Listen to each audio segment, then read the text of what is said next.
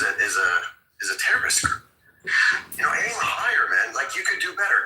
Or if you don't want to aim high, then just don't say that you're the leader, beacon of democracy in the Middle East, which is the thing I keep hearing as Israelis and from Israeli leadership. I get that. I need to go in a second because my wife has called me 10 times and I need to make sure I'm emergency. Yesterday was Valentine's Day. It's don't ruin the momentum. But I go back to aim higher as well. I get what you're saying, and frankly, I did acknowledge something a second ago. That's why you called it a breakthrough. And you did too. But the key thing is that I still go back to the point. You have hostages. So whether it's a country or a terrorist group or your grandmother up the road, it is your responsibility to do everything in your power to bring them home. And we can talk about scenarios. Can you imagine a scenario? Pick a country, any country in the world, doesn't have to be Israel, where something happened similar to October 7th, and the government's response was nothing. Or we're not going to try and get them back, or we'll pay off these guys, which, by the way, you can argue whether that was a legitimate option. I will say in the United States, which is where I'm based, it is an absolute fundamental rule of law that you do not negotiate or pay off terrorists. I don't know if that exists in other countries or not, but at least in the U.S., that was not a viable option. But the U.S. does do that, though. Maybe it does, but it's stated goal. It's stated goal. I mean, do not negotiate with terrorists. Nobody directly talk to Hamas. Well, and that is true, because that's a back channel. The point is that from a political position, you do not want to be the guys that said, they stole a shitload of our people and we let them do it. And I don't think that's unique to Israel. No, it's not. Any other government that happened to them. And I'll make this easy for you. Yeah. I wasn't one of those ones that was surprised how Israel responded. I was like you. I'm like, they are what they say they are, right? When it comes to military use, right? So, and it was, they were forced to, they were definitely forced to respond militarily, right? There's no debate there. Like, it'd be completely irrational to say, well, maybe they'll just hold peace talks. No. They're going to respond. They're going to respond with force. And they were baited into it. Now, what I was a little surprised at was how fast and loose Israeli officials were with genocidal statements. I mean, that was shocking to me, actually. What I was a little surprised at was the insistent, intentional starvation policy. I mean, they literally waited till people looked like skin and bones. I mean, that's just crazy to me. And it's a good reminder that even in 2026, we can go back to our savage ways, you know? That just shocked. And I was equally shocked at the savagery that Hamas conducted. I was disgusted by it. I was shocked. Hamas are a resistance group. I don't give a shit what Zionists have to say. Everybody is entitled to their own fucking opinion. Hamas are a resistant organization. If Hamas did not exist, you would have filth like Mark, who love fucking tea. Hi, my name's Amos, and I read Dollargate. I wanna doggy fuck your wife, bitch. Not shit. I gotta go call my wife. I'm gonna come doggy fuck your wife, bro. Shane, for what it's worth, I think it's really constructive conversation. Yes, sir. Yeah. Constructive because you heard what you wanted. Doggy fuck your wife. I'll see you later, guys. Okay, Mark. Take care. I'll die, bitch. Okay. So here's the thing. Uh-oh. Is it a thing or two things? Many things. Multiple things. Thousands of things. Okay, you guys want to get cussed out? No. Go ahead. It's okay. A little bit cursing is okay. It's Edward. I'll use Edward as a shield. Tickling. That's all. I'm with Prince here. Go ahead, Prince. Okay, go ahead. Carry on. Every asshole on the block wants to assess the situation from their own biases, paradigms, and flaws. Number one, and I've said this in the past, it is the yet to be determined why October 7th happened.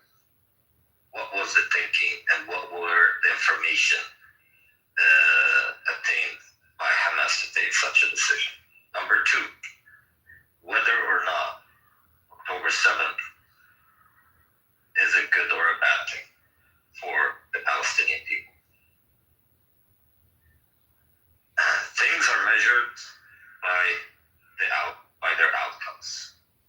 And these outcomes are yet to be determined. Pragmatically speaking, aside from emotions and everything that has occurred, it is not the case. We don't know if they knew what they were getting into. We don't know if they had to do despite what they're getting. But all of this will be uncovered with time.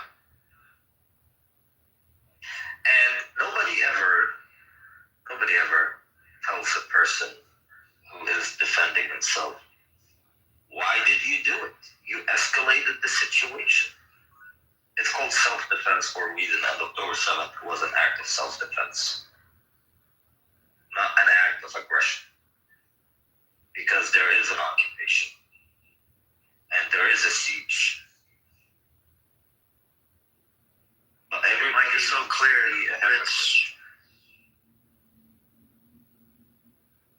No, I'm just saying, Mike is so clear, like loud and crispy clear. Go on, go.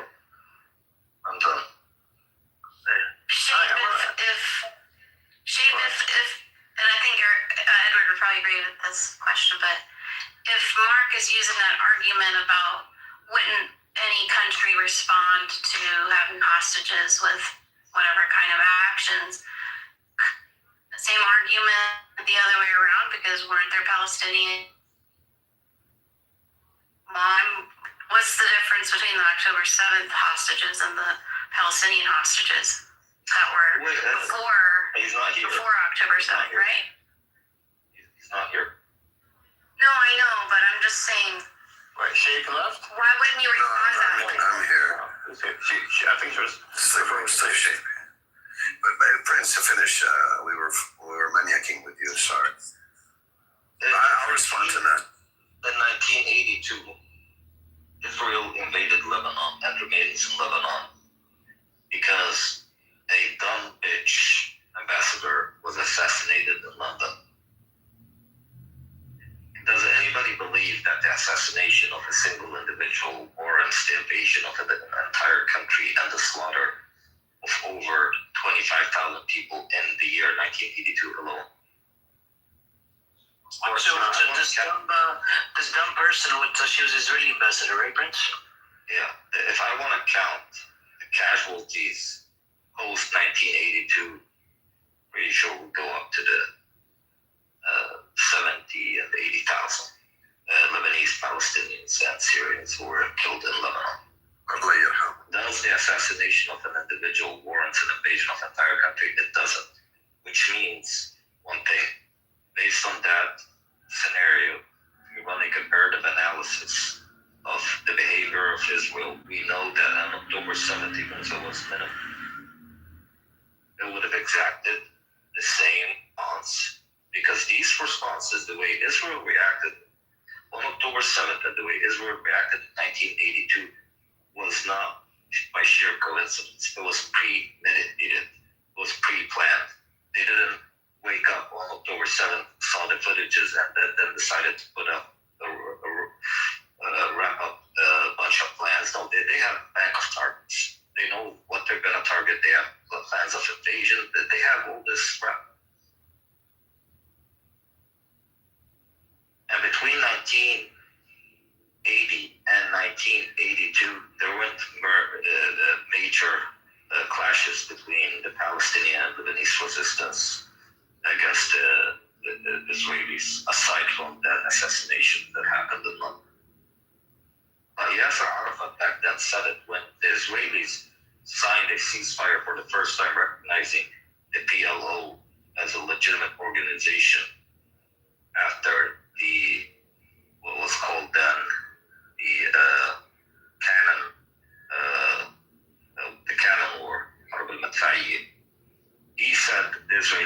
going to invade Lebanon 2 years before the assassination of the ambassador, which they used as an excuse. But is that really an excuse that anybody would reasonably grasp? Killing one individual warrants an invasion of the entire country? No. And even if the ambassador was not killed, is it really difficult for them to cause a false flag attack? And if October 7th didn't happen, but we know that what we're seeing is what they wanted to happen, is it difficult for them to cause a false flag attack on Gaza and do it? No, very easy. Then everybody needs to shut the fuck up. And Especially after they gave them $1 billion. About the brave men sacrificing not only themselves, but also their families in the process for honor when you have no honor.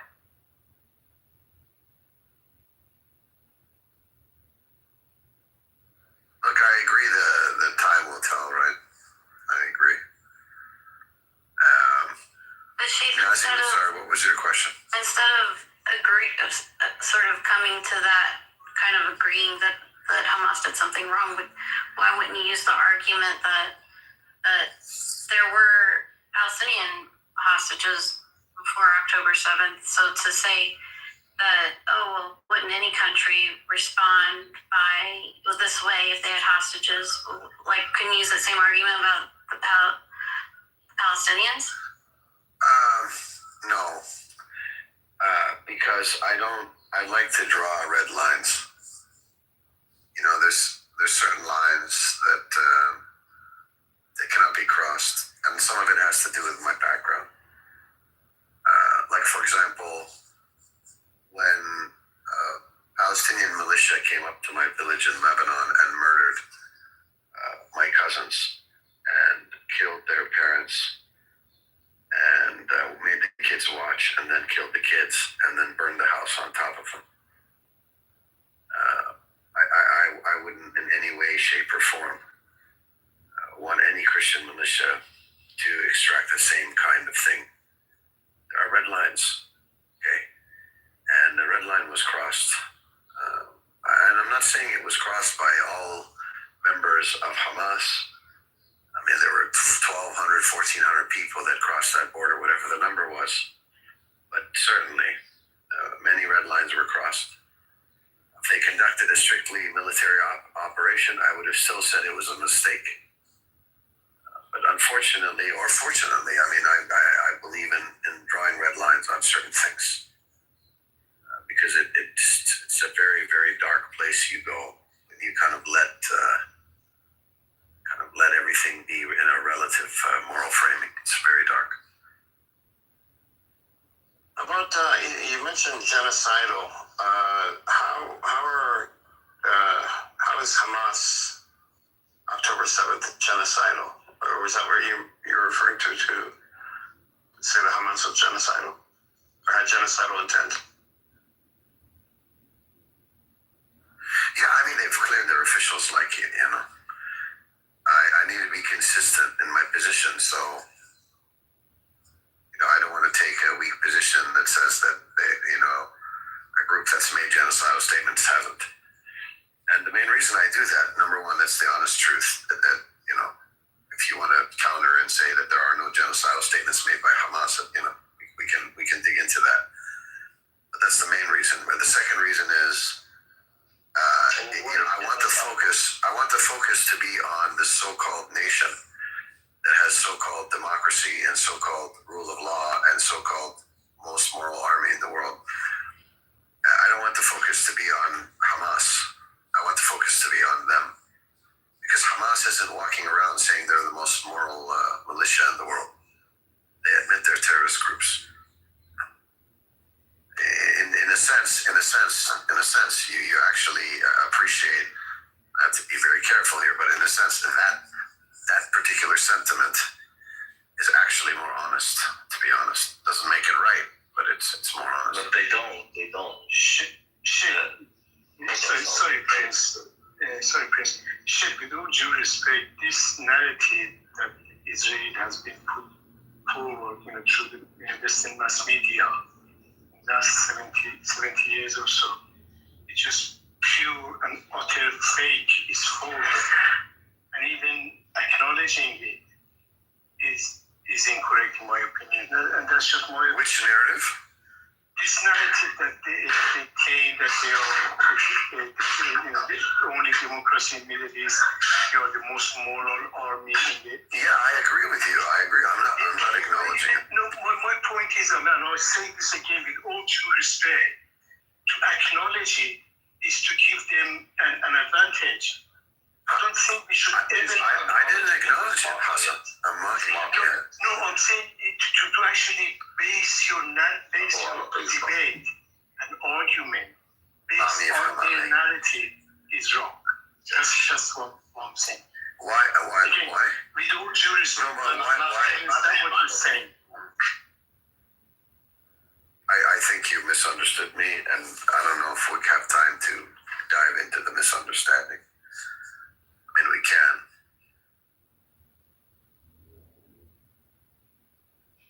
شيخ عم تصوم؟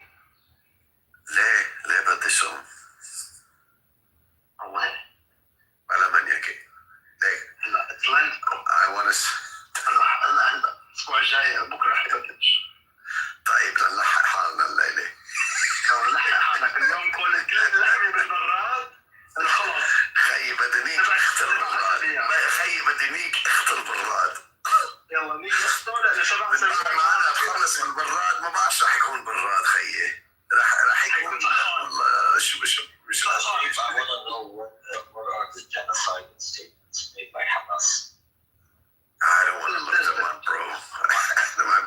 Then you got the browser history. Next thing you know, I'm getting a knock on my door.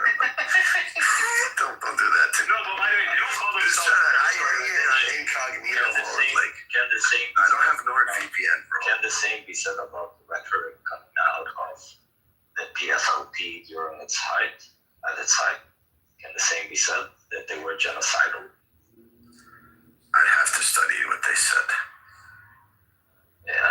Look, if you're gonna look into the sentiments of these factions, back then, Yeah, it's probably the case. it's Yeah, more extreme. yeah, it's probably the case. And they were, I wouldn't categorize them as being genocidal, either one of those groups. Because the rhetoric is geared towards the state as a structure and its compliances, such as the IDF. I believe Hamas. No. Hold on. No. The FLP targeted Jews in Europe, Zionist Jews in Europe that were not Israeli. But you're kind of making the same. But that doesn't mean they were genocidal. But Prince, هلا خلينا نبلش في المنيكة a little bit, okay? No. No, بدك تفهم. How I was debating Mark. You have to pay attention. No, I wasn't here for that. Okay. So I knew he was going to try and take the position once I cornered him that he was going to try and find quotes that suggest that the Prime Minister Netanyahu was just targeting Hamas. Okay. So I had to form my position that shows that one genocidal statement makes you a genocidal maniac. Right. Okay. So I wanted to neutralize the nuance and then call him out for being nuanced about something as murderous as a genocide. So anyway, that's why I did. There's a little prince in me in that moment, you know. I see you. What you do, you set the traps and you wait for them. The problem, and not with you Lurking in the bushes. I feel like, and this is not directed to you, Sheikh, at all, that the word genocide or genocidal as a adjective, it's being used in society now as a matter of fact term to describe a lot of things. It's, I don't know, it's losing its potency a little bit because I'm even I read science fiction and, current science fiction that's been written in late 2024 and in 2025, characters are making comments like, over as something that doesn't taste very good, or this is a genocide, or this is a war crime, and things like this.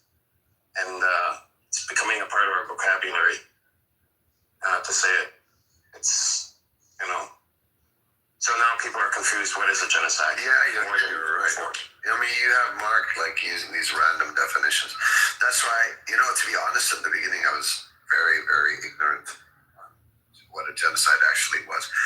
Like I was in the early days was like, well, no, there's not a genocide, because I was using this kind of, to your point, this ignorant colloquial definition. And then when I read the article too, I was like, well, fuck, man, got a problem here. Obviously, there was a problem. I mean, the 70,000 dead innocent civilians was the problem. But like I was no longer conflicted about whether there was a genocide. All you have to do is read the Article 2 definition. By the way, like when are these guys gonna fucking rule on the? Is that case still open? Yeah, every couple of years. What's taking so long? Because they have to gather a massive amount of evidence, because it's not just evidence in Gaza. They have to gather evidence of policies and systems. It's probably gonna turn into like the Armenian genocide, where fucking 100 years goes by and we're still, well, not fully acknowledging it. Yeah, why? I don't know. I should look that up. Why they haven't acknowledged that as a genocide? I think I remember looking that up, and there's a technicality or something. I'm not sure. I think I heard that Israel was like also low key trying to subdue the acknowledgement, which is crazy to me. No, they acknowledge it whenever they get mad at Turkey. You know, they're mad at Turkey. It's important because these people are, you know, sort of past masters at debasing actual wars. And fortunately, genocide has a legal definition. That's, you know, when you, with intent, try to annihilate a group that shares a common, you know, denominator, essentially. So each and every time, you know, if somebody misunderstands or tries to debase the word itself, I think it's important for people who know to give the legal definition as, you know, as quickly as possible, so that it is registered within that it's not an ordinary word. It's a legal, you know, expression, essentially. And also, I believe when we are debating an issue with these people, we should call them out every time they try to debase certain expressions, certain words, and so on and so forth. Try to normalize, you know, a horror behind debasing a word. You see, that's quite. I agree. I think that's quite important. By the way, according to ChatGPT, Israel still has not acknowledged the Armenian genocide, which is fucking crazy to me. Okay, I have the answer for the Armenian genocide. What's that? It happened before 1948, before the UN even. Oh, before the definition. No, I mean, yes, but you can go back. Yes, it happened in 1915 to 1917, and the Geneva Convention was 1948, and of course the UN was 1945. You can still go back, but you have to have another nation. You have to have a nation that was a part of the League of Nations sue in order to go back to sue. Well, the U.S. took a while, but apparently in 2021 they acknowledged it. A lot of countries acknowledge it, but no, but the U.S. was like a late bloomer. Sadly, wasn't until 2021. But acknowledgement without enforcement is basically just words on paper. I mean, they're not genociding the Armenians now. No, in the sense of like, even with Palestine, if they acknowledge it without reparations, what good is the acknowledgement? All right. Wouldn't you want some sort of substantive, like, aid or, fair. you know? Well, the Geneva Conventions does have mechanisms for nations that have ratified. I mean, a lot of nations have ratified the Geneva Convention, and if a country is convicted of genocide, then they would have to, limit their, interaction with that nation to the most minimal amount possible. But you see what's sinister with Israel's position on the Armenian genocide. It's like you would think of all nations that would be quick to say They didn't acknowledge, I believe. they did not. No, and they have this kind of low-key alliance with Azerbaijan. They spoke about acknowledging it But they didn't. Yeah. last year. Yeah. Well, they get 80% of their gas from Azerbaijan and Turkey. For all this talk about never again and these guys stay neutral, what was it, 1 million Armenians? Wasn't it 1 million? Something like that? It goes into, I think it goes into the Knesset as they put it in as a bill, but it has to pass 3 times. It doesn't pass, so it doesn't become something that they would recognize officially. But they always do it when they're angry at Turkey. When Turkey does something they don't like, they use it for political gain. But that's so disgusting, man. Like, why is it hard? Like, that shouldn't be something hard to do. That's the real world. It's real politics, right? It's them trying to get gas, oil, and all that. So yeah, all the ethics and morals doesn't mean anything. By the way, like how the Turks did some of the most cruel things ever. Turks are very militant. They're very. Like I read something where they took families and tied weights to them, like just enough to keep them kind of slowly drowning, and just let them kind of slowly drown. Just disgusting things like this. Can you eat on mute, Prince? We don't want to hear that Well, shit. you kept complimenting his high definition audio, and now he's I'm sorry. Just I wanted to ask you something, Shape. Do you remember the February 14 room, right? What is it? Like yesterday's room? You were in the buttercup room? Yes. I was giving marriage advice, including the number one marriage advice is not to be on Clubhouse on Valentine's Day. But John Kitover got the clip of that room. okay. All right? And all of a sudden, Bart comes on the stage and he's asking, "Are you Muslim? Are you this?" to Emre. Are you Muslim Israeli? Are you Israeli Muslim? A Mizrahi Muslim? Yeah, like such an idiot. A Mizrahi Muslim. Bart is such a fucking piece of shit. Oh my God. First I found myself modded. I hate when I get modded, but I found myself modded. And you know what? I started having so much fun with it. You know how much fun it is to keep muting someone every time they talk? Well, Faya knows. Talk to Faya about that. He loves it. I kept muting the guy every single time. It was so... It's like you ever had an itch on your back? Daniel? Bart. Oh my God. You ever have an itch on your back and you finally scratch it? Like that just sensation you get. That's what I was getting when he kept talking. I muted him over and over. Because you can't kind of hit it. Well, you got to like go 2 menus in. And I just kept doing it. It was just so satisfying. I've never done it. What 2 menus? What's the menus? To mute someone individually? Yeah. Oh, you just click on them and then you click on the dots, the 3 dots, and then you mute. Oh, okay. Yeah, it's like a targeted attack. It's like you have a laser pointer on their mouth, and you just shoot a laser pointer, and out comes like a gag, and you just. But the thing that makes it fun is you get to keep doing it. It's not just once. Talk to Faya. Tell her exactly what you said. She figured out the mute button too a couple of weeks ago on Brett, and she was having the time of her life. It was the targeted muting. I don't like the muting the whole room. Like that disrupts things.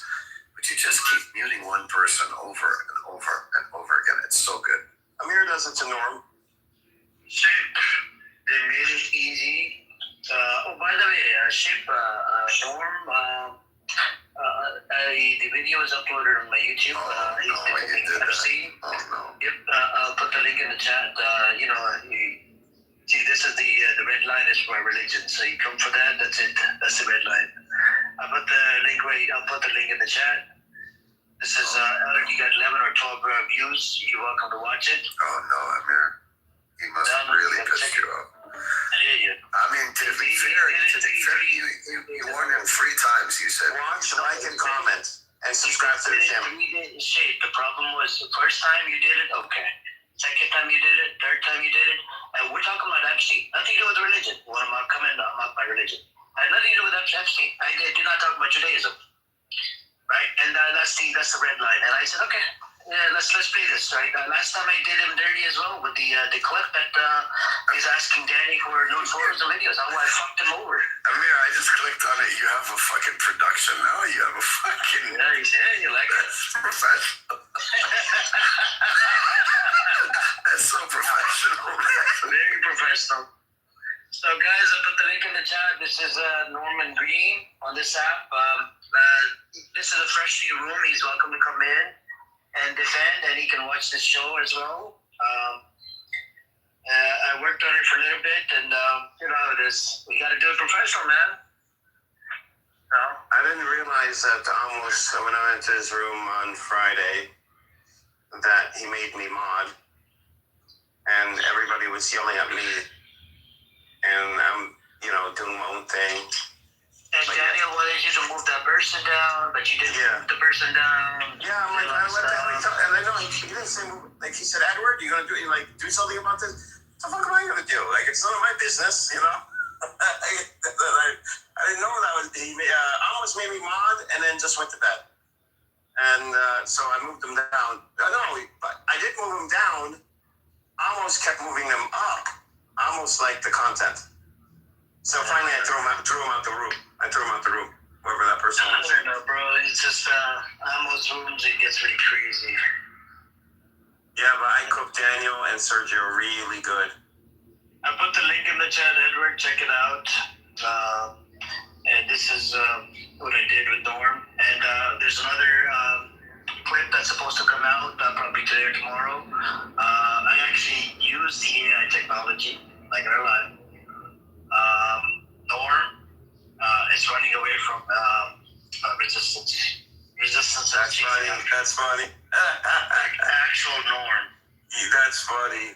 So I got the access to the AI, proper AI now channel. I'm gonna be fucking, doing some things on Norm. I'm coming for Norm. Because, you don't come and fuck with me, right? Especially with my religion, that's a red line for me. That's it.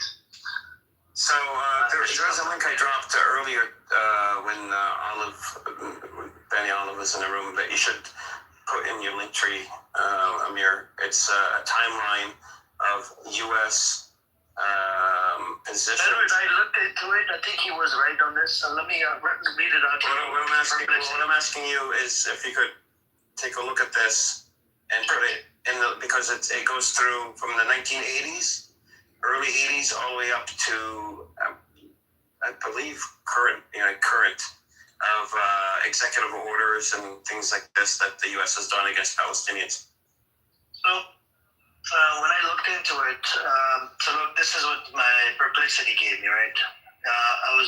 Because I like to fact check shit. Even today, this morning, we had that brother Yara. He made a claim that F-35 or something, America, did not want to sell it because of Israel. Didn't sell it to Saudi Arabia because of Israel. I looked it up. It did sell to Saudi Arabia.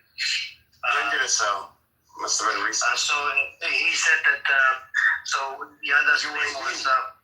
Yada's claim was that America blocked the sale of F-35 to Saudi Arabia, this and that, because of Israel. And I looked it up. They did not. When did they? Because it must have been after MBS's visit here to the U.S. So it says, no, the U.S. did not block Saudi Arabia from buying F-35 jets under President Trump. It approved sales as part of a major 2025 defense deal despite past hurdles and Israeli objections. So he did approve it. No, it's just because, look, in this room, I hate the propaganda. You know what I'm saying? We have people, bro, I don't know, even yesterday, I respect the yada, right? But yesterday he made some claims, and I had to freaking fact check it, bro. And maybe he was talking about he was trying that brother is but that brother is a pro China taking over Taiwan. Okay. I'm 100% against China taking over Taiwan. No, I believe in the people, Edward. So the people, their survey is done. There's the things back and forth. The surveys are done. The surveys, a lot of people that live on that land, whether they're Chinese, Taiwanese, whatever you want to call them, they do not want to be part of China. So now, if they don't want to be part of China, then we go with the people, right? What the people want. But if China owns that land, it's disputed. That's what the online is saying. Yeah. So Taiwan is not in the UN. The UN doesn't consider Taiwan a nation. I know, but the U.S. I think U.S. is just like Golden Heights was working on the U.S. I think U.S. is sort of like trying to get in the way over there. U.S. should stay the fuck out of it, right? Let them deal with their own problems and let the people decide. So you were going to say that this Olive character was right about the U.S. not. I'll read it out to you. What Perplexity gave me. Okay, I'll read it out to you. When this bitch was here, a fucking cunt. And Prince, I got your back on this. You know what I said to him? I said, have you worked on the idea before? He got triggered and he started cursing me out. I would cry. I don't think he's I think he's a drug dealer. No, I said, he is a drug dealer. He said it to us in a room with a bunch of Houston. So he came to me, he apologized for cussing my family out. I introduced him to a bunch of 40 eaters.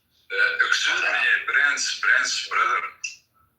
ومهند ما يخليك والله ما يخليك. اسمع هو من الرملة؟ English bro, English. ما سألت أنا بس English. Anyways. We're talking about situation of 48, and we're talking about the crimes. And then he said that he used to be a criminal belonging to a gang, selling drugs, and he got jailed for it. I don't know how long he was jailed. And then crazy psychotic guy goes, he's doxing. How the fuck did I dox him? Well, I mean, you could tell by the way he talks. Prince, be careful, almost those people who got educated from our brothers in 1948, the Palestinian who have the Israeli passport, always they are, I don't know, what to call this in the line. I don't know. Spoiled. That's why I told them. No, their thing is dirty. They think themselves, above the others. They know more than the others. This is their weakness. I know them. Now, Amir, what you said. Let me read it out to you. I said, did America knew about Oslo? It says no, the U.S. government was not aware of the secret Oslo Accords negotiations until shortly before their public reveal in late August 1993. Negotiation secrecy. The Oslo I Accords stemmed from clandestine talks between Israel and the PLO in Norway starting January 1993, brokered by Norwegian diplomats without U.S. involvement to bypass stalled public channels like Madrid. U.S. officials, including the Clinton administration, learned of the draft only after it was finalized in mid-August 1993, when Israeli and Palestinian reps flew to Washington seeking endorsement. So here's where I would say I would disagree. America, the U.S. Absolutely. The reason that the U.S. would deny it until it was signed is because Clinton was a brand new president in his first term in 92. so he couldn't Brother, risk a not failure. because of that. Not because of that. It is because of that. That's how politics work. That's how politics work here in the U.S. Listen, please, Edward, please. It was, a preparation after Madrid meeting. It was, the first thing they start talking after Intifada, the first Intifada, they start appearing in the West Bank some leaders, Al-Husseini, many leaders.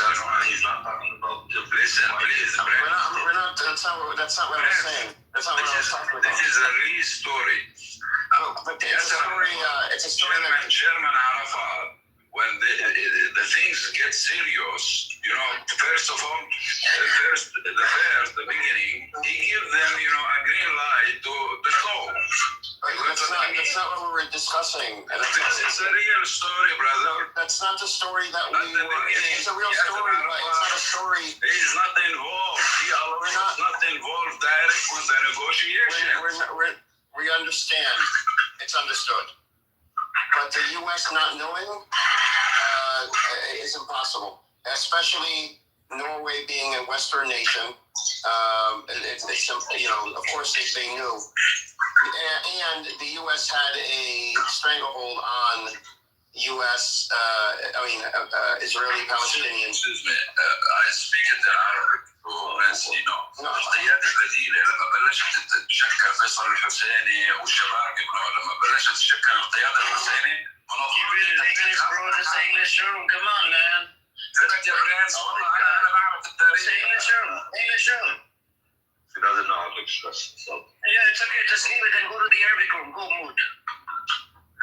I don't like your fucking energy anyways. You like the woody clap for the Zionist comebacks. You were better woody clapping for Benny Oliver earlier. Fucking giving him thumbs up, heart symbol, and this and that. I'm like, what in the fucking world this guy is? From a room, very beautiful room. Okay, scumbag. Do you know what he told me in the dinner? He told me I have people where he lives, where Benny Oliver lives.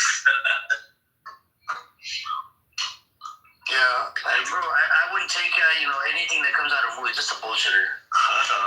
One night he wants to sleep at Amos in his bed, and one night he wants me to come over there sleep in his bed. Fucking disgusting. You still have the opportunity, Amir. No, I don't want that. I don't want it that way. Come on.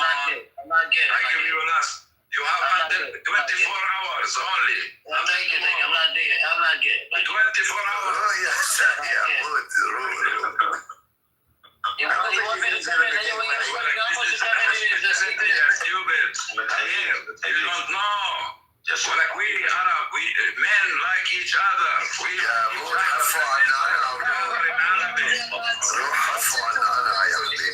you don't understood. We always understood. We always understood.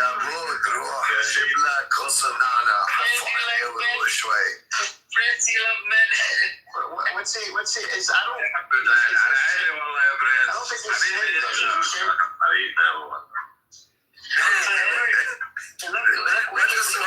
I went to listen to the video. I come back to this. What is? Did you like the video?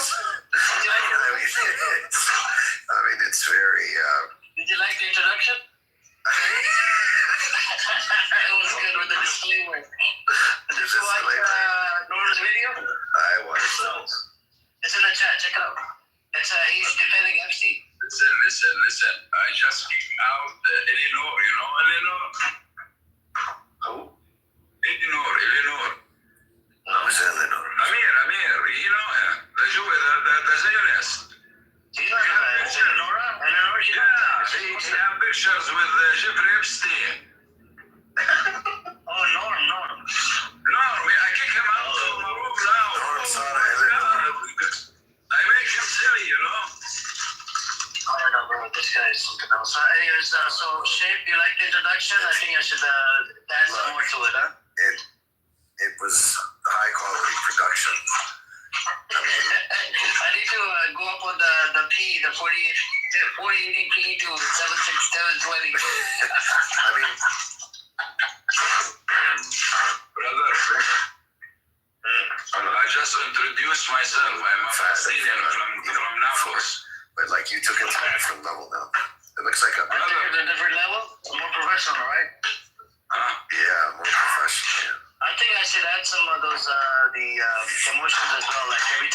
a stupid claim or whatever, like a laughing. You know what you could do? There are apps where you could do like a podcast. Yeah. And have like a fake news reporter. So I have a question for you guys. Amir, I have a question for you, bro. You seem pretty knowledgeable. Just cut somebody off. Sorry. No, it's okay. Your question's gonna be good. I know. Go ahead. I hope so. No, it's not gonna be good. It's just gonna be a very simple question. Go ahead. It's a simple question because I don't know what's going on, but like, is there really a genocide going on in Iran? No, there's no genocide, but it's a massacre, you could say, but not genocide. So like, I don't know because like, I don't know what to believe because obviously I don't believe Trump or Netanyahu, but then people also told me not to believe the pro-Iran news channels too. So I'm just confused. The problem is, it's this matter in Iran. It's very complex. A lot of the things we can't freaking rely on, like certain things. We've seen some videos. We could say that yes, they did torch some of the mosques over there, and there are people that are protesting. They're really, truly protesters versus rioters. People that are like, you have influence coming in from Mossad. You have influence coming in from CIA. You have influence coming from the Pahlavi supporters. So they, some of these people, they want this son of Shah to come back. The son of Shah lives here in America, and a couple of days ago, he asked Trump, he was begging Trump that it's the last chance to, bury the IRGC, right? And a lot of these people, you'll see them, they support Israel and they support Iran. They support Reza Pahlavi to come back. And this guy, the son of Shah, hasn't been to Iran in about 40 years. Right? Doesn't have the credential, doesn't know how to fucking run the system, and he wrote a book on this recently, not too long ago. He wants to, he's going to be the transitioning body. He'll go in and he'll transition. So he's selling this fucking narrative to everybody that I'm just going to be the transition body. Look, I don't support IRGC or Reza Pahlavi, but I do not want to go from one dictator to another, especially American puppet. Pahlavi is an Israeli and American puppet.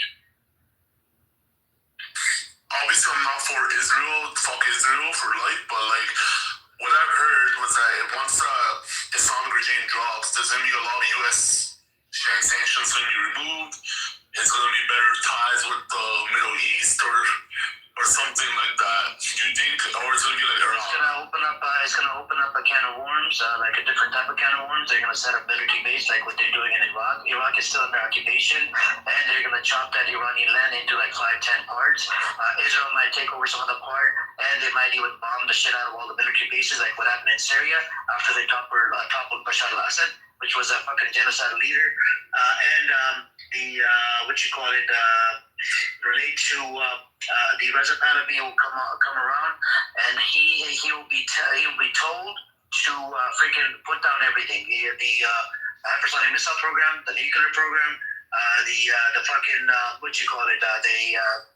the proxies, everything. All the defense, you got to put it down. So you can't attack back, you can't fight back. You pretty much bend over and get fucked and raped in the ass. Which I'm against it.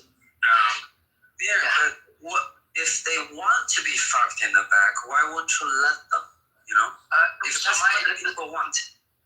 That's true. But the thing is, Tiger, my position is very strong, and I hate these people. So forget about that. The other thing that that bothers me is Islamophobia coming out of these disgusting people's mouth.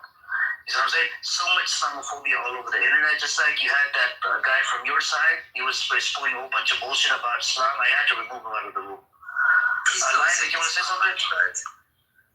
I mean, he's from China. Go on, Lion. You want to say something? Yeah, it's not from China.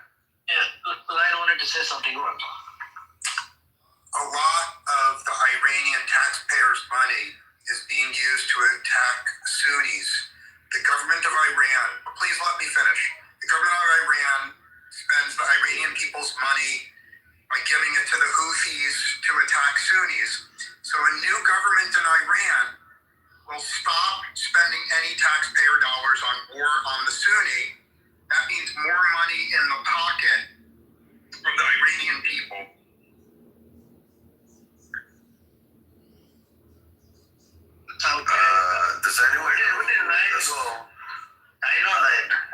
Does anyone know who the Sunnis are? Yeah, so Lion, by the way, I think your information respectfully, I think you need to get your facts straight. I don't know where do you get your facts. I know you buy into mainstream media bullshit, right? A lot of Americans have been indoctrinated. Some of the Americans, they're dumb retards. They're fucking dumbass motherfuckers.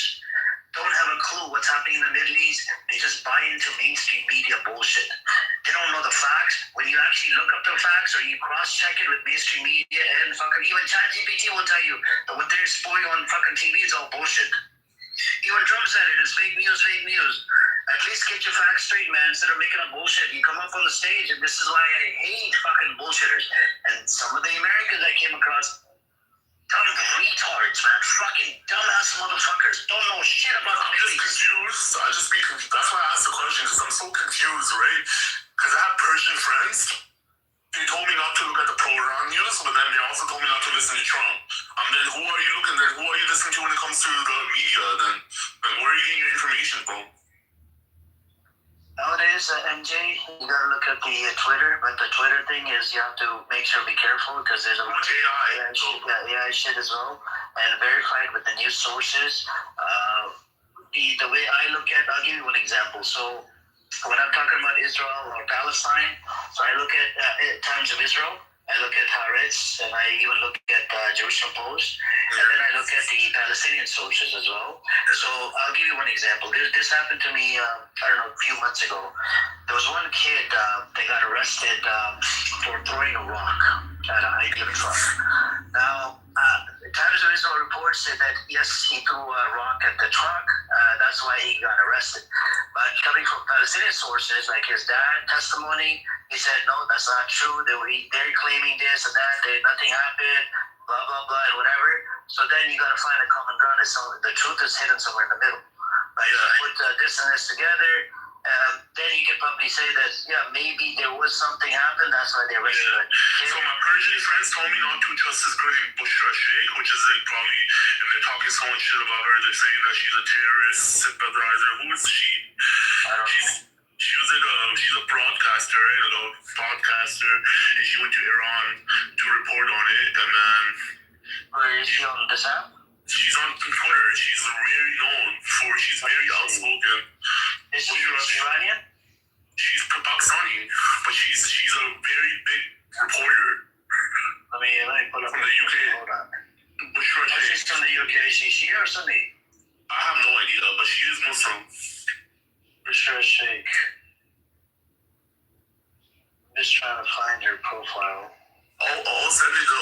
By the way, Amir, be careful. What you're doing is God's work. Amazing. I applaud you for that. But be careful because I read an article or something. There's some Mossad agents or some shit in your room. Oh, that was made up. Baby made it up. Did you see that post, Jake? Did you see it? What the fuck? Yeah, well, I got sent that in my DM saying, be careful. What the fuck? Yeah, did you see the article? Are you trolling? Did you see it? No, but I'm not trolling. You must be trolling. I got sent the article. He's trolling, bro. He's trolling. No, I actually got sent the article, though. Babe, I'm gonna back check you the picture. I've seen it. Can you imagine that the Mossad is fucking wasting their resources listening to our stupid banter, bro? Honestly, it'd actually be a good distraction. Like, it's a good technique to have them. I'm not gonna lie, like, maybe I'm paranoid, maybe I'm doing this, but I feel like Rose, you're a good person. You spoke up for I feel like it's giving Mossad agent for some reason. I don't know why. Because how you live in Israel, but you still standing up for being anti-Zionist. You're getting Mossad vibes now. It's Mossad agent vibes, bro. The term we use in this room is that's a little Mossadi. That's a little Mossadi, you know what I mean? Because, how you gonna, I don't understand, because if you're anti-Zionist, bro, the first step you should do is get the hell out of Israel. She was born and raised over there, so look, MJ, prior to 48, there were Jews that coexisted with Muslims and Christians on that land. Okay. And so there were Jews that were certain Jews that were against establishment of this state called Israel. Okay. Yeah. And some people they went along with the Zionist narrative. And at one point, slowly, there's a small movement inside Israel that has become anti-Zionist. They want to coexist with Palestinians. You see what I'm saying? Like they did prior to 1948. So she wants to coexist with the Palestinian, but she's half Arab and she's half I don't know. I think maybe Mizrahi. She's half Arab. She's half Arab. You know what Mizrahis are, right? Yeah, Mizrahis are half Arab. They're Arab. Yeah, Mizrahis are Arabs. Oh, I mean, what's your background, if you don't mind me asking? I don't share this because there's somebody that's streaming my room right now. You see that red flower at the bottom? You see he's just streaming it directly on YouTube. See, I live rent-free in a Zionist head. See the Zionist comeback? You know Mr. Jeff?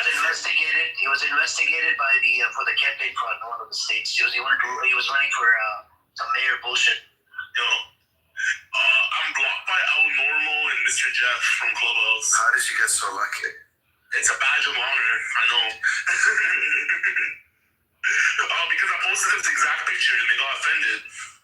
Okay, but here, if you see a Norm in any of the rooms, just save this link and give it to him. Tell him, why were you defending it? Someone told me that his wife is an Epstein file. Al Normal's wife is an Epstein file. I don't know about that, but I put the link in the chat. You can save it and give it to Norm whenever you see him. Honestly, Amir, you know, my honest intention was to have him clarify and obviously state. My evil intention was to expose him. No, dude, I didn't. Oh, Amir, this is fire. This is amazing.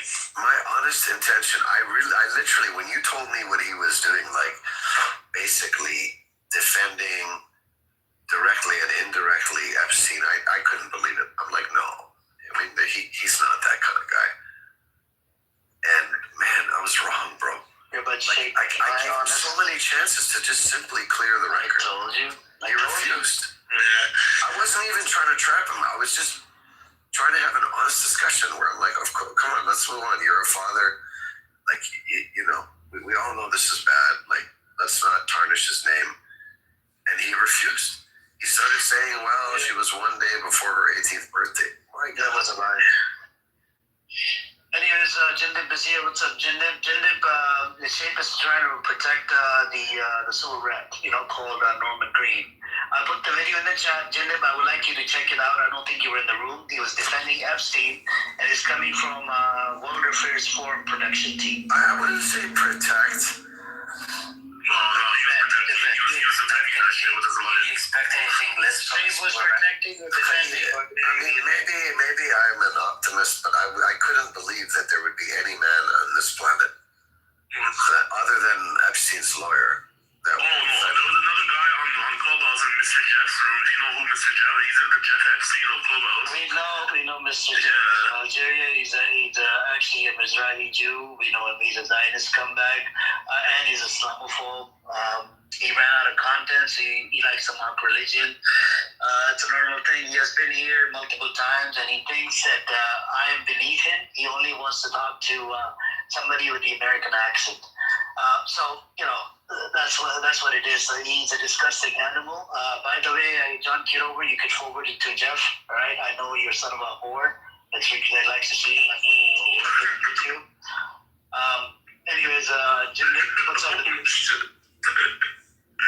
How do you know this? How do you know they're We know. We have intelligence. If you can kindly mute up, I want to talk to Jim for a second. Yeah, we have a team, a full team behind the scene. Are you hiring? Not right now. Yeah, I'm here. What's up? How you doing, Agenda? You okay? Okay, how are you?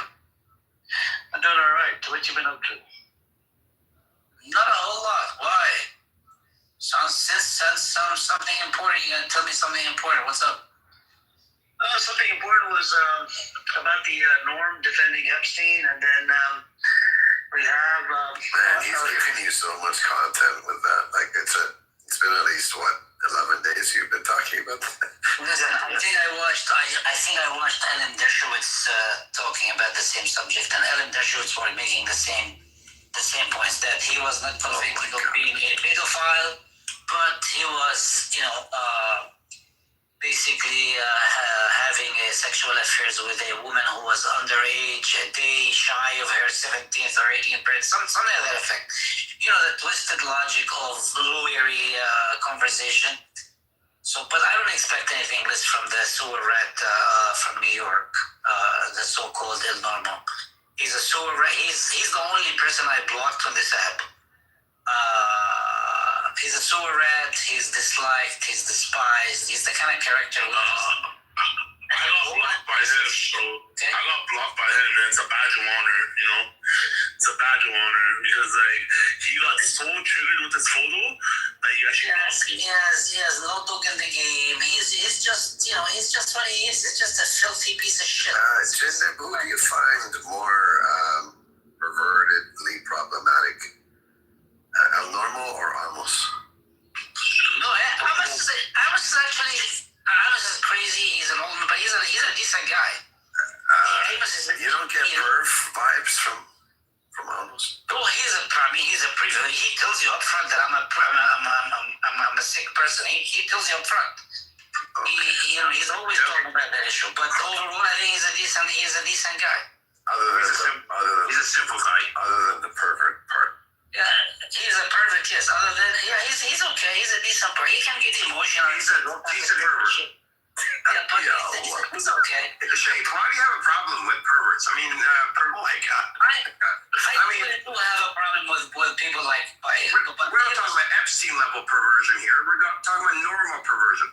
This garden variety old man perversion. Yeah, you'll be there soon, Hey, no way. No, some of us have daughters. No way. Oh, do you? Yes. Oh, I thought you had only sons. I don't know why I would have thought you had only sons. Because I'm so manly. No, that's not it at all. I'm trying to think of it.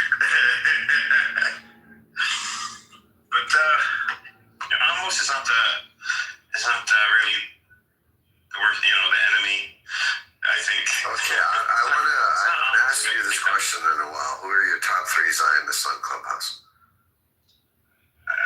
To me, Zionism is the enemy, so I don't know if I have a top 3 unless you... Okay, let me widen it. Top three Jewish people on Clubhouse. Buttercup, Rose. Wait, Rose is an anti-Zionist. Why are you saying I widened the criteria. He said Jews. Your least favorite? Top 3. Top 3. Yeah. Top 3. Okay. And then we'll do Iranians. Although I don't think I know more than you, Taco. Taco is my number 3 Jew. I'm gonna put Wayfan up there. I'm joking. Taco, Wayfan, and maybe another honorable mention. Oh yeah, Taco, Wayfan, and is Soren Iranian? Nargis. Soren. Nargis. Yeah, Nargis is up. Okay. Yeah. Please don't group me with those 2 guys. The Soren he's got a personality on him. I like his personality. Right, he's back. I would say Mozzie, Mozzie, of course. Because Nargis is a shapeshifter, people pleaser. So I would say Mozzie, Taco, and the top 3 one. Which is the other one? I think Wayfan is okay. He's very controversial. But yesterday he tried to trigger, I think, Tiger and other people because he lives in Taiwan. He came for the China. Well, Wayfan is also, I think, a scientist. So some of his thinking is, a little different. It's, how some of those people are. He's very... involved in computer science and things like this. I think it was computer science, so it might have been chemistry. So he's different. Okay. I know. So your top 3 is Buttercup, Rose, and Yigal, Yaakov. See, but they're Zionists. I don't. You can't do a Zionist. No, I used to, but now my rule is, we're at war with Zionism. We were at war with Israelis or Israel, Palestinians, but now I believe that we are at war with Zionism. And if we can destroy Zionism, then progress to a peaceful solution for Palestinians. You don't like my extreme radical Zionism narrative? What narrative? I'm trying to make the case to create a term called radical Zionism. I see. And separate the two? Yeah. My problem is the Zionism has already changed. The definition of it has changed to most people around the world. So Zionism is already radical. And people perceive it as a radical ideology. So there's something very kind of nuanced and tricky about adding radical X. Obviously it's happened with people in Islam, but like you create a word association, right? If you repeat it enough, you kind of say it's an emerging property of the X. We can make it an ism, but it's already Zionism. It's already an ism. No, but you see, when you say radical whatever, it kind of infers that the whatever is created it. Yeah. So it's kind of like fighting fire with fire, you know? True, but I think that only works really with like religion, and I don't know if it would work with ideology, because ideology is either radical or it's not. I could be wrong about that though. But the problem that you have when you kind of take the position against Zionism is you have to like really go deep, because someone else will say, well, no, it's just the wish for a Jewish homeland. Yeah, so that project hasn't been completed, so there's no need for Zionism then. That's why I changed my position on this. Oh, so you create a you mean it's an implied neo-Zionism? That's a good one. Like it's a new kind of Zionism. Yeah, neo-Zionists. That's good. I like that. You like that? I like that. It's more technically accurate. It is, and it's also. Get a room. Good evening, guys. Only if you're honest. Zionism has not come to the idea, or the project of Zionism has not come to fruition yet, as of yet. But the Jews, or the Zionists has. If they say it's just a creation of a Jewish homeland, then I would argue back, so the Zionism project is complete, so therefore there's no need for a Zionist ideology. That's where, that's why I say it that way. You see what I'm saying, as a talking point? But I understand what you're saying. It hasn't, because their objective is not just Israel. No, it's not that. Even within the boundaries of Palestine, Zionism is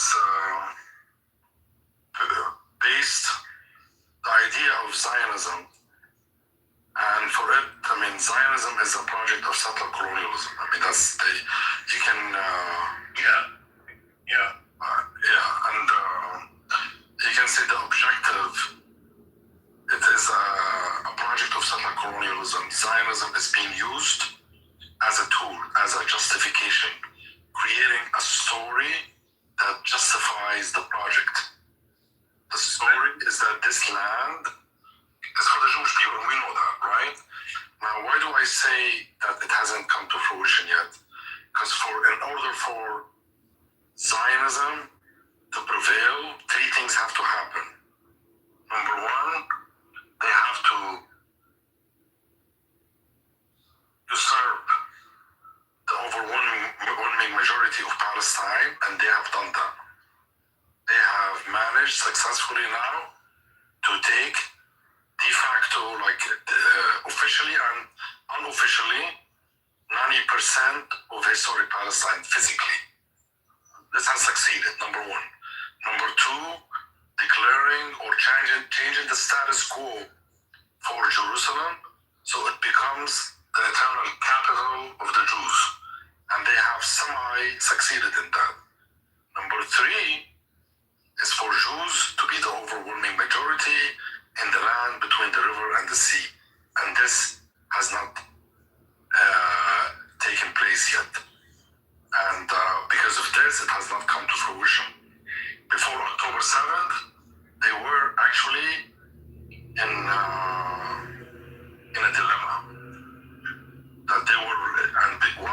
I say that?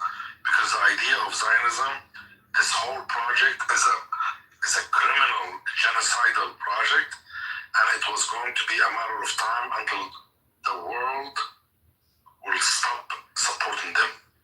Even Jews themselves will not want this idea of settler colonialism. So they were racing against time. They wanted to kick as many Palestinians as possible so they can complete the project, basically. And then you have Gaza. Until now, still, Palestinians are still in Gaza. Yes, a lot of them have been killed. Many are wanting to leave, but still it has not. We are like teetering, like the end of it. We don't know what will happen to the West Bank. Things now, they have the winning card in a way, but it's not over yet. Do you understand? Yeah, no, I agree with you. So in this sense, it has not come to fruition. So when I'm talking to Zionists, though, you're right. And when I'm talking to Zionists, I would argue, if they tell me that, what Zionism is, they're not going to use what you're saying. They're going to say that it's the Jewish people. I'm exposing Zionists. No, I know, but I'm saying, for me, when I talk to Zionists, I'd rather say, and it depends on the audience. If it's a homeland for the Jewish people, which is what they claim, then I'll say, well, the project is complete. You have a homeland for the Jewish people. So, Zionism, is not needed anymore.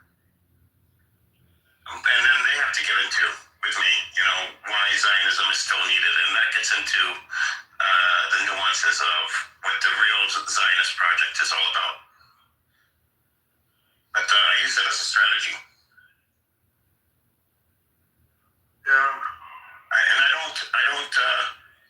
Zionism itself is to me, a radical ideology. But using the word neo-Zionist. It's not radical, it is a criminal ideology. Not only, because radical is good, actually. A radical can be either way. True, but an average person would say radical. Genocidal ideology.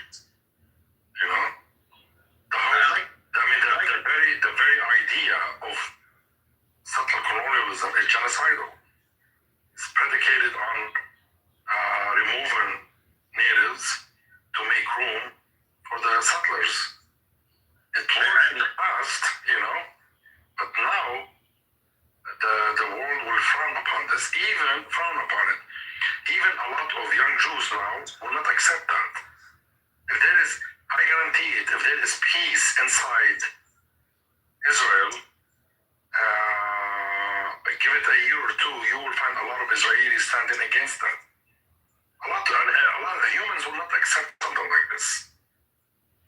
You know what I mean? Yeah. Also, separating the camps, Zionists and neo-Zionists, which I like that term because it's very negative here in the U.S. It's a very negative term.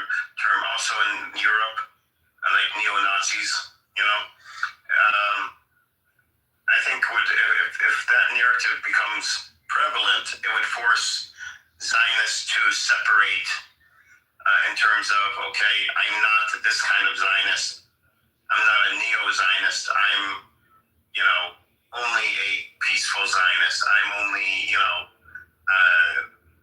believe in peaceful coexistence. It forces them into a box because they don't want to admit everything you just said. That's not something that Zionists are going to admit. Of course they're not. Of course they will not. At the end of the day. So then give them choices: peaceful or radical or like neo-Zionists.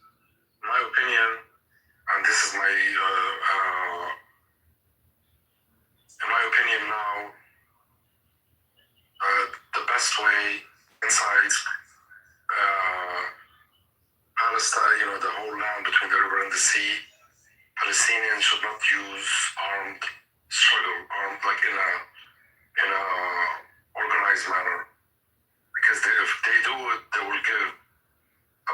pretext to the Israelis to continue doing what they're doing. But if they stop doing that, you see, I mean, the whole idea of Israel is a big lie, but the world is unable to see it because the water is not clear. Yeah. You know, because of all these, the noise. We have to clean up our, some of the traitors first, like as well. Some of them are fucking traitors. Like today, that guy was here, and there's other ones out there as well. They really use Zion's talking points, claim to be Palestinian, and those I look at them as traitors. Yeah, I mean, you have to separate between the. You have to. There are. I am talking about the. I see what you're saying. I agree with you. I mean, I've met people like this. I focus on strategy. You know. Yeah, there's a time for I say that because we have, for us as a Palestinian people, we have the right to defend our land in any way possible, and this is only a matter of a strategy.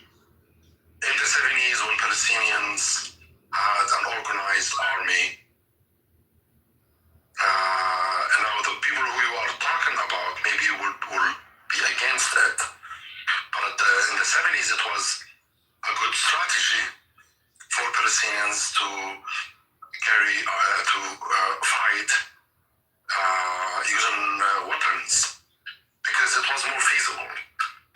We had a sanctuary, a land, Lebanon, and we had the people of Lebanon, majority of them supported, and not just supported, also were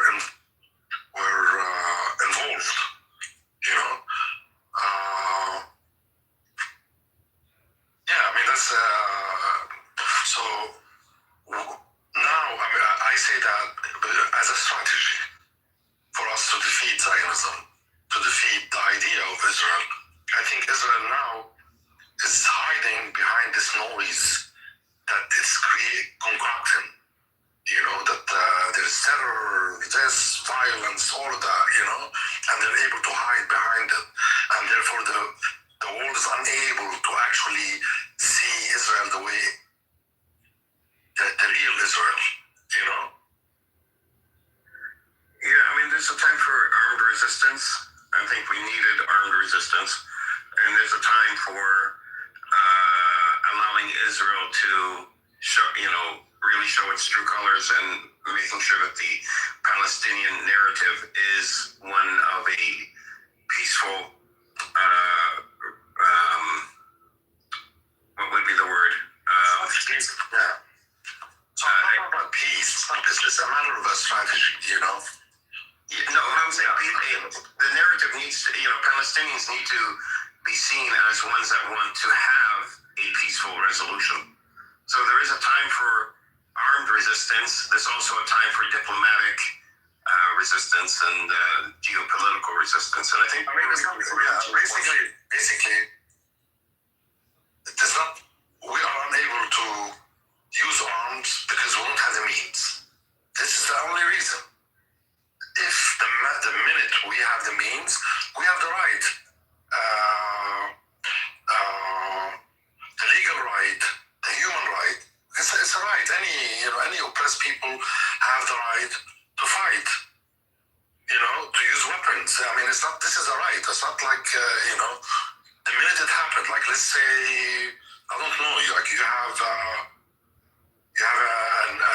Jordan, for instance. I mean, just the minute that these means become available, then of course this option should be exercised, right? But like now in Gaza, Israel is taking more of Gaza. What if they restart the genocide? I mean, when you agree that Hamas should fight back, the resistance should fight back. They cannot fight back. I mean, how can they? They fought back for years. Yeah, that's. I mean, you can't. You don't. I would just. I mean, the whole time I talk to people in Gaza, I mean, you cannot imagine the depth of the agony, the destruction. Well, yeah. It's, you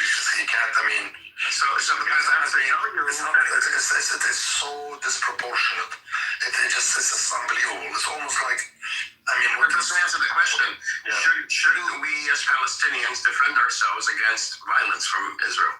Yes, of course. So Hamas should fight back if Israel starts the genocide. If Israel anytime starts go in and attacks, people have the right to defend themselves. Yes, of course. If I was there with my family, I will try to defend my family with all means because I'm going to be dead anyway. And so it's a natural thing, of course. Yes. Yeah. So I think what's keeping Hamas from not attacking back per se. I think they've been conducting very clandestine operations in Gaza against Israeli soldiers who have been firing back. So it's a low level escalation, but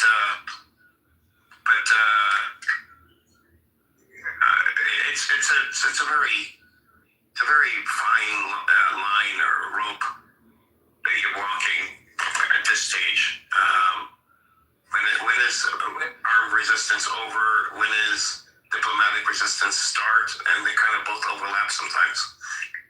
Yeah, but you have to. We have to be smart. Yes, PR matters a lot. How any story is perceived is very, very important. Perception is manufactured, it's not reality. There's a difference between perception and reality. Perception is something that is concocted. Let me give you an example. Back in 1982, when Israel was going to invade Lebanon, at the time, Ehud Barak was an army general, and Sharon was the Minister of Defense. I thought he was a colonel.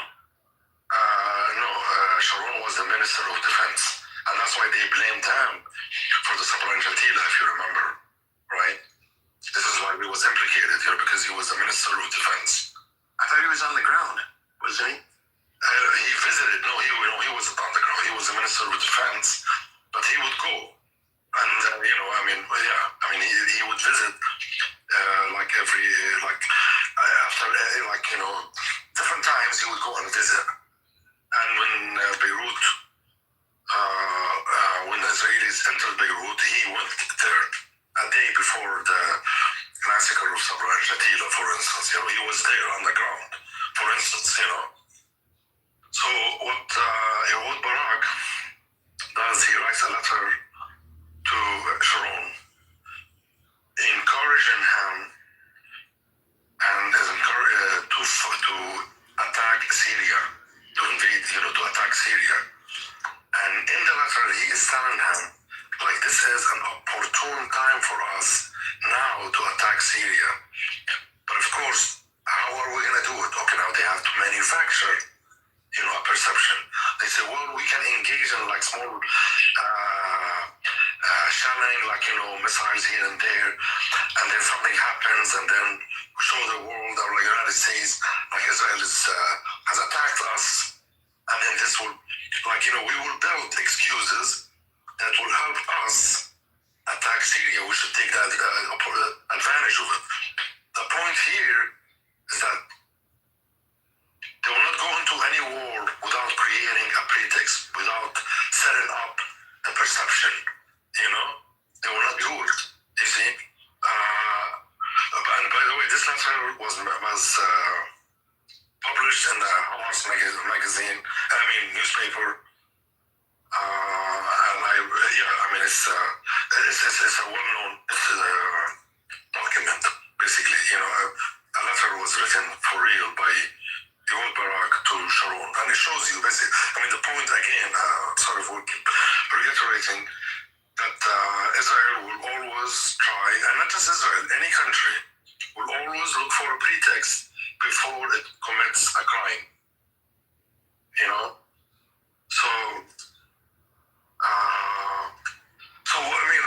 What I'm saying, in reality,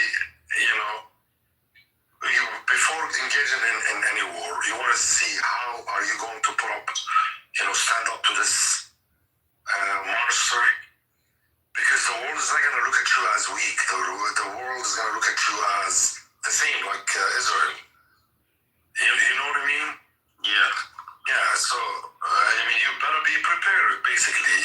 are going to go into war, or otherwise there will be consequences, deadly consequences, almost like yeah. What do you think of this Board of Peace meeting in D.C.? What do you think will come out of it? Any thoughts? To be honest with you, I don't watch daily news myself. It's supposed to be on the 19th. Yeah, I don't know. Actually, you can tell me. I'm not aware of it. All I know is the Board of Peace is supposed to have the first meeting on the 19th. Is this the technocratic? The Board of Peace. Oh, yeah. The one that Israel now became a member. Yes. Yeah. So, meeting? Yeah. We're supposed to have more information about how things are going to be done and, just more details. If you look at it on the ground, I was talking to some guys now from Gaza. Israel until now is not allowing anything to enter. And they're only allowing up to 60 people to enter Gaza. Only 60 people. I have a question for you, Brother Samud. Do you believe the America knew about the Oslo Accord? What is it again? Did America know about the Oslo Accord, the first one? When they came out, they first started. Didn't Bill Clinton find out later on? About what? About Oslo? The whole Oslo Accord? Yeah. Well, the idea of the Oslo Accord, the idea of a two-state solution, they started, different parties started preparing for it from the early 80s. The ones who actually set it up and everything are Palestinians here in America, like Edward Said, Hisham Sharabi, Rashid Khalid, a lot of Palestinian intellectuals in America, and also many members from the PLO. This started actually in the late 70s, but in an overt, in secrecy. But then in the early 80s, it became almost known that they are preparing for it.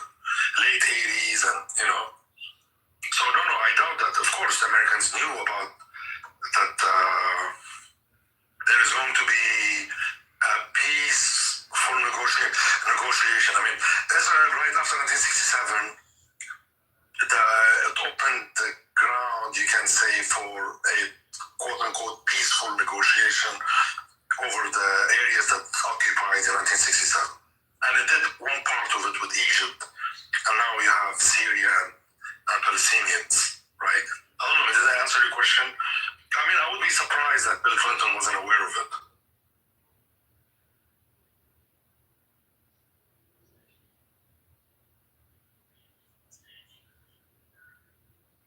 Me here? I didn't know that. According to the idiot we had in here earlier, that idiot, he's a 48er. He claimed that Bill Clinton found out later, like down the path. America wasn't aware of it. It was a secret. And then I looked up on the AI. The AI agrees with his narrative. No, you see, maybe part of it, okay.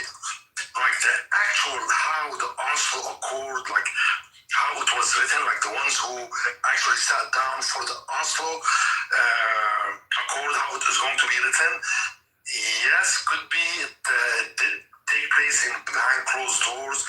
Even members from the PLO, a lot of members were not aware of it, and this is why some of them resigned, and some others became very angry at Yasser Arafat, like Edward Said and Rashid Khalid in America. It's like, we were working on this, and then behind our backs, like Edward Said was like behind our backs, you were actually working with some Israelis and finalizing the whole thing without even taking our advice. You know what I mean? Yeah. So it could be like maybe like how like the actual shape, how it was shaped. But the idea of a two-state solution, the idea of negotiating, peaceful negotiation, I'm sure 100%. Come on, those Schultz, for instance, in the late 80s,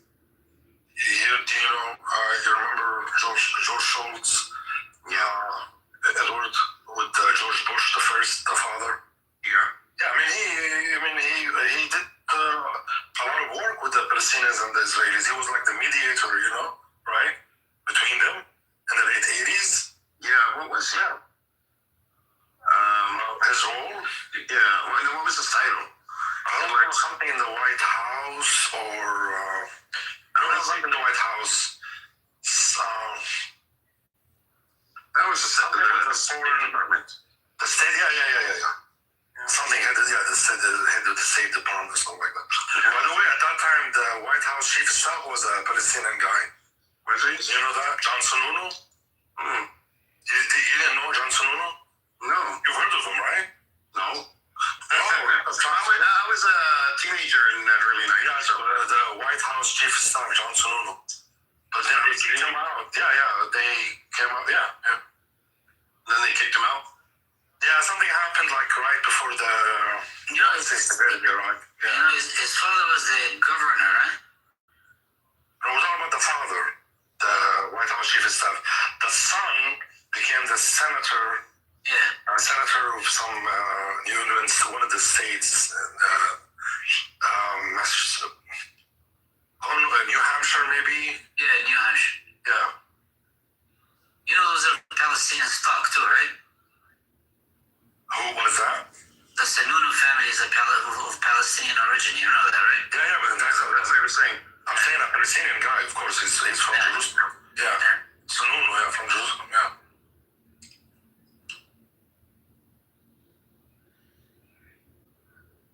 Yeah, Palestinians creep up everywhere.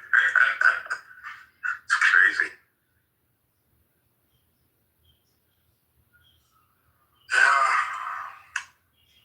But I mean, can you imagine, like, in Gaza, Israel only allows 60 people, at the most up to 60 people to enter a day. And there are about 25,000 people registered to return.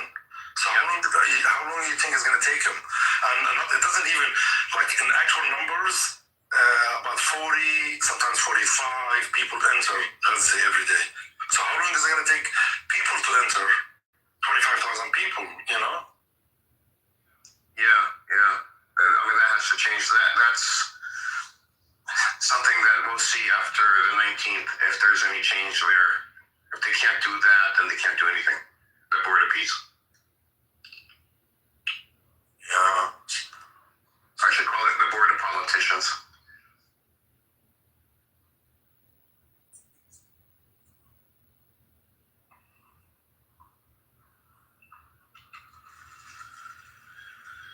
Indonesia is set to bring some troops in, about 8,000 to Gaza.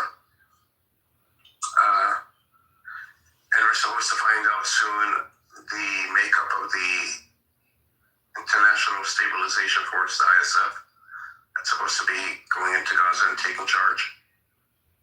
The question is that who is going to force Israel from retreating back to the areas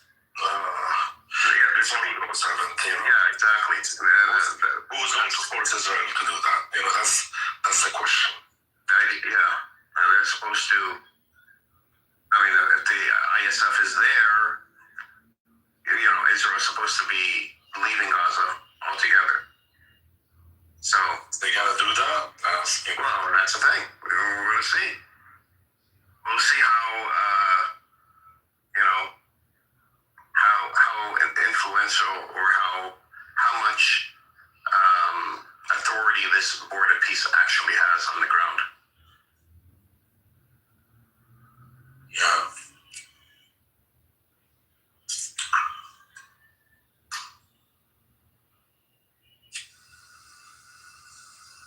It is what it is.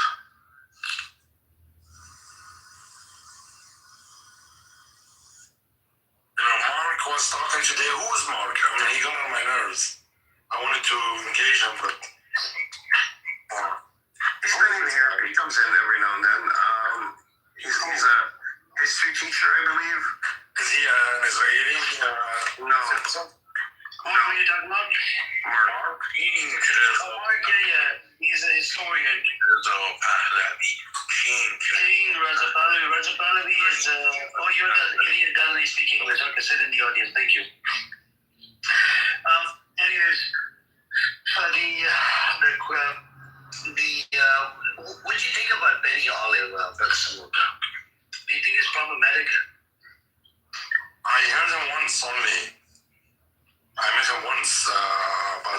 few months ago. Former drug dealer and criminal. Who is it? Okay, I'm not sure.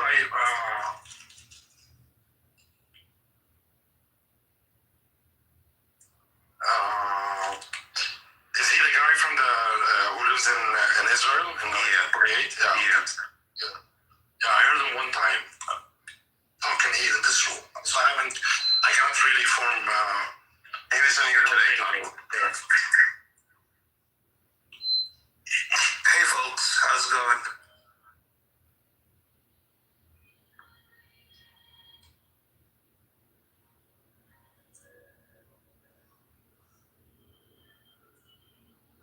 Hi, Benny Goy. Hello. Hey, Benny Goy. Naftali. What did you call me? Naftali. Hey. Is that your name? Yes, it is my name. On here. Were you confused?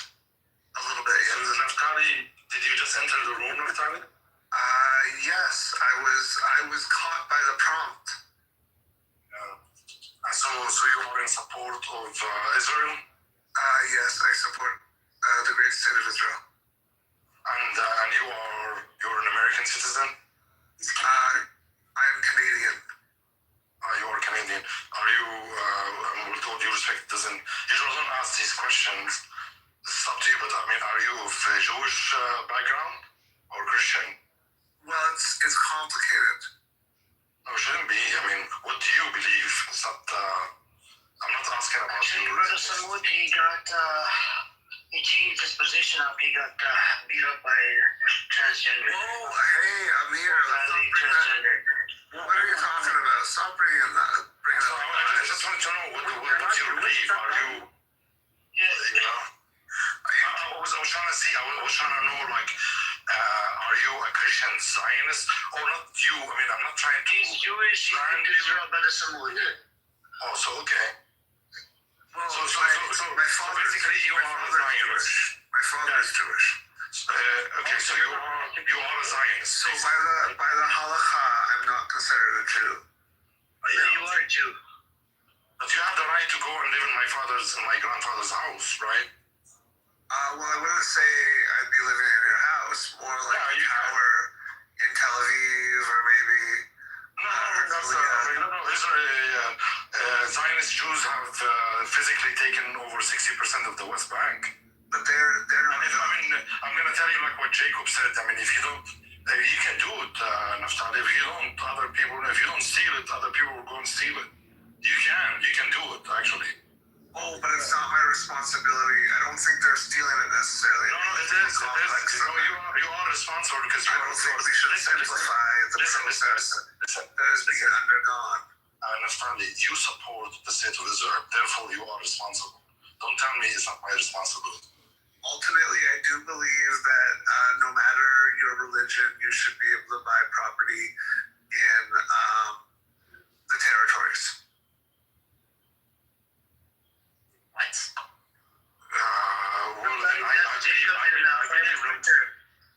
Check my last picture. That's Jacob. That's the guy that was that said that if I don't steal it, somebody else will.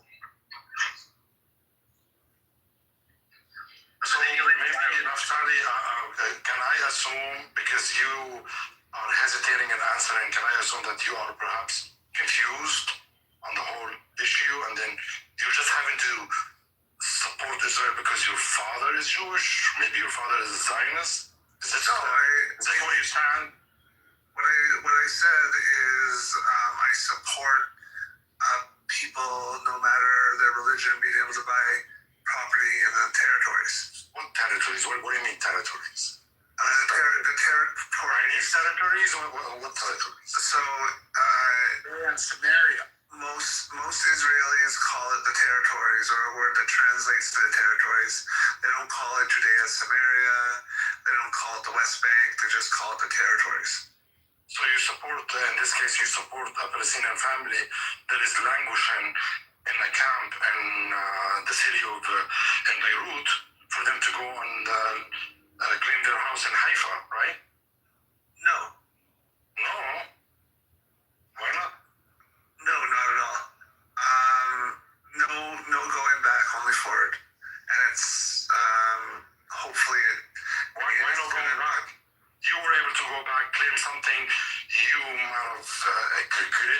me that you owned a stone somewhere in Palestine over 2,000 years ago, you were able to go back and claim it. We're talking about 76 years ago. Their houses still stand. Why? Based on what? I mean, are you a man of principles or you just arbitrary decisions that you are making? Well, if they want to live in Haifa, the first step would be having to get Israeli citizenship. And I think the people that left are the people that decided not to take Israeli citizenship. And Okay, the Arabs of 1948 are the ones who stayed. Okay. So that's why I said my assumption is correct that you are confused on the issue. You don't know what happened in 1948? Oh, I mean, Have you ever read a book on what happened in 1948? Naftali, if you, sorry, brother, so just 1 second. If you were to come across a pro-pally transgender and treat you pretty good, would you change your position to pro-pally? no. I don't know what that has to do with anything, but It has. You told us about it. You changed your position because you got your ass whooped by a transgender. So continue. no, it's, first of all, it has nothing to do with her being trans, that her and her brother beat the shit out of me because I was a Jew. So you don't have to bring up that every time. No, because you changed your position because of that experience. Naftali, you changed your position because of that particular thing. That's what you told us. Well, suffering a hate crime does help in shifting away from supporting a group that doesn't have your best Yeah, interest. if you find another transgender that loves you a lot as a pro-pally, would you change your position? No. I don't know why you're getting all personal here, Amir. You're always getting personal with me, and I don't think it's very intellectually honest. Sorry, Samud, he told us he changed his position because of what happened, the experience. There are a lot of people in Toronto. Are you in Toronto, Naftali? Yeah, Benny Gay can hook you up. Benny Gay can hook you up. I'm Benny Gay, I have a lot of accounts on Church Street. Benny Gay can hook you up. Are you in Toronto, Naftali? Where do you stand? Where's your stand like a bus stop? Benny Gay. I can't believe I'm asking you. I'm not going to dox myself, Betty. Go ahead. No, I mean, just tell me like the general. I'm not telling you to give me your address, right? Like Toronto, the big city, bro. I 7 million people. Like GTA. I live in Hamilton, Alberta. There's no Hamilton, Alberta. Hamilton, Alberta. Okay, all right. I got a house in Hamilton, Ontario. By the way, Naftali, I went to a school closer to Hamilton, by the way. You're North York.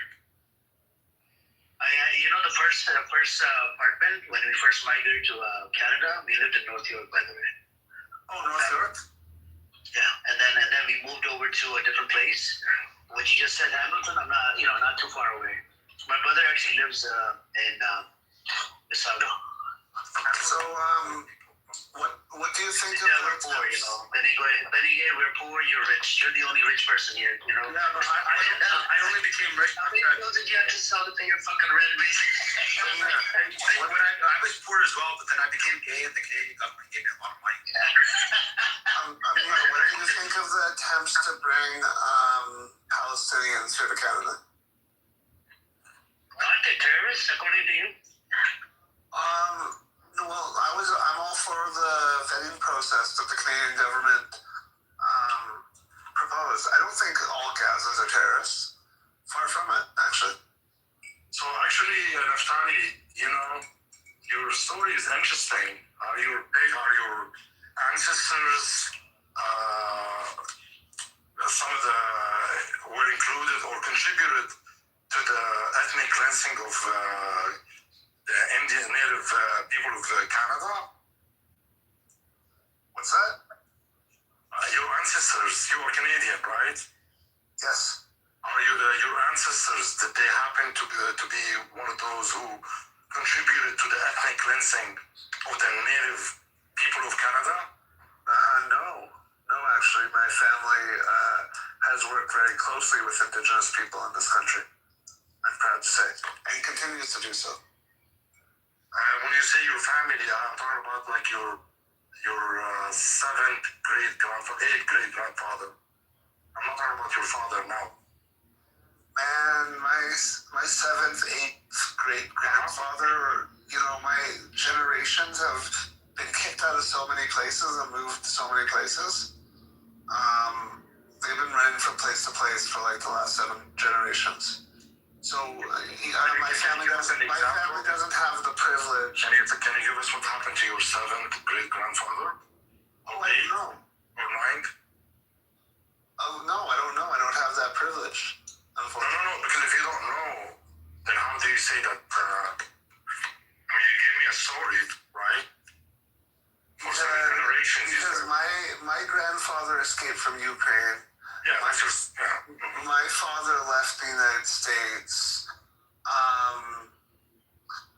My grandfather's father, my grandfather's grandfather might have come from a different place, since he certainly looks very Middle Eastern or very Persian. So I assume that he was in the Ottoman Empire at some point, his family lineage. You know, like my family goes back to having, I guess, as far as you can trace back from DNA, Spanish roots. Only speculations, though, right? What do you mean speculation? Speculations. Yeah, because Jews don't have the privilege that a lot of ethnic groups and cultures have of being able to live somewhere and grow and advance because of the way Jews have been treated in so many different places. And what's great is now we do. And I'm sorry that it came at the expense of you, but that's not changing. You know, I see, what you just said about Jews, you never had the privilege to live in peace. It's not true. I mean, the Arab Jews lived in peace for years, you know? And first of all, being a dhimmi isn't peace. And the fact that at any point with any certain leader, they would undergo a pogrom, and pogroms were very common in the Middle East. No, it's not. No. That's what Jews were put through. What you are saying has no. There's no going back to that, Samud. No, we are going to go back to it. Get it through your head. Listen, it'll be a better conversation if you can get that through your head. I have to say that.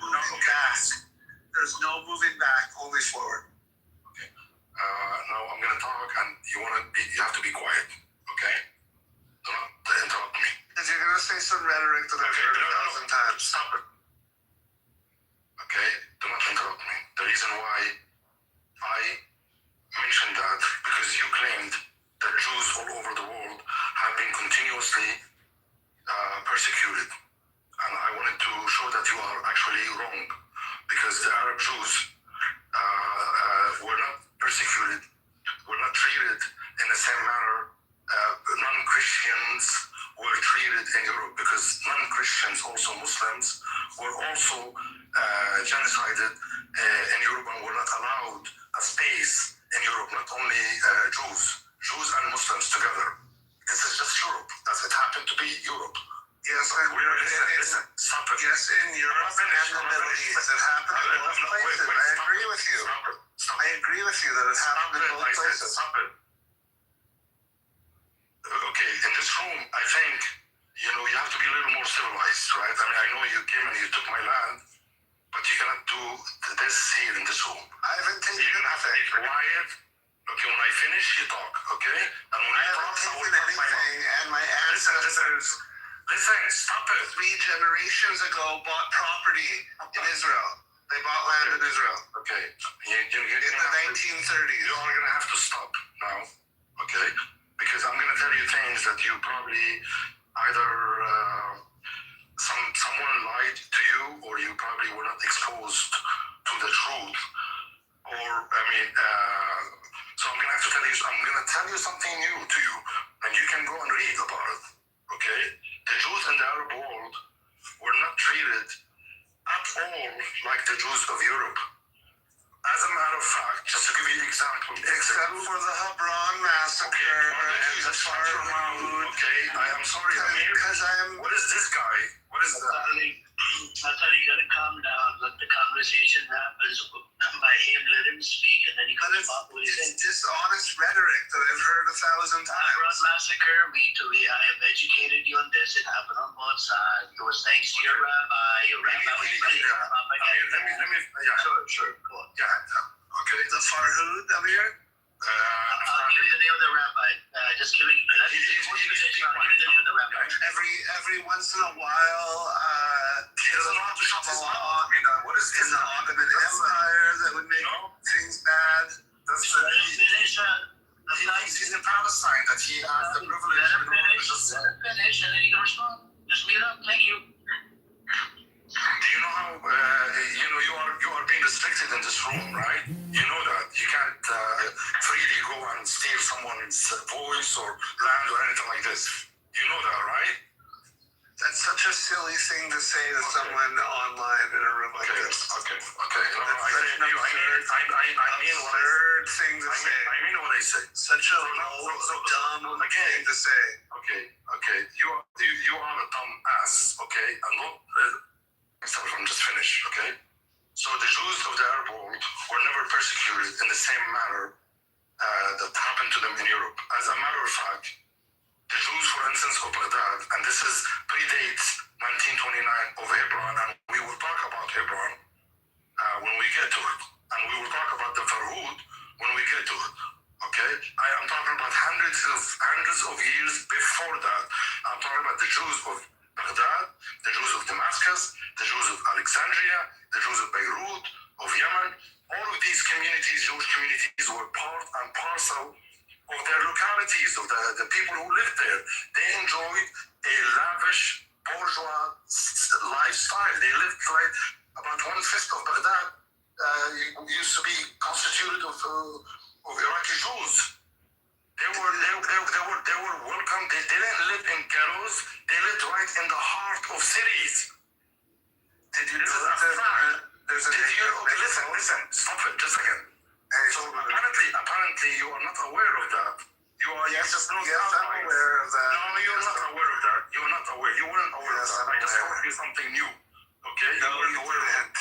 I've spent many years on this app.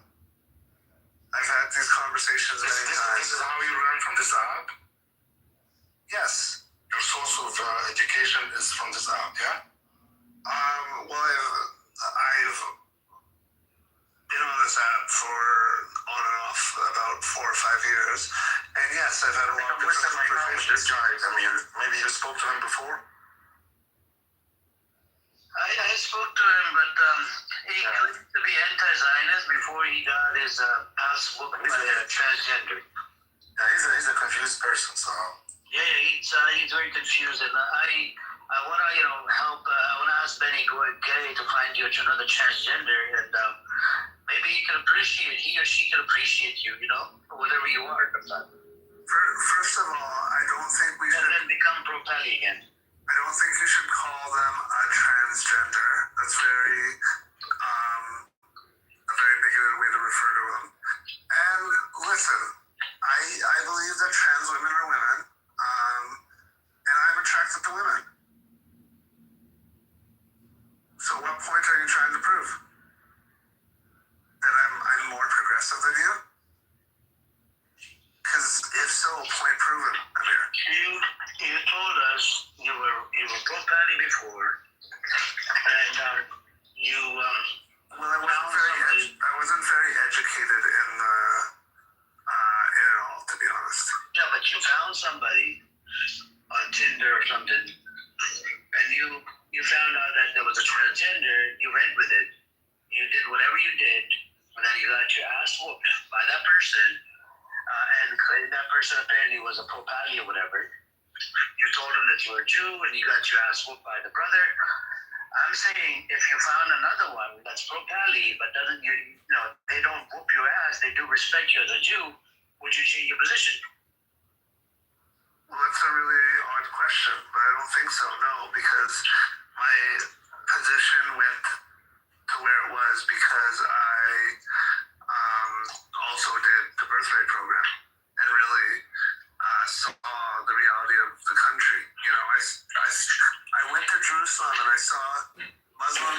who's holding hands, singing peace songs, and dancing in the streets. That's not true.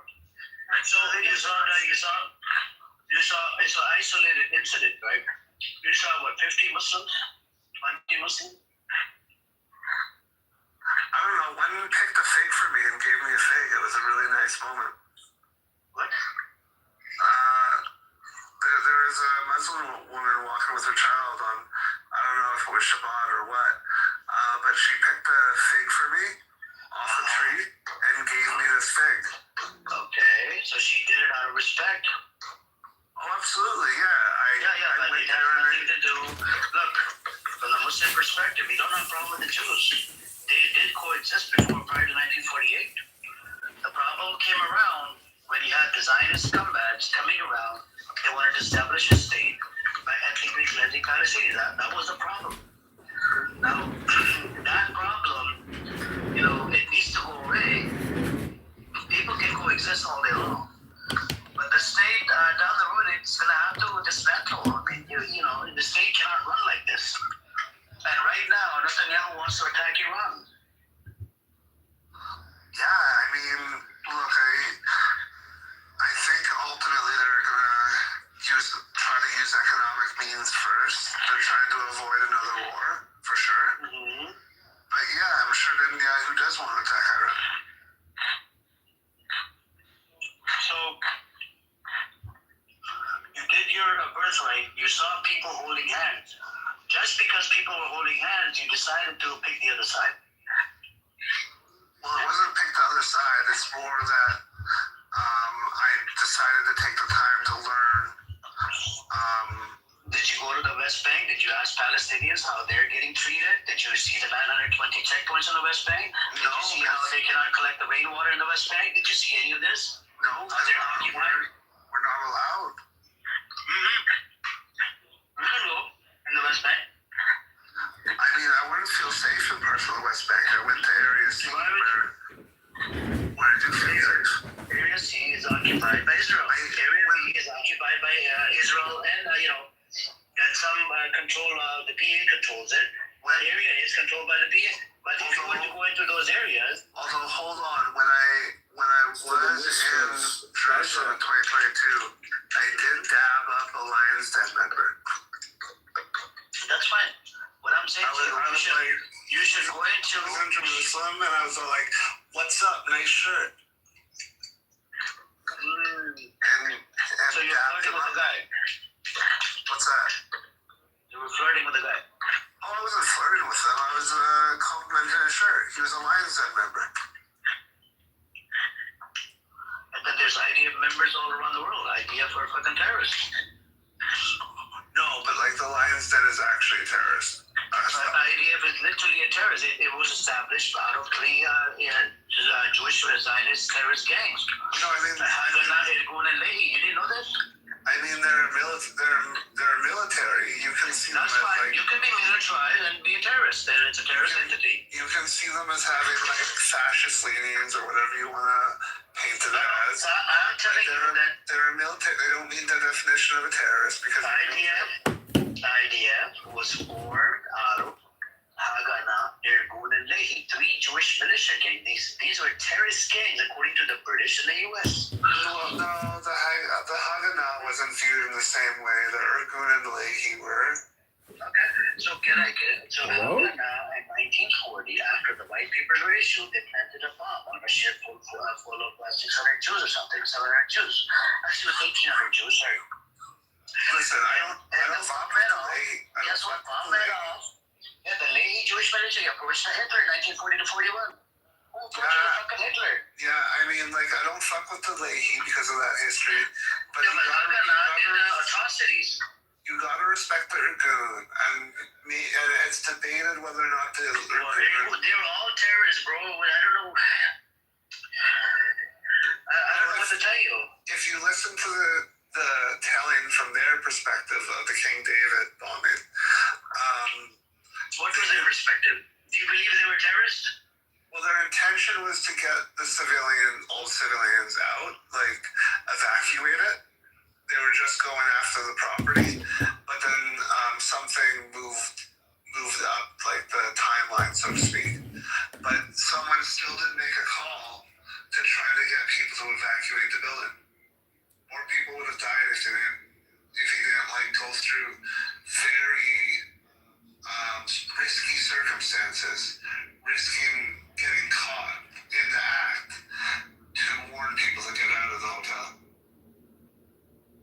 So it's not a terrorist attack. So if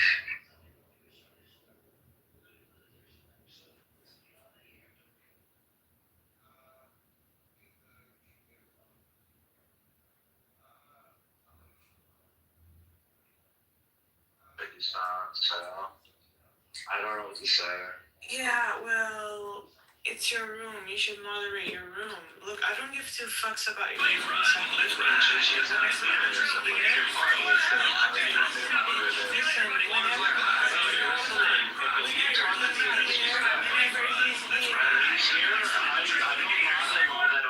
That's Fiona that throws the green beans at him, not me. And he's making room titles too. Okay, well, you talk to Fiona about that because that's Fiona's bestie, not mine. Yeah.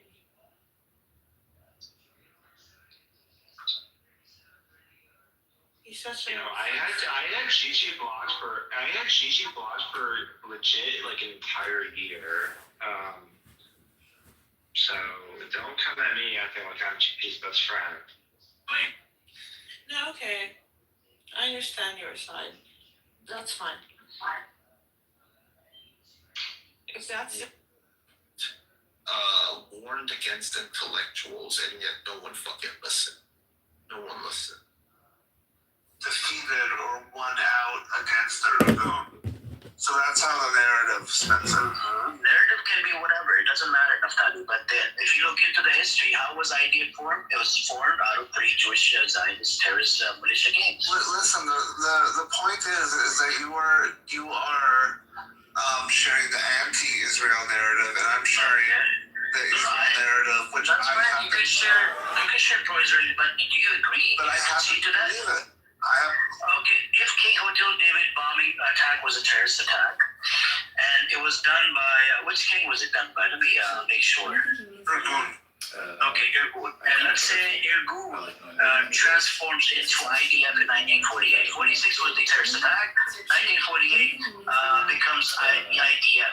Would you still call them terrorists? Well, the Haganah absorbed them and formed the IDF out of that because the Haganah's And you still call them terrorists? values and way of doing things went out. Even Haganah was a terrorist gang. No, they were not. Well, okay. I gave you an example of the Plavi 1940. They planted a bomb on a ship full of Jews, and it sunk the ship. It killed about 250 Jews. I gave you that one example, 1940. And did a whole bunch of terrorist attacks as well. Not just it wasn't just Irgun, it was Haganah and Lehi. Lehi literally pushed Hitler 1940 to 41. So these are all terrorist gangs. Whether you agree or disagree, you can look it up. These are terrorists who went to the British. I must say it's been a long time since I've heard these talking points.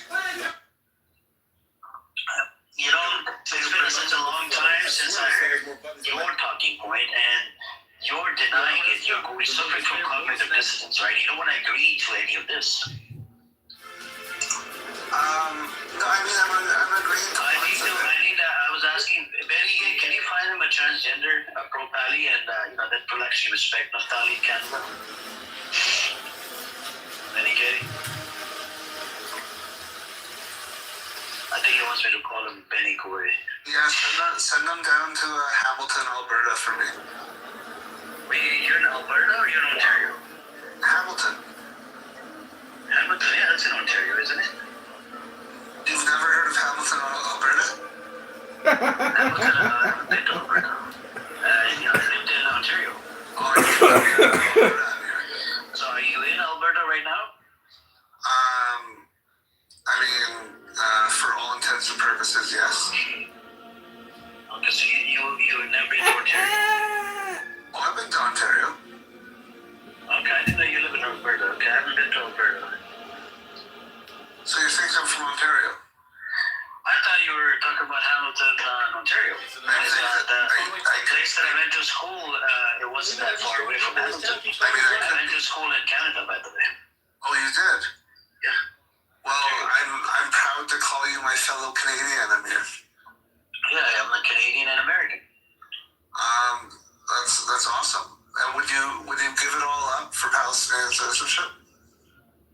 give it all up? Like, in what sense? I don't get it. Are they going to get all are all of them going to get the citizenship?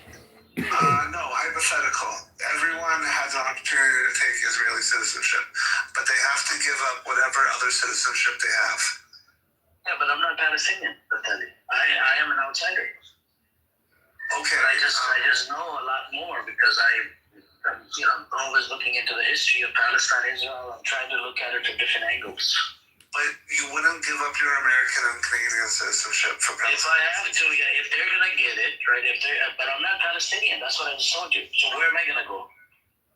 No, I'm saying, like, say the only requirement to get Israeli citizenship was to give up your all your other citizenships. So you're talking about me? I'm the only person that has to give up my passport, my citizenship, and all the Palestinians will receive Israeli passport. Is that what you're saying? Oh no! Say we lived in a reality where every Palestinian could take Israeli citizenship, but they would have to give up they would have to first pass the checks, and then they would have to give up whatever other citizenship they had. Through their refugee status.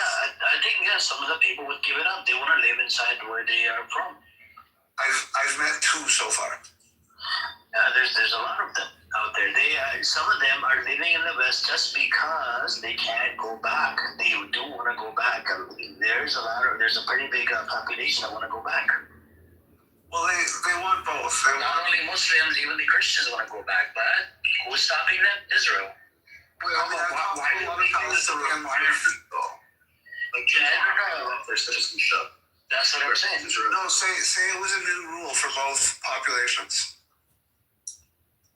I mean, listen, if a state wants, there are states that do have this rule that you're not allowed to hold any other citizenship, right? So it's not completely out of the question. But you would have to apply it to Jews, as well. And I don't think a lot of Jews are going to be happy with that. I think to make it really fair, you would have to offer Israelis opportunities to get citizenships in other countries as well. Israelis do have opportunities to get citizenships in other countries. Of Israelis of certain economic statuses and background. No, actually, no, not necessarily. Portugal passed a law that people who were expelled like 500 years ago, Jews who were expelled like 500 years ago, could get citizenship. Yeah, and I think Germans have that as well. Like, there are countries that have this kind of law that if you can prove lineage, you can get citizenship. Yeah, it's just down to the nation state. And a lot of Israelis did, take that opportunity. I know a Jewish woman who moved to, where did she move? Somewhere in Europe. She chose Europe over Israel. But she's like a physicist, so she has the ability to do that. And a lot of Israelis really don't. Please report all break-ins of vehicle break-ins. Crime is not down. I don't see what we're trying to say. Like, Israeli, for the Jewish person, 10 board meetings, voice consent, installed cameras and networks are going to reflect back intelligence, carrier, and conceal. I'm saying that a lot of people. Lindsay is busy spending money on psychiatric services, income monitoring, and denying reality. Citizenships that Palestinians now have. And a lot of Palestinians as well would like to have other citizenships and, migrate, but they can't do. I mean, it goes both ways. I just don't see where you're getting this idea from.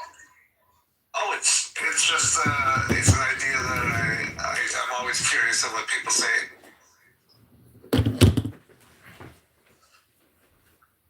Because I actually know a lot of Israelis that I think would prefer to be like in North America or Europe right now.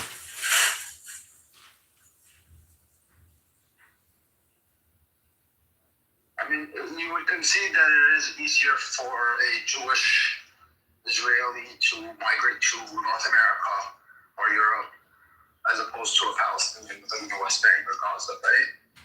No, I think the West Bank is because of the high education rates. It's very easy. it's like the point systems in places like North America are all related to education and career prospectability and things like that. So the same thing that benefits Palestinians in the West Bank benefits some Israelis. But as you know, Palestinians in the West Bank are some of the highest educated population per capita. So it gives them an advantage in those point races. Well, I mean, if you take out the Haredim, right, who just choose to not get educated and just, sit and read the Torah all day, I think the rates are going to be pretty similar. No, actually, a lot of people can't really afford, especially on the outskirts in the north and parts of the south, that aren't Haredim can't afford education. Isn't education very cheap in Israel? Well, especially if you do civil service or the army. Well, it's not paid for. It's not free. Yeah, but it's pretty cheap, I'm assuming. I don't know what they do it. No, you can take out student loans and stuff. They make it accessible, but it's not cheap. Yeah. How much does it cost? I don't really know. I know someone who has had to take loans out to do a healthcare admin role. I know that one of the big proposals of Naftali Bennett, who's a politician I really like, is to give everybody who serves in the military a free bachelor's degree.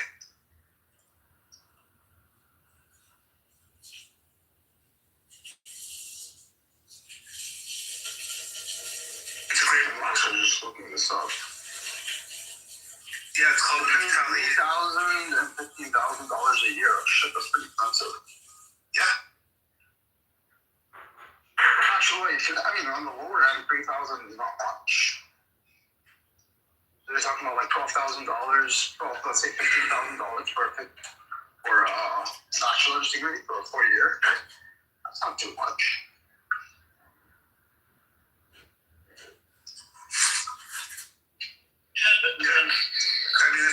It's hard to afford to go to school because the cost of living. A lot of people have to travel long distances to go to schools.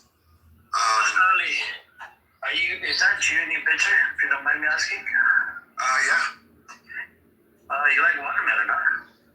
Yeah, watermelon's great.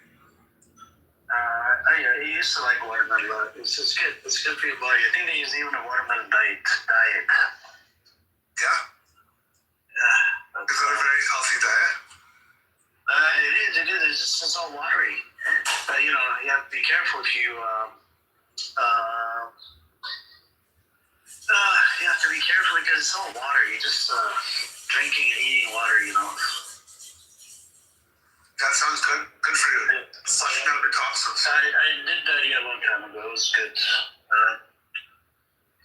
But anyways, I think Naftali, we need to bring you to the Propali side, right? I have this wishful thinking. One day, you realize that yes, Israel has done the genocide. Do you believe it's a genocide, Naftali? I don't know. So let's say ICJ comes out with the ruling it's a genocide. Would you then concede that Israel did do the genocide? No, I don't. I think it's a biased court. What I would say is, by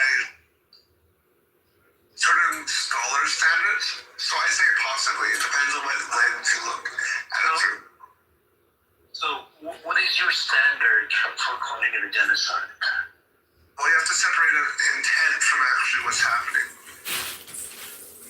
And whether or not you're using intent as one of the measuring sticks to determine whether or not it's a genocide. Because if you don't use intent, then you can consider both.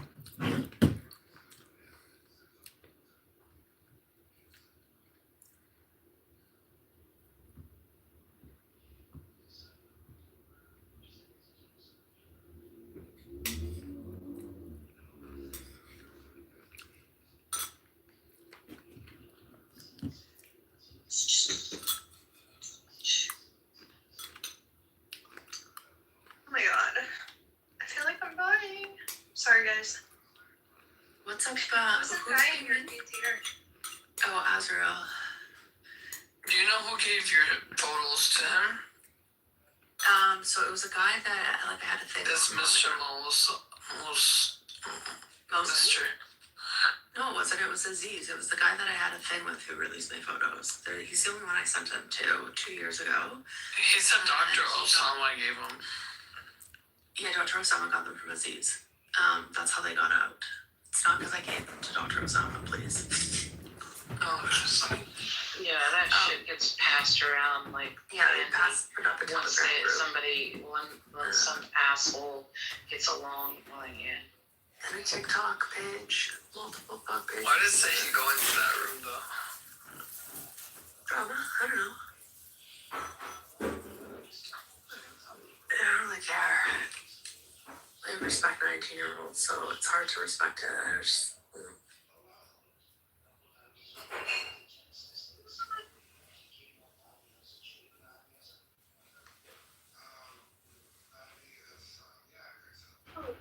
So where's Bobo? He's asleep. Oh. Do you think he's with Sonu?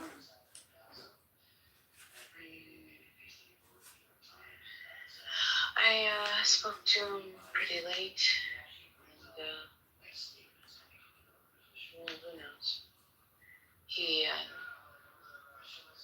assured me that if he met her, it would be it wasn't going to be romantic. I don't know if I should talk about it. To be fair.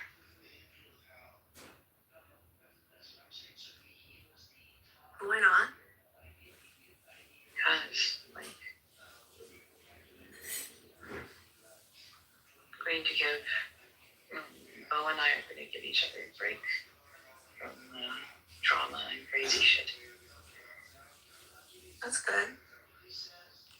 Yeah, I actually really like it. So, on a human level. You like you? Oh. Is this a sociopath? Yeah, I'm a sociopath, I think. But I like Bo. He's funny. Well, the level of how we interact, I don't know how it will manifest. Right? What's happening in the current room? It's just bad and Carmen and Bad just like mad and like mad at me, like mad at me more Why? than anything. They give me a reason not to like them, and they're upset when I don't like them. Make it make sense. Well, no, you're okay. Like, don't talk about raping children and like I don't know what you want. Rape my child. He's like, I didn't say that until tonight. Last night, I don't know. Well, he said tonight, like just now, like so. Yeah, he was. It's not. Yeah. It's too far. It's too much. Like, I'm a mother. What do you want me to do? Hang out with a person that threatens to rape my daughter? No. I can't be friends with you now. That'd be a little peculiar. Yeah, it's I didn't know you had a daughter. Danny does it because Danny's weird, but I can't. People are God, and I feel fucked up. Just like interacting with just entertaining like the notion of what has occurred to people like on social media is just absolutely what the fuck. Just a spiraling doomscape of like what the fuck. So what social media do you use Aurora besides Oh, jeez. Okay, so I was invited. Huh? Yeah, I was on Discord. I was invited over to Discord by. Which one first? Actually, both of the major politics servers invited me. People on there invited me. So there were two politics servers, the politics and then the other one, and I was known by both groups. Yeah, and then so I had no idea what it was like on Discord servers, what the people were doing, what was the norm. And I went in there and did debates, and talked to different people, and I knew a lot of the community that was already in there. So, in fact, I brought a whole bunch of them from Clubhouse onto a Discord server. I just funneled them out there, got them off the site. I'm not really fuck with Discord anymore because I was always getting banned, and it wasn't even for anything I did. It was like because of servers that I was in. They would ban me from the servers I was in, even when I wouldn't even talk in the server, like never a single time. I would get banned while the server got banned. And I didn't have that experience. I got invited to all sorts of really interesting servers by multiple people.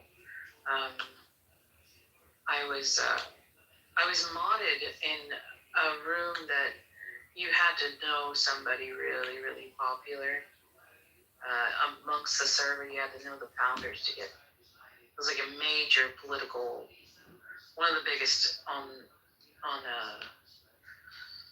Discord. So you had to know somebody personally to be, not even personally, but like really, really well.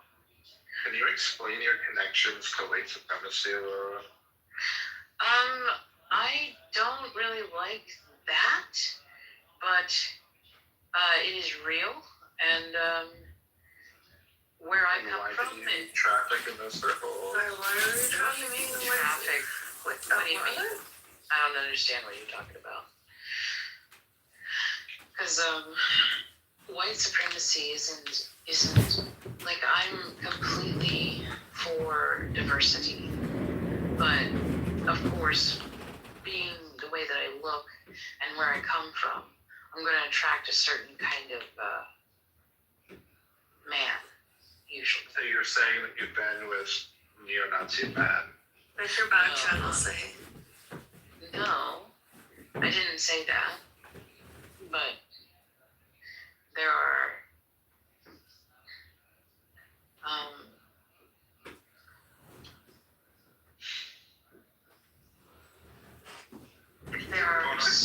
certain groups that are present in present day.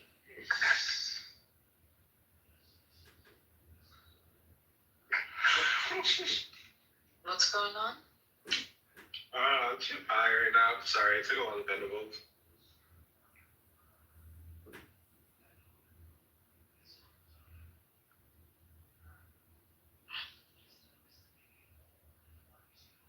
Okay, but so you've been with white supremacist men? Is that what you're saying? No, I've been in the presence of them.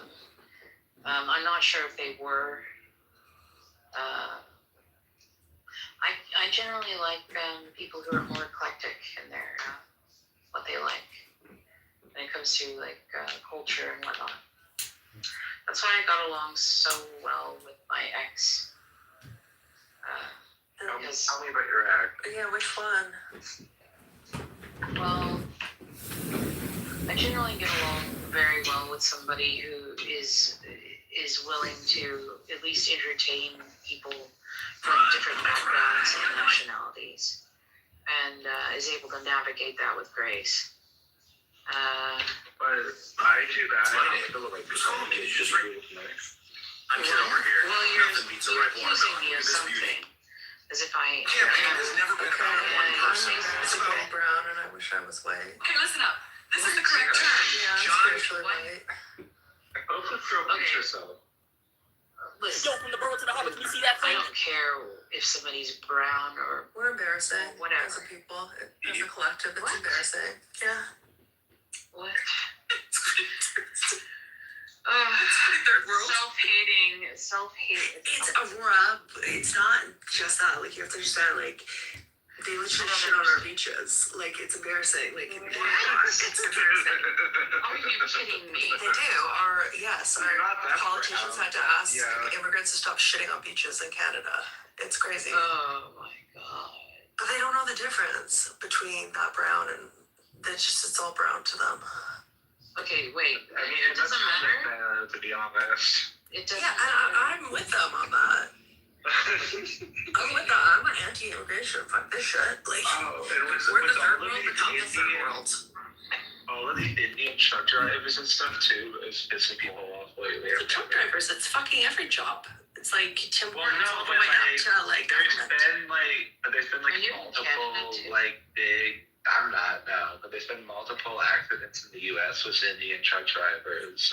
Because they're all alcoholics. Like 6 months. I don't know if that's what it is, but yeah.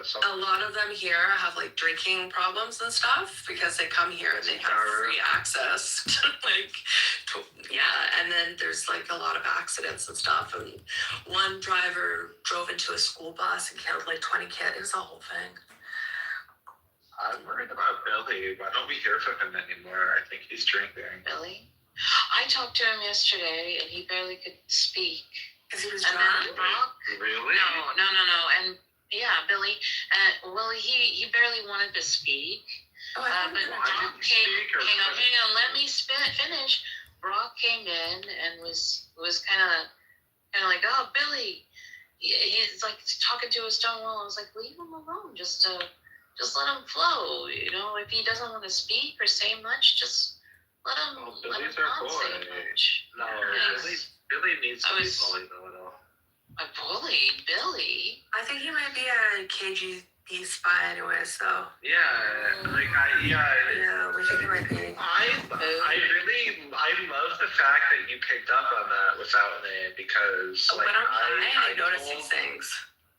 Yes, I told I heard him speaking some Slavic fucking language like 2 years ago. This is when Shamila was still around. And I made a big deal of it, and I'm sorry, no. No, that was Slavic, right? Yeah, he was speaking some Slavic language, and no one really believed to me. And then a year and a half, 2 years later, you said that you heard him do the same thing. And I definitely heard some sort of Russian or Slavic something coming out of there. It's bizarre though because I hear Bollywood movies and shit in the background too, but maybe that's just the soundtrack they give them. I don't know. I'm like, what's with the dog?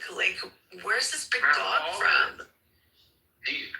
Oh yeah, the barking dog. Do you think they're eating it? The dog, cooking a dog soup. I hope the guy. John Kitover TV. You were around back in the day. You don't remember the mongoose, do you? I heard about the mongoose story that ate the. It was. I swear to God, okay, so Billy was talking to us, and then he was looking through the window and watched the mongoose attack the last of the ducks or something, and it was that was one of my top tier Clubhouse moments. It was like a David Lynch movie. I swear to God. A mongoose. Such a random. I didn't even know they're still alive. They're extinct. And Billy, with his deadpan Indian accent, was a mongoose ate my duck. It was just bizarre.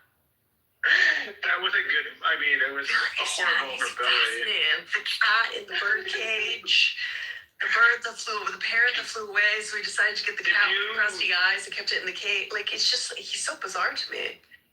Wait, let me find those pictures of the cardboard boxes that he wrote my name on, fuck you, Uncle Ted. I think I told you about that, right? Yeah, he probably thinks about us all day, every day.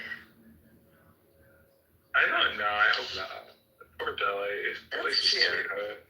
Yeah. So that's why he was almost stone cold when I was trying to get him to tell me what he wanted to happen if he could have his dream come true, just to get him to open up.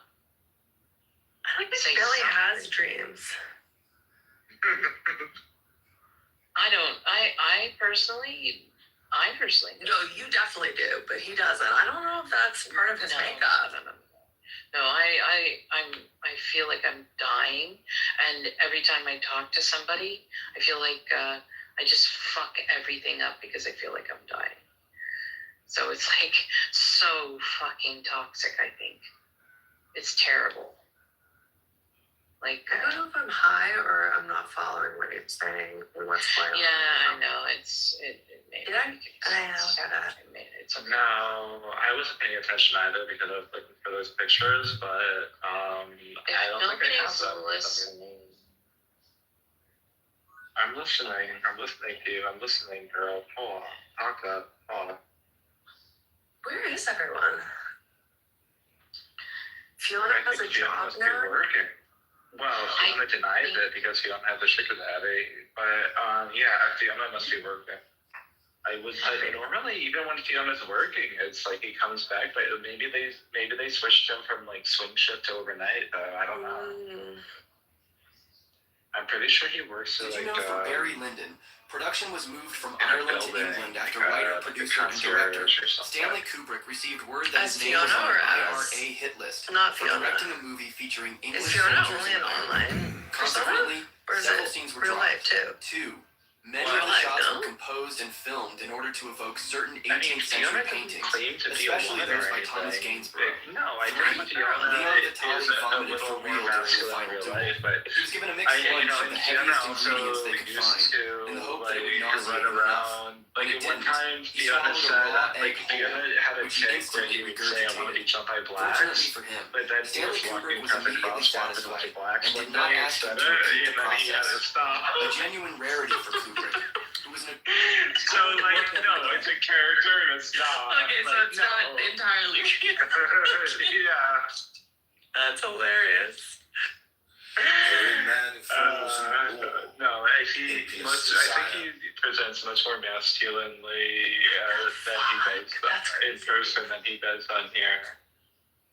But at least he doesn't actually claim to be a woman like some of them. Yeah, they're saying that your biological woman is. Sure, they claim that. But if you piss me off, I'm gonna throw it in your face. It's ridiculous to claim something that. However, you can say whatever you want, call it whatever you want, right? It's so ridiculous. Oh wow, Bird, who are you? Ridiculous. Oh no, this is German. Are you German? Sprechen Sie Deutsch? Oof, my ancestral cult. Did you have some spretzel? Von Schwager. Stop. I went to Germany and I did deli work, so I know a couple of words. You worked in a deli in Germany? She's still waiting to eat with her bare hands. No, I worked at a. Are we? Is this a I worked in thing? a. We're talking about vagina slaps? What?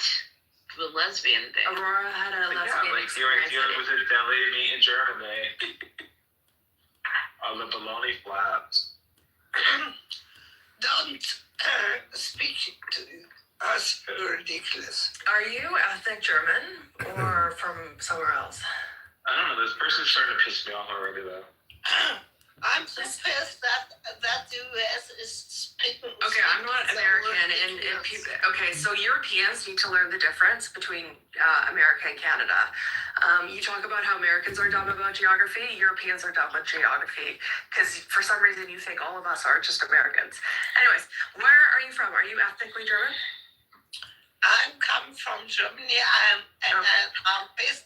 Okay, well, I'm pissed off about the Holocaust still when your parents killed my grandparents. That's so, why I'm drinking right now. Yeah, you're just gonna have to snip that one up. Well, wait, I missed it. What was the point of contention? I don't know. I don't know. I just wanted to say that I was high. I never get to do that because I'm Israeli. I never get to use the Holocaust if I wanted to. Oh my god, you're cosplaying as an Ashkenazi girl? Yeah, I never get to do that. I didn't get to do the German one. It's kind of fun. I'm literally part German. Yeah. Shut up, bitch. Yeah, no, I really am. That German accent is great. my ancestor's name was Holtz, and they dropped. I thought you were Cherokee. I'm a lot of things. I'm American. What the fuck? Have you ever done a DNA test, girl? Yes. Can I see the results? Say so. I deleted it because they're selling the damn company. You're a dumb bitch. No, I'm not. What are you? I'm several things. No, I want a blood quantum you right now. What are you? Blood quantum? Yeah, I do. I want a blood quantum you right now. Why I'm asking a blood quantum. All I got left over now is my father's results, and I'm definitely his child. Of course, that was obvious. For the feds. I was obvious because I look exactly like a female. Okay, so can I see the breakdown of the ethnic stuff? She's 1 in 124th. No, I think it's. I'm Wait, mostly. so Hang on. Tell me about the Cherokee princess. Cherokee princess? No, I'm part Cherokee. So. Tell me about the princess. Okay, so my ancestors were forced out of You're from Florida. Oklahoma, right? Yeah, my So that is Cherokee. Yeah. I'm living in Cherokee land right now. Right. No, but they have the nations, right? They have the Plains Nation. They have the Cherokee Nation. When they do that, She has it. It would make sense that she has it, but it would also make sense that she's clearly doesn't have it though. Sure, there's a lot. So either way, Really Oklahoma. There's so many white people in Oklahoma that claim that name.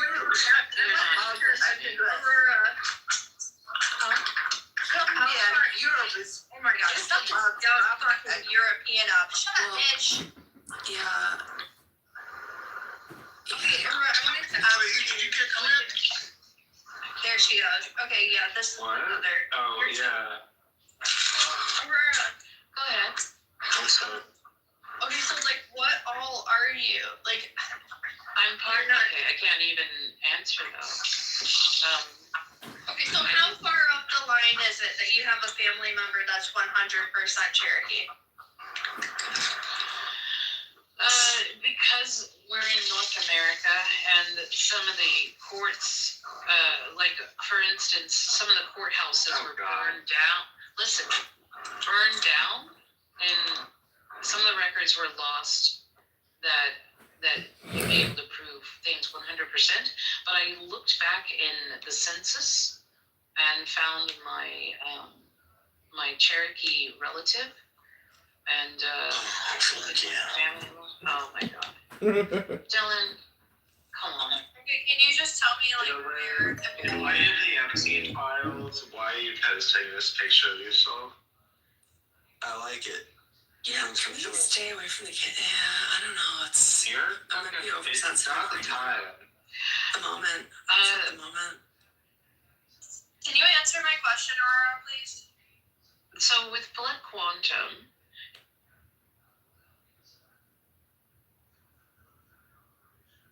Hi, I'm your freestyle dance teacher.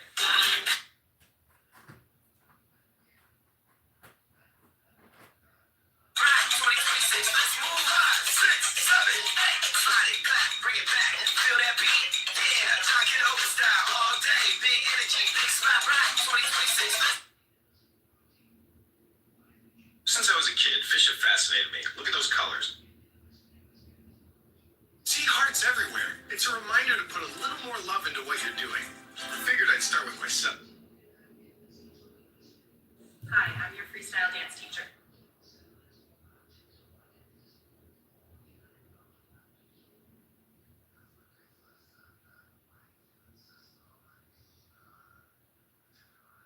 As far as the four grandparents,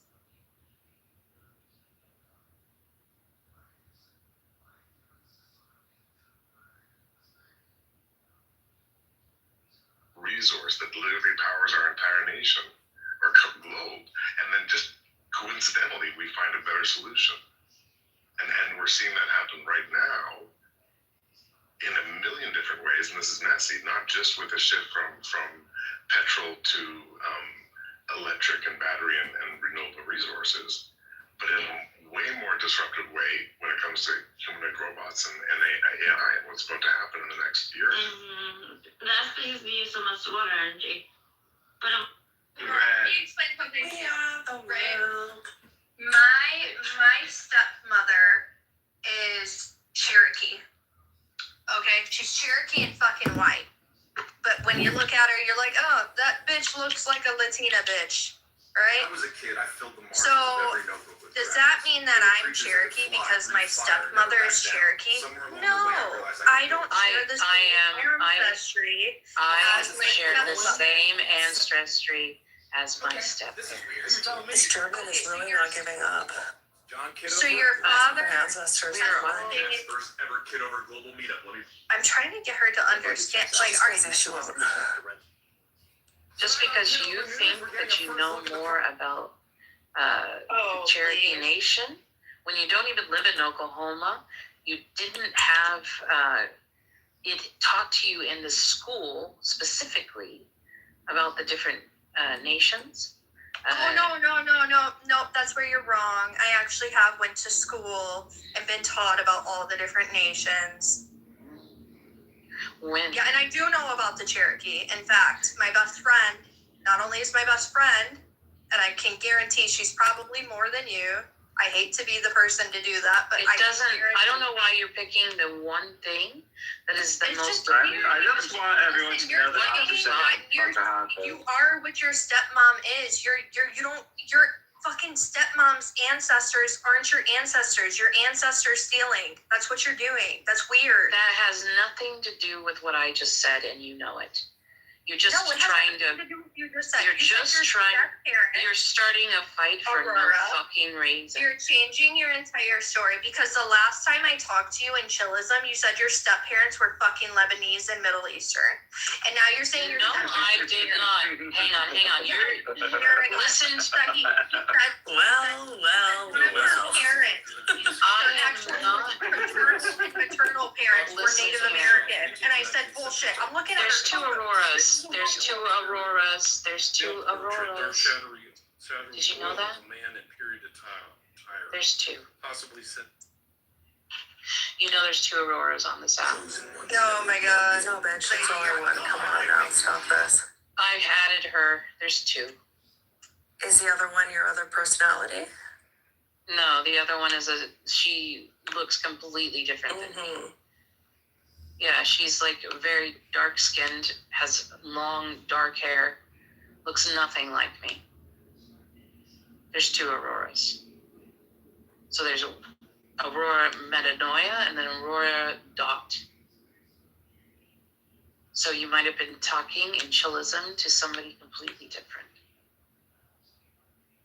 Regardless, you're saying. No, that's not regardless. Not regardless. So yes, you you may are be what your making a claim. Sorry. No, that's not what I just said. That is not what I just said. I didn't say that I was them. I'm saying that we share the same ancestry because we're all part of the Cherokee tribe who came over from the Trail of Tears. So, how about that? That's what I said. How about that? How about that? You love that phrase. You love that phrase. How about that? I do love that phrase. Aurora, Ridiculous. Yeah. Can I see the photo? Aurora, can I slap you? No. Can I see a photo of you? See a photo of me? Would you blame me if I did though? I might bite your cheek if you did that to me. It would start a war. Oh wow, that sounds and not a good way. Start of an erotic session. I don't think it would turn into that. No. Don't underestimate me. What? That's ridiculous. Alright, I'm gonna come to Paris and come slap you. I'm not into. I know you are not attracted to women. That's a lie. Fuck ever. That's never stopped women, though. Don't snort. Are you okay? No, he's joking. He's joking. Yeah, I'm choking on your taste, bitch. It's ridiculous. Really Alright, insanity. mermaid cod, sweet love. No, I'm gonna taste that shit before it goes. You will not. Oh well, I'm gonna spoil it for him. Oh, hell no. I'm gonna drill that well before he can get his filthy little soggy fucking dick into it.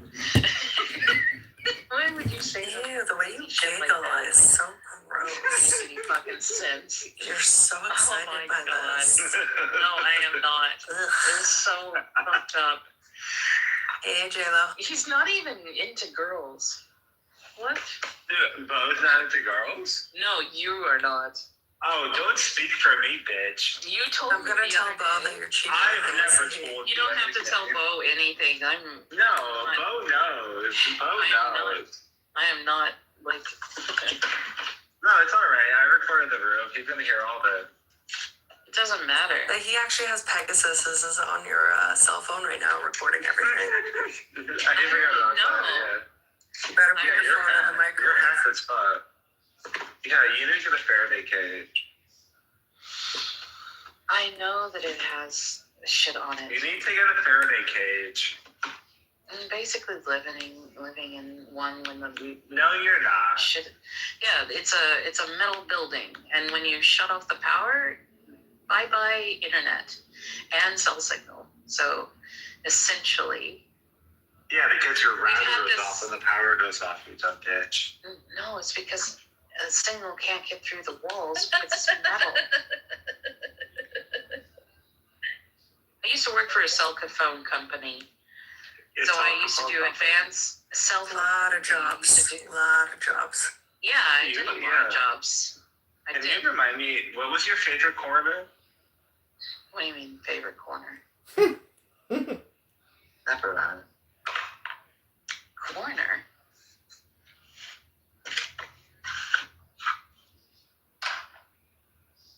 Don't Sorry, you're a good girl. nuts. You're a good girl. Fuck.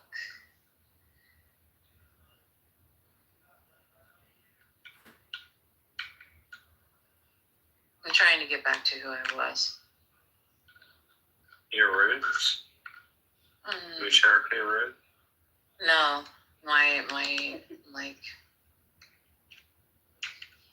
spiritual baseline.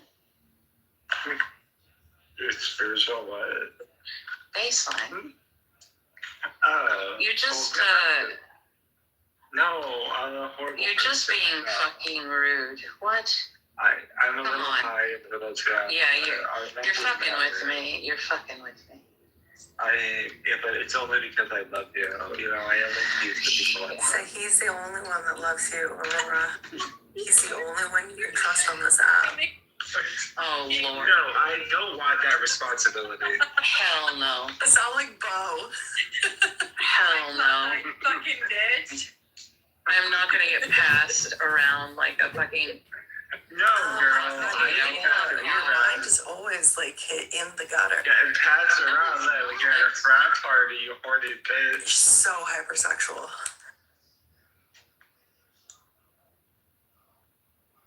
You're a That is bad true. girl. You're a bad That is- girl. That is true. You need to However, be punished, Aurora. You've been a naughty girl. How do you want to be punished?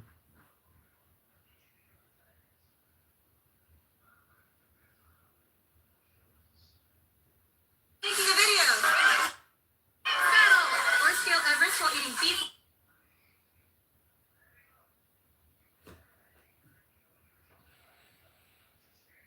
$68, $71, $41.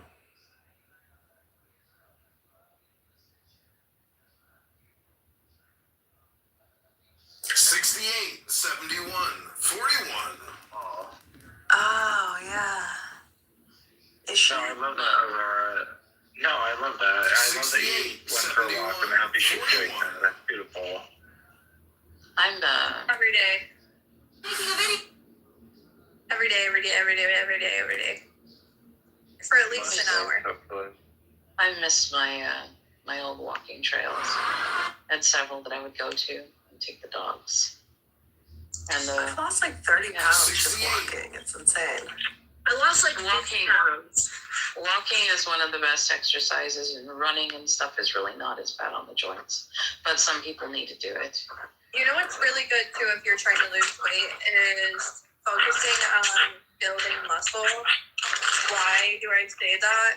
Monica, you have a hot mic. I hate like fighting over hot mics to speak. Yeah. What was your original? Another thing that's really great if you're trying to cut weight is building muscle, because what building muscle does is it actually like you burn more fat while resting with the more muscle mass you have. This is science. That is true, but it's also not that significant.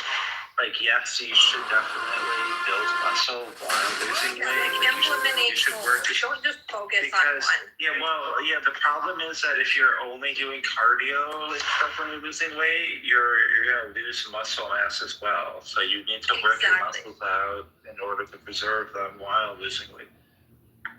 Laura, what did you have for dinner tonight?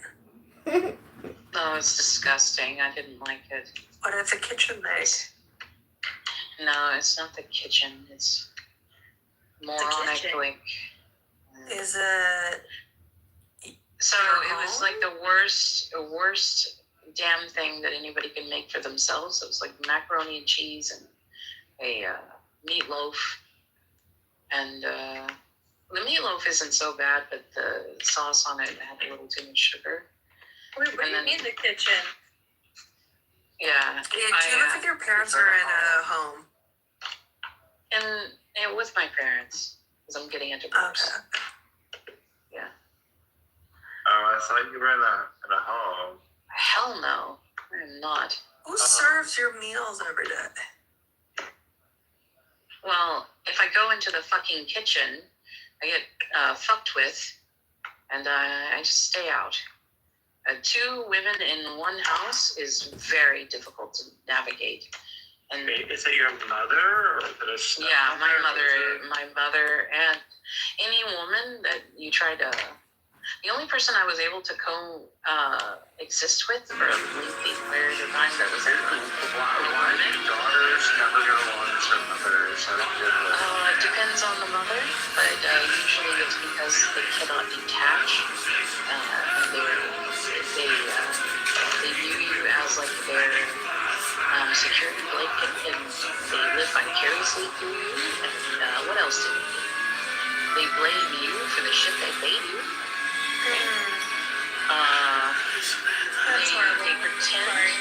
They pretend to be super nice outside, and then they're just crazy and like they are nothing like how they are at home.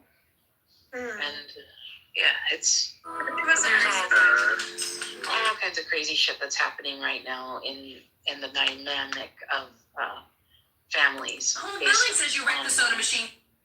You know, that I'm getting a divorce because my family never made enough for them themselves to basically take care of themselves. They expected me, the only child, to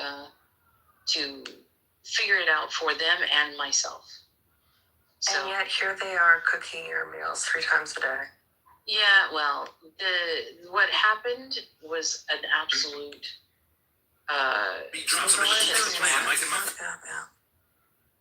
Yeah, try to live in the United States. Oh God, because life is so oppressive in the United States of America. Yeah, try not to.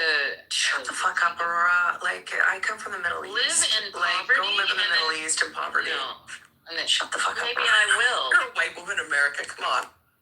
No, you have no idea what it's like to grow up in Oklahoma as somebody who's poor. Okay. You have no idea what kind of shit you go through. I literally was dragged by my own car when I was a young lady. You have no idea. You were tied to a car and dragged around by it? No, they backed up, and I was pinned under the car door. So my cousins were tied to the back of a Taliban who invaded their village and tied them by the ankles to the back of a car and then drove it around until they died. Up something else? Well, I'm just a little bit of perspective there. I don't think your life in Oklahoma was quite so bad. Here and accusing. Oh my God! Diminishing my experience based on something. What the fuck? Oh God, Georgie's a dark person. She just shared how her family was attacked by fucking terrorists. And she lies. She's a pathological liar. She's a liar. No, I just. But you expect us to have some kind of empathy for you, but you can't even give that to her after her family was attacked by fucking terrorists? Are you kidding me? It can always be worse. It's not about one-upping. I'm just saying a little bit of perspective. It can always be a lot worse. And the glass is half full, not half empty. No, it is fucking crazy. You're telling her you have all this privilege. You're from the United States. She had you just hate white people. What the fuck is your problem? No, I wish I was. I wish I was. People. What is your problem? No, you're ridiculous. You are ridiculous, Aurora. Just like everybody else. You are ridiculous. No, you're ridiculous. I don't even know who the fuck you are. And you think Aurora, you're really ridiculous. Do you just hate white people? Girl, 5 seconds ago you were claiming to be like 6 different races. What happened to being Cherokee? No, you keep on. I don't even know what the fuck you look like for you to make the claim that I know that you're white. You. Hello? You don't give a fuck about anything that I'm saying. It's like all you're no, doing. I think you're racist. Kicking me Aurora, I think you're a fucking racist because you just invoked race politics and we weren't even talking about fucking race to begin with. Jesus Christ, you've been bringing up race and you just projected your fucking racism onto me, bitch. Seriously, that's ridiculous. I don't even know what the fuck you're talking about. Yeah, sure you don't, because you're fucking crazy. You're fucked in the head. No, I'm not. I'm not going to have you tell me what I am. You don't have that right. Okay, then I'll tell you you're fucking nuts, babe. Nope. Total delusional schizoid. Nope. But entertaining. Nope. Oh my God, this is ridiculous. Tell us about when you were a fish breeder. I like that story.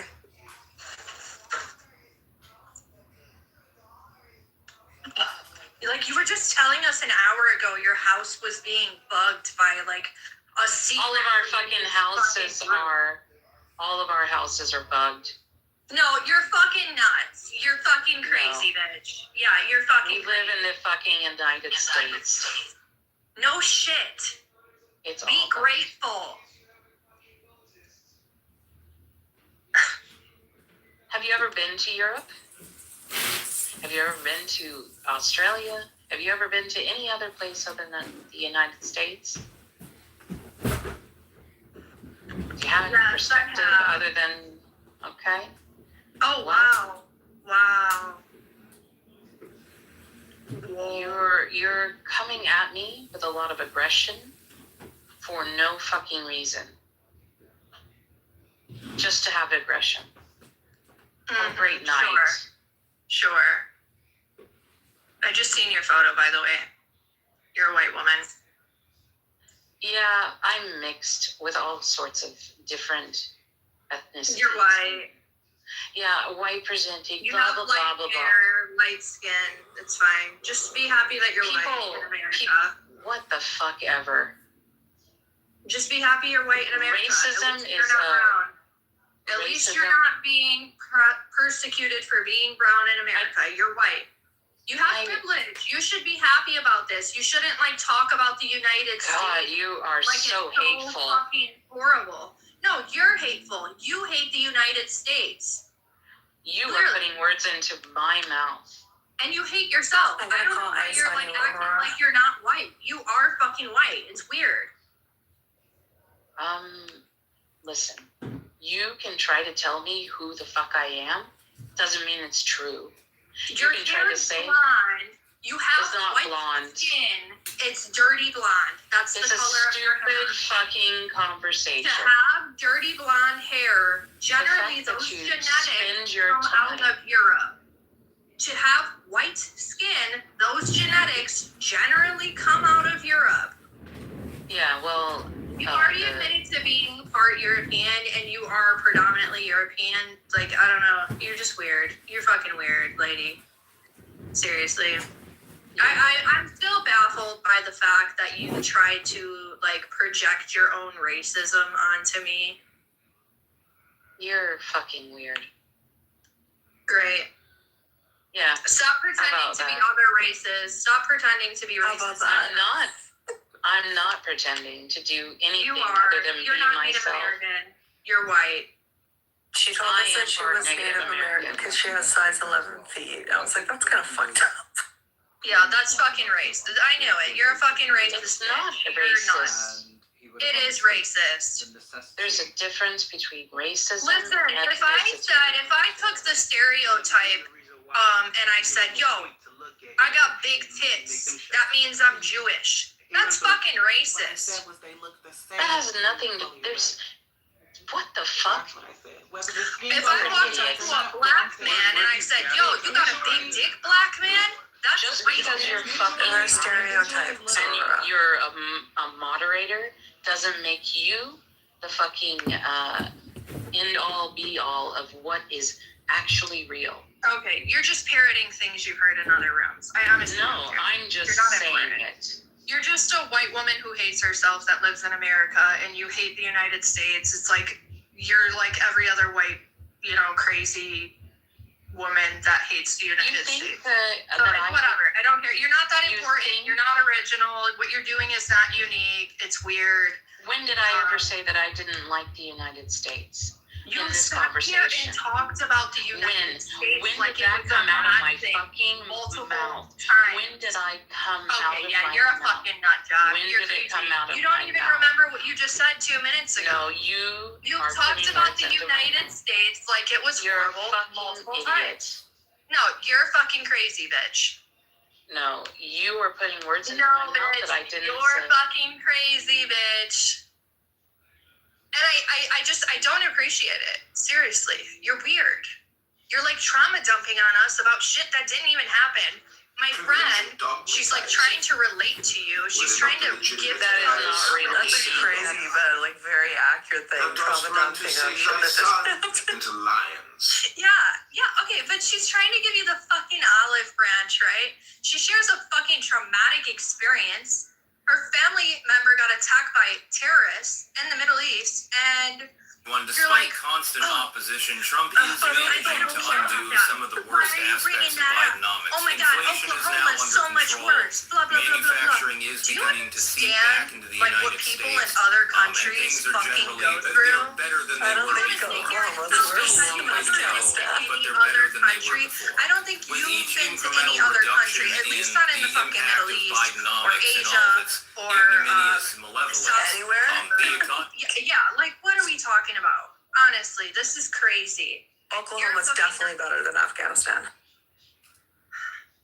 And you were talking horrible about the Freemasons earlier too. Like you're trying to like paint them out to be like these satanic fucking people, and that they're tied into coming into your house and bugging your house. Like It's probably a bad you're just idea. fucked. Sounds rather Seriously. painful if you look at the I don't know what's wrong with you, late but stage you just need to go get off the app and pick up a book and then step out into the real world we and got a see list of names that are how mentioned in privileged you emails are actually per living in Jeffrey the United Epstein States and the case against him. and being It's the a shade of laundry list complexion you who's actually are. who's. You've got You have a celebrities, lot of privilege. you've got entertainers, you've got business people, politicians, certainly lawyers, You shouldn't be people in the trying to business like world, bankers, hide behind other scientists, identities. the whole 9 yards. So it's basically I'm a not who's hiding who's behind list any of identity other really than my well-known own. people. And it's a I'm assuming that if Jeffrey Epstein had an You're email trying to exchange convince about yourself some at this point. Tom, None Dick, of us or are Harry, convinced with you, Laura. Yeah. I don't have to prove shit to you. Okay. Just go ahead. I Looks, don't they did have it to again. Yes, prove Abigail shit to you. Spanberger tried to.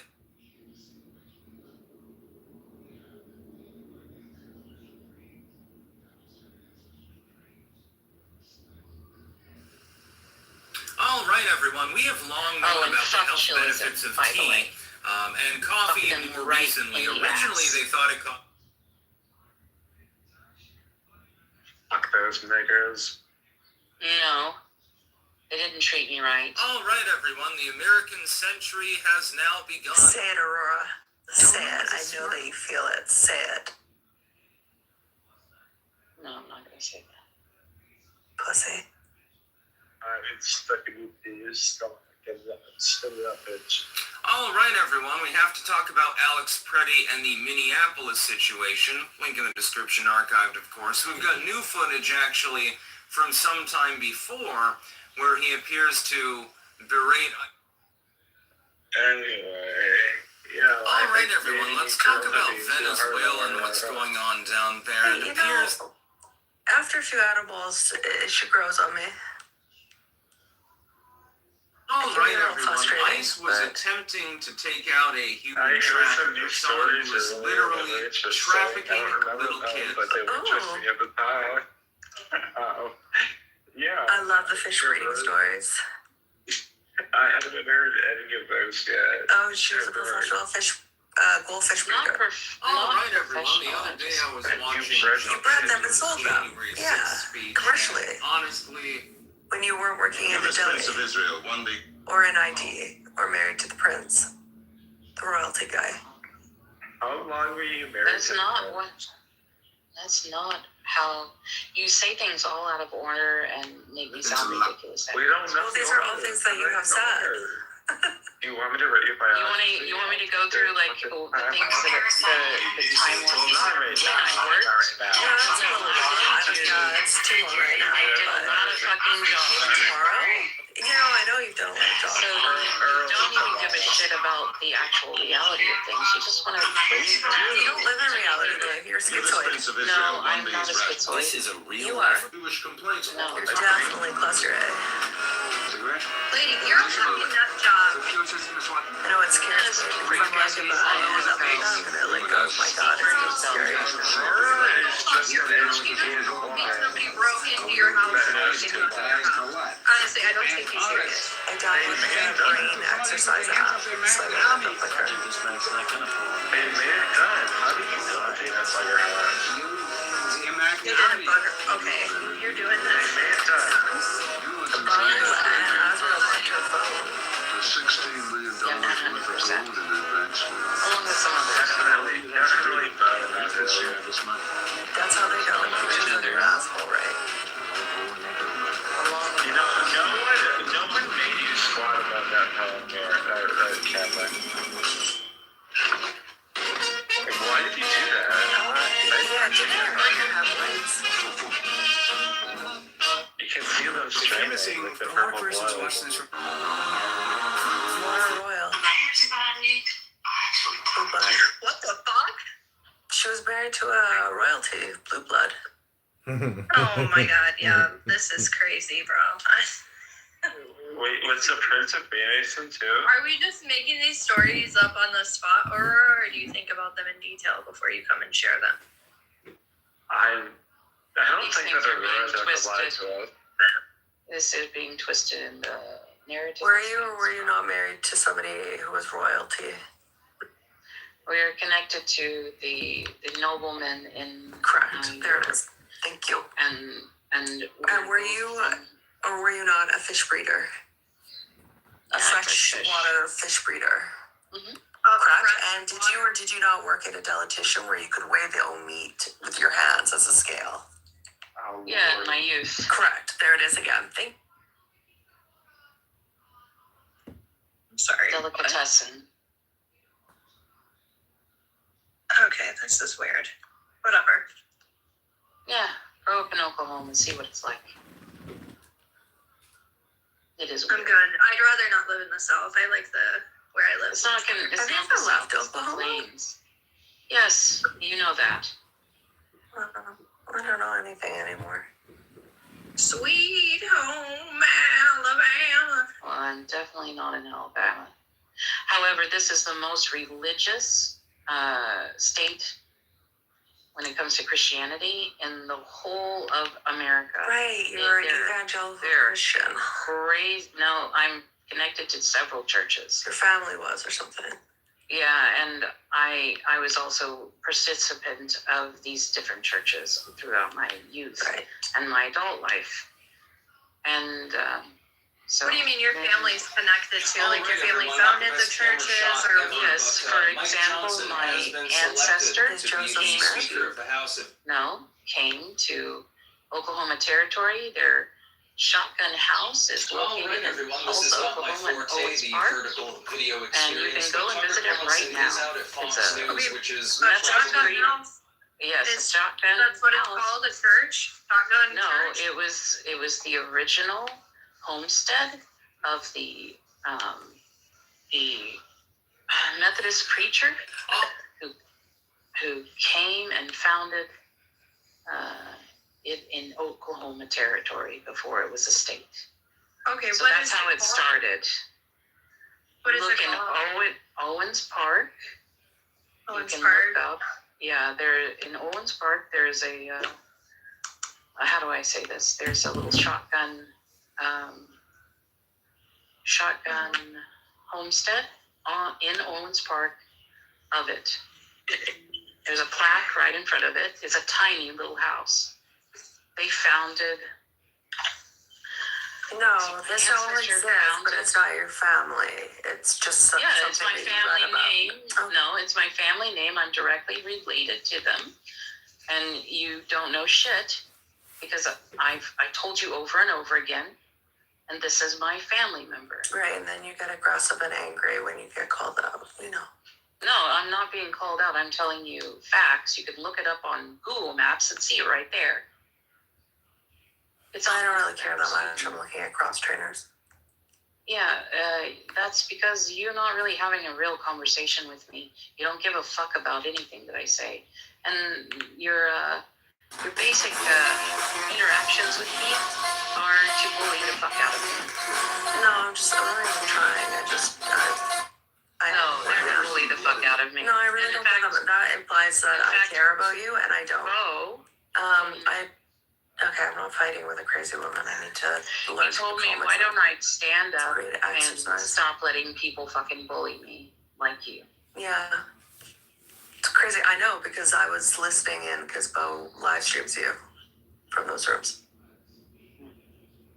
That's great. So you're saying that you're a part of the family anymore. Are you? You don't want to know. Yeah, I'm related to the person who founded the first Methodist. Why should I give you any more information? You don't give a flying fuck about me. Okay, why are you sharing to begin with then, bitch? Because What's your fucking filthy whore mouth? No, I'm getting really sick and tired of you talking like this. You don't know who the fuck you're talking to. Look, bitch, if we were in person and you kept slapping your jaws the way you are to me right now, I would have had you laid out on the fucking floor by now. I'm not about to listen to you. You go on and on and on and on and on about your motherfucking ancestry, and when I ask you a goddamn clarifying question, but you want to just keep fucking talking about it, you want to get a motherfucking attitude, then shut the fuck up. If you're not going to answer any of my fucking questions, and you're going to be a pissy pussy ass bitch, shut up, bitch. Shut up. I don't want to hear it. I don't give a fuck no more either, bitch. You don't give a fuck. I don't give a fuck. How about that? Fuck are you talking about? Shut up. I don't give a fuck about your colonizing white settler fucking family, bitch. What, they came and raped the native population there? And that's how you got 1.1 whatever, like 20th, 120 percentage. You got nothing in you. You're not Native American.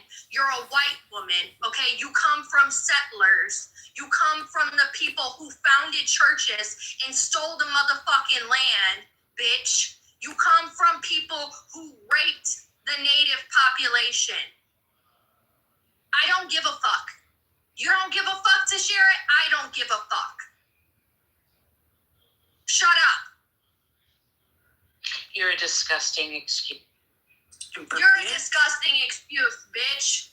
Who removed her? Thank you. I just really. It's really she's great to let your anger out on though. No, it felt good to do that. I'm not gonna lie. Yeah. Feels great. Yeah, she's great. I was having fun with her at first. It was actually fun for me at first, but then she actually started to piss me off because I was actually looking into the shit because I was gonna ask questions because yes, that is exactly where my thoughts went. Because I do know the history of fucking Oklahoma.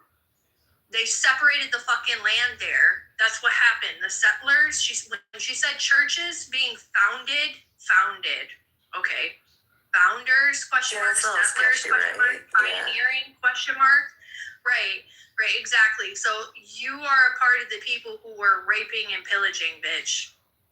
Get the fuck out of my face. Right, no First Nations are founding churches and Methodist churches.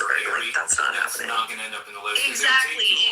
And you know what? I will say I am the fucking exception for that. You know why? Because on my mom's side, who's completely European, yes, they did found a church. But that's on my European side. That's not on your native side. Exactly. So, not to be confused, but honestly, if you're gonna make this claim out like that, what I'm really looking at you as is, okay, you're completely fucking European, and maybe you do have a great-great-grandmother that might be native, but that's because she was used by the white settlers and was raped of everything she fucking had. I'm not with the name of that shit. You see how light her hair is? She's probably not. She probably just made that up. Honestly, she lies a lot.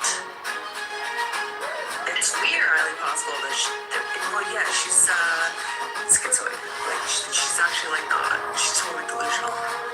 And sorry, I might be more extra sensitive around that kind of shit right now as well, the church shit and stuff like that, because it keeps getting talked about. She's retarded too. She's a stupid bitch. It's just pissing me off. It's a lot of people keep bringing up the fucking what the churches did here. They're because of the Epstein shit, right? That makes a lot of sense. So I don't know. The fact that they fucking triggered me. for different news people. Every day I'm reading about it, and then you got this bitch coming in, spitting this shit. Shut up, bitch. Yeah, no, that felt good to let my She's one of those, punching bags. She's like a Michael Bronstein. You could just abuse. It's kind of fucked. Oh, he was talking about your body. It was really weird in another room the other day. What was he saying?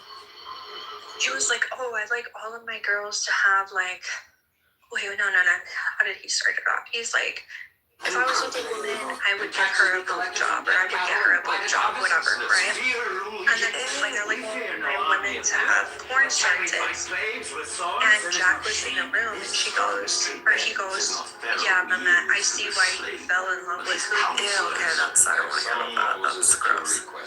It was really gross. I was really uncomfortable. That's really fucked up. Yeah, Jack just ignored him. Yeah, good. Why is he back on the app? I thought he was off. Okay.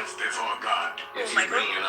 No, safe. It is not your God, but I. Oh, I don't know. I'm not talking like that anymore. As your father's father turned the streets of Goshen red Nora, with the come blood on. of our male children. If there is one more plague on Egypt, by your word that God will bring it, and you will surely let the people go. Come to me no more, Moses. So let it be So there's this guy on this app, Adams, who's going after John Kitover, guys. He's actually going after him. He's literally, so Adams, he's a gay, gay from California. You guys know Adams? By the way, I found one of John Kitover's plus accounts because he forgot to use it as a plus. It's right here if you want to block it. He's actively getting him investigated by fucking feds. That's why he's taking off the map. You didn't hear about the article that he worked for military intelligence? He is the feds. Is that why he records rooms? Yeah, most likely. No, he's trying to get a YouTube And an awful career. lot of people have disappeared from the app. Think about it. Frank Cardone, whatever his name was, Ali Alexander. There was like, I don't know.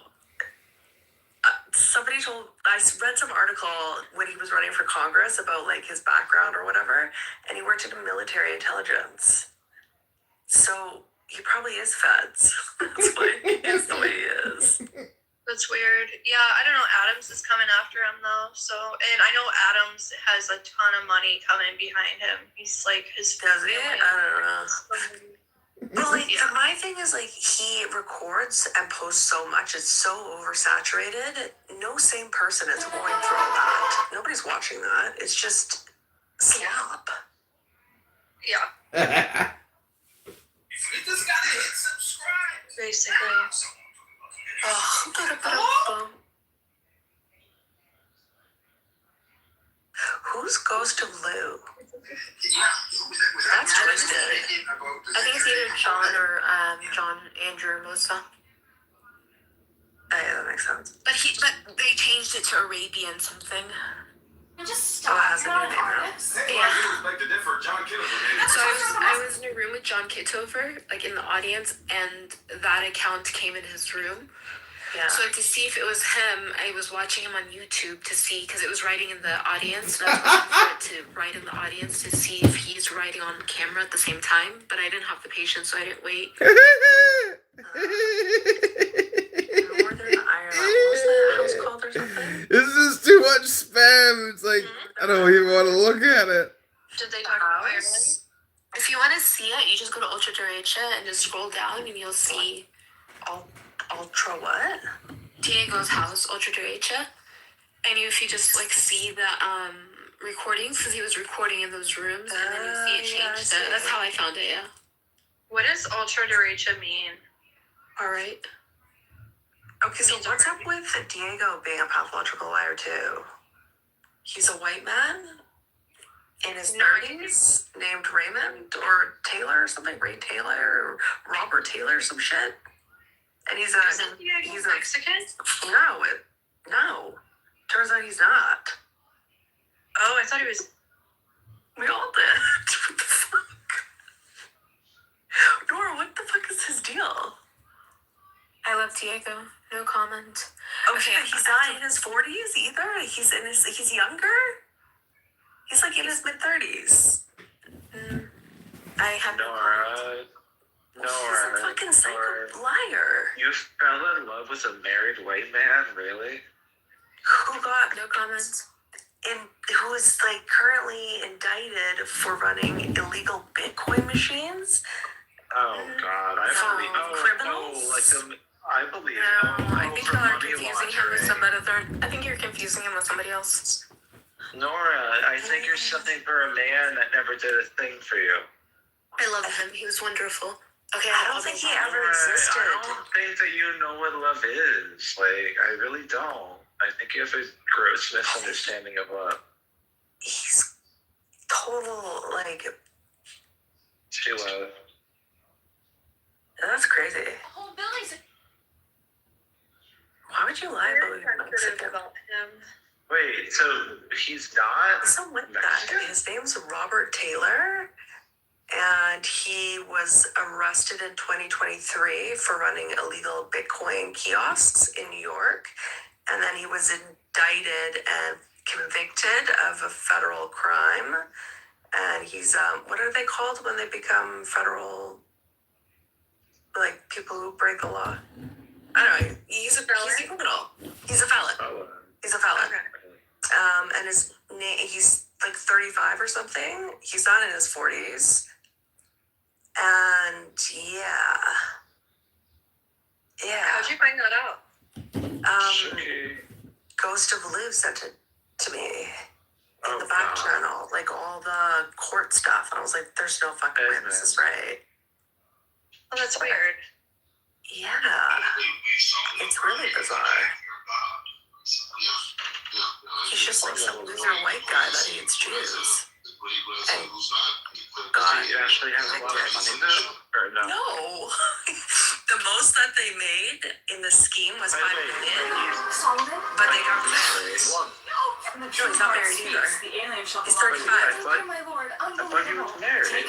No, that's all a lie. I thought that was part of why Laura was sympathetic because I don't even think there's kids. He's 35. I don't even care. These people never interested in me. They really never did. Like, what the fuck? Married, not married, I don't care. It's this whole crowd has so much drama. Like, that fucking. These are weird. Ego, like, Rabbi, Lisa, like that whole fucking crowd is like always been so weird full of drama. Man shall be ruled by law, not by the will of other men. Who is this God that I should let your people go? Is it just me or like low-key really boring as well? That he may see the power of God. What's up, Laura? That group. Power of your God is They are. It's fun. Yeah. But their drama is boring too. It's not even interesting. I mean, the only interesting thing I ever heard was when Issa and You gave me the staff to rule over scorpions and serpents. were God breaking made it a out. rod to rule over kings. Hear his word, Ramses, and obey. Let my people go. The slaves. The Lord Did you cut out? will do battle for us. Behold his mighty hand.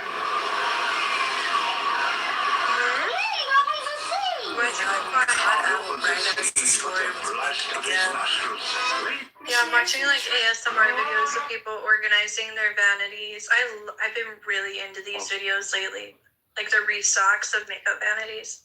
Okay, hello, you cut out. Hello. You know when you repost in one chat, you can't repost in another chat? Yeah.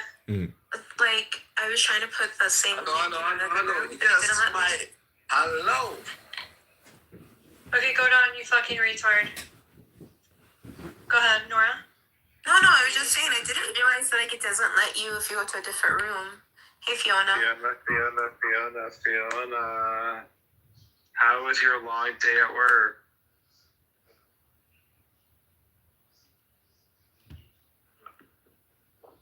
Hello? Hi, Fiona. Fiona, you're unmuted. Hello. So, like, Okay, I don't think I processed what you said, Nora, completely. Okay. Hey, everyone. Hey, boo. Hola. Hello, how long has it been open? Nobody wants to suck your dick, Couple bitch. hours, at least. they left. Wait, Danny in here? I didn't see her. No, Danny hasn't been in here. She's been asleep. No. Wait, Jasmine, who did you say to go build a house? Who did I what? You said somebody to go build a home or something. Oh, fat cop Johnny, or he was like trying to fight with, who was trying to fight with you, Willow? Some man, and I was like, what do you do? Like, quit trying to beef with Willow. Like, leave her alone. Go build a house. I can't even remember. And so who was that? Oh, Antisocial. Mad at me now too, Diana. Oh, Antisocial punches at me, but I wasn't even on the screen at that time. What did you say? I said Bad's mad at me now too, because I modded y'all and y'all removed him, so like I'm just not. You need to control that little boy. I mean, I think he unfriended me. Oh, I don't think he's told me that he unfriended you, but he said he unfriended. He said he unfriended Lolly and some other people, but I don't remember who exactly. I had to see what was going on. I didn't even know they still had beef. I fell asleep in the room. I mod everybody to keep the room under control. Like, any removement that happens is like... This is the thing. Like, you threatened to rape my child. I can't be friends with you now. You can't be in my spaces. Like, I'm a mother. Like, and if you threaten my... Like, what kind of mother am I if I'm hanging around that? I can't do that. It's done now. Yeah, it's a done deal. Can't do it. Dead again, but I can't. There's Gigi or D. Hey, baby. Oh, wait, Gigi's here? Hey, Gigi. Hey, baby. Okay, I'll be right back. Somebody's begging me to come in the other room. Hold on, I'll be back in a few minutes.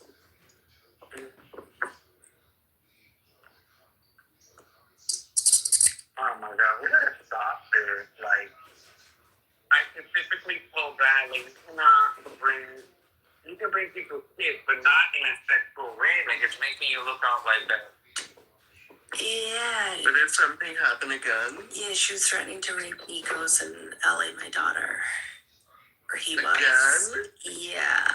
And I was just like, listen, I'm the mother, so you gotta go now because I'm not gonna be cool with somebody who's threatening to rape my daughter. Like, I don't give a fuck who you are. It's done.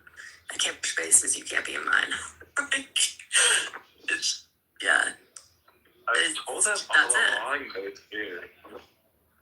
You can't threaten to rape my child and then be cool with me.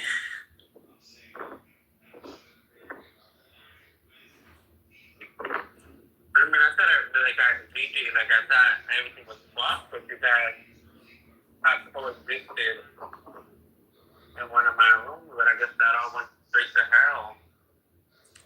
Yeah, I mean, I can exist as long as they aren't going off, but they're unhinged as well. They're like not control of themselves and have no self-control. So they, yeah.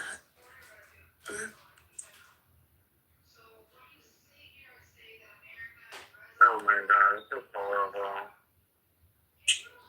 Yeah, it's bad. I really don't like it. Earlier when I was a bit closer to Danny, Bat had said something really fucked up about her kid, and I made Bat apologize to Danny. But yeah, Danny like would ignore all that and come for me still, but now I don't care. Yeah. Danny lets her spit again and again. Like, you only need to say it once, and I can't. We're not fucking with you anymore. I can't fuck with that anymore. It's gross. It's weird. Like, threatening to rape 4-year-olds and 10-year-olds is too much.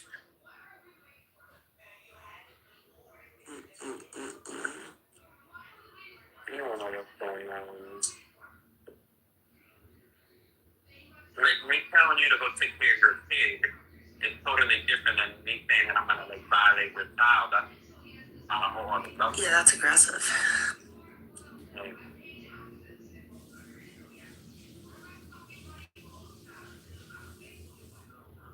because last person people take care of her fucking kid instead of worrying about some imaginary Iranian faggot that lives in California. But that's not me, you know. Oh my god, John. Yeah, like what the fuck? Take care of your fucking kid instead of worrying about this fucking weirdo that lives in California. Like, What happened to Lass and John? I don't know, but I don't want to ever see these people again.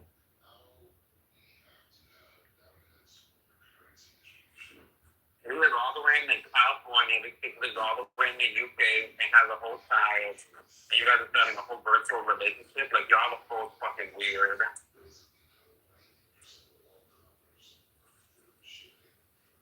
Actually, you know what? They actually deserve seven now that I'm thinking about it. Do you remember John used to talk to that 16-year-old Turkish girl? That I don't remember, Gigi. I'm gonna be honest with you. Yeah, she was my friend. That never happened. You're a filthy, fucking, disgusting liar. It's pathetic that you still say that. That girl was 17. She lied about her age. The only reason he found out that she was underage is because he saw on her Instagram that she posted a fucking 18th birthday thing, and then she admitted that she had been lying about her age.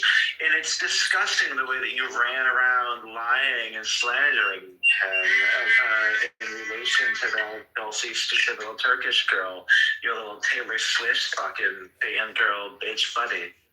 Wait, who was that? I don't even know who that was.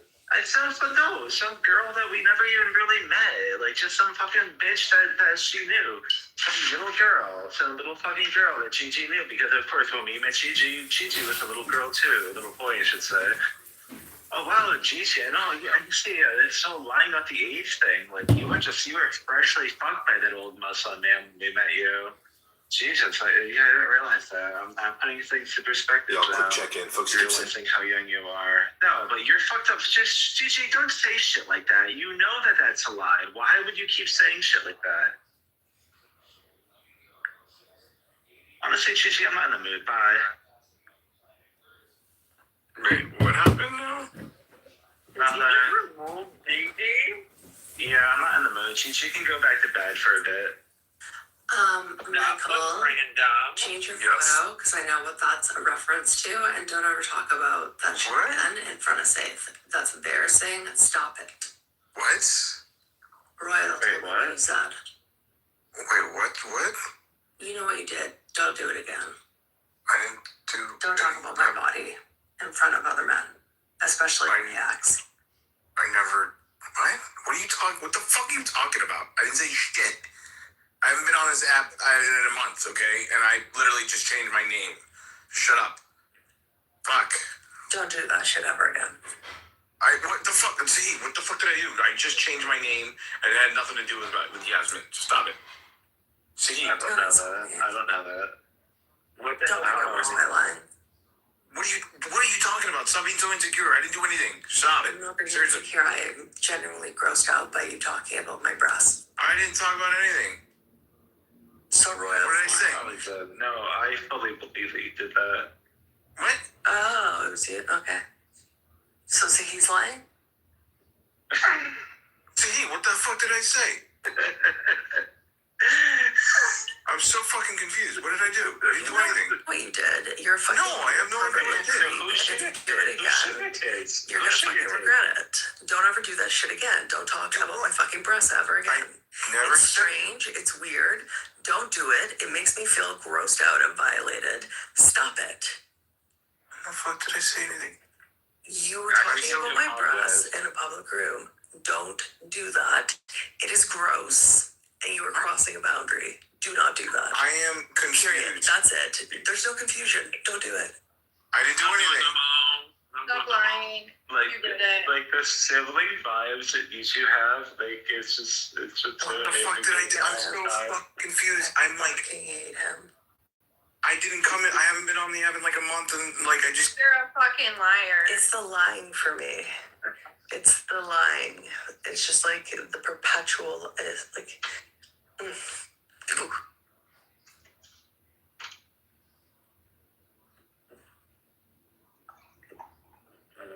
I don't know what to say.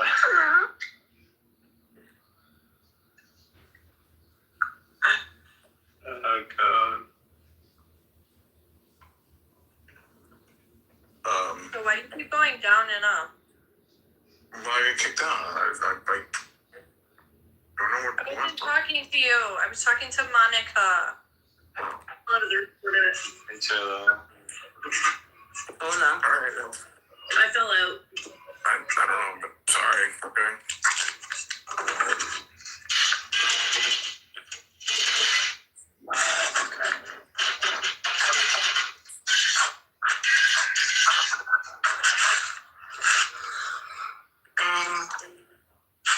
I like sucking cock. How does work, Fiona? I don't work. I have a third daddy. Oh, he kept you busy for a long time today, then. I was not working today. But it was actually a really nice day. Tomorrow we're all gonna go on a walk together. Who's all? Who's all? Who's going on a walk? We're all on a walk tomorrow. Who's all of you? Who is all of you? The people in this fucking room. Who else would I be fucking talking about? I have no idea. Probably your tranny nigger friends. No, it doesn't go on well.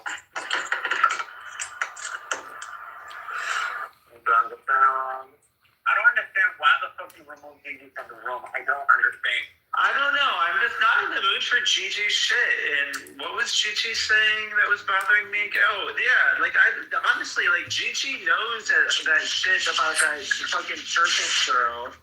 with all fucking fake. She lied about being underage, but they never had any inappropriate conversations anyway.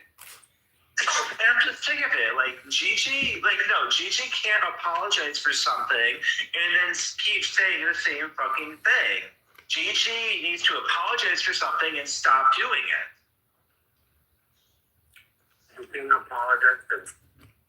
Gigi did apologize about that to me and to John. Like a year ago. So no, I'm just sick of it. Like that's just absurd. It's just out of nowhere too. Like completely, like fucking out of nowhere.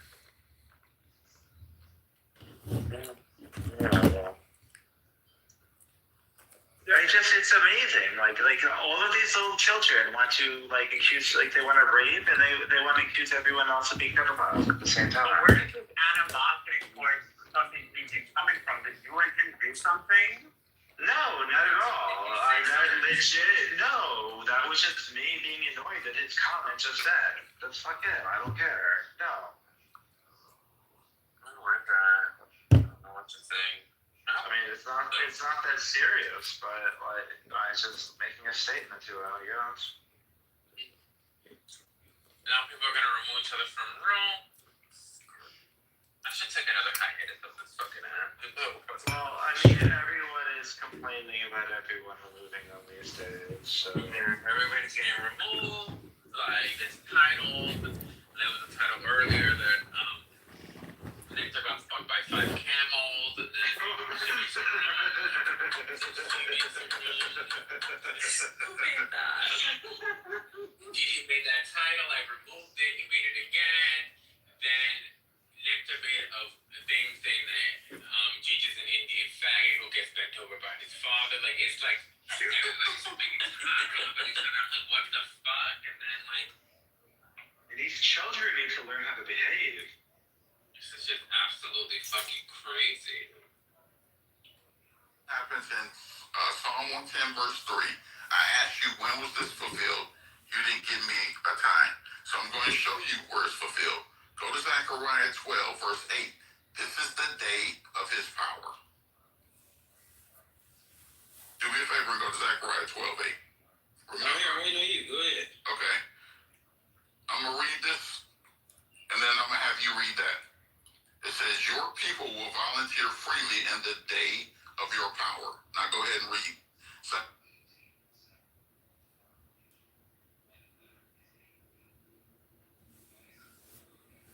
Patients over 35 as part of a clinical trial called Ambrosia, where subjects paid $8,000. I screamed at Danny when she called me a fed.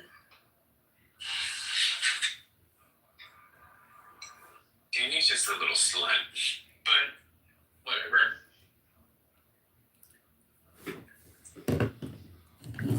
I cannot believe that Fractal and Dean actually met each other. Like, those are just two retards.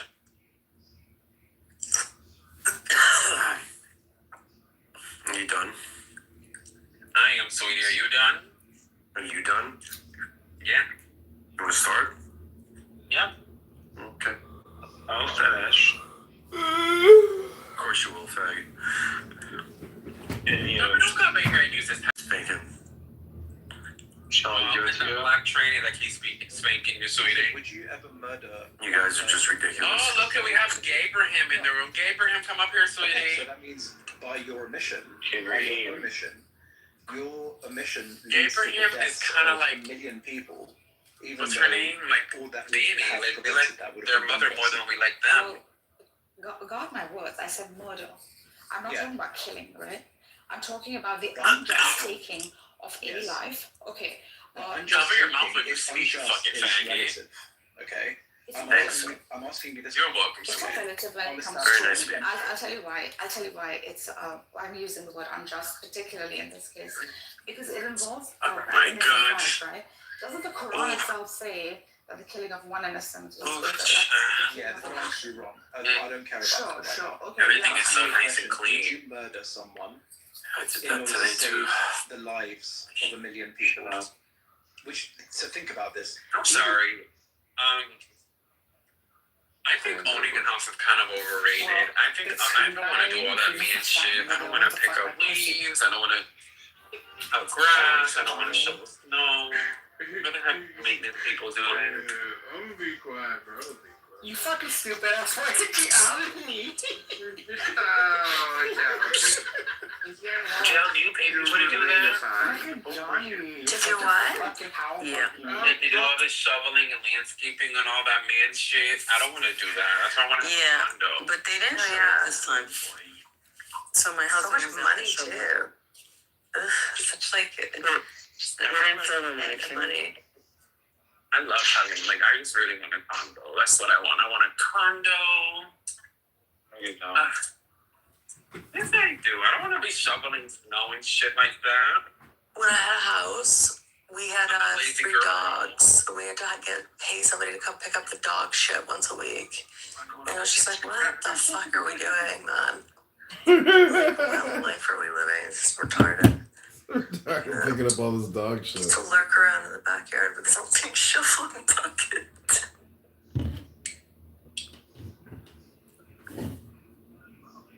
Uncle, do you do all the shoveling there like a big manly man?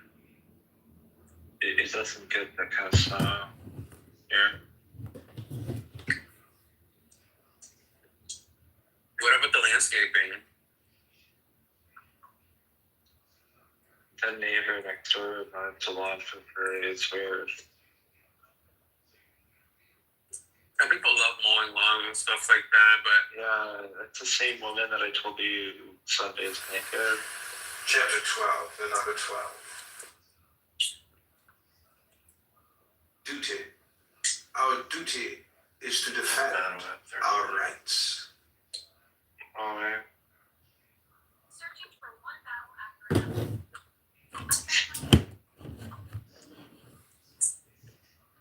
Tommy, what are you doing? I'm watching a movie in my bed. What are you doing? Talking to you. Okay. What movie? Battle after another.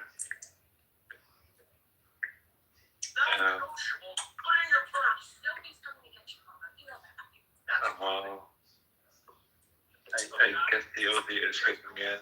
Probably. I can page figure one of that. You know, my feelings were hurt. Like, I really don't know what I did. Like, oh. Oh, now he's gonna pretend to be the victim of his game. There we go, classic. Go fuck yourself, you stupid bitch. Here's the funny thing, isn't it? When you have it, you don't appreciate it. When you miss it, it's gone. It's just gone. Oof.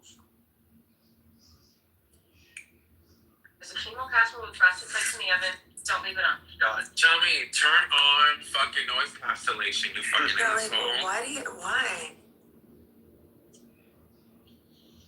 Wait, you guys can hear this? Oh, Yeah, we can hear the hardcore tranny porn in the back, sweetie. You're an idiot. So put it on like that. Let me see what Gigi wrote to me in the back. No.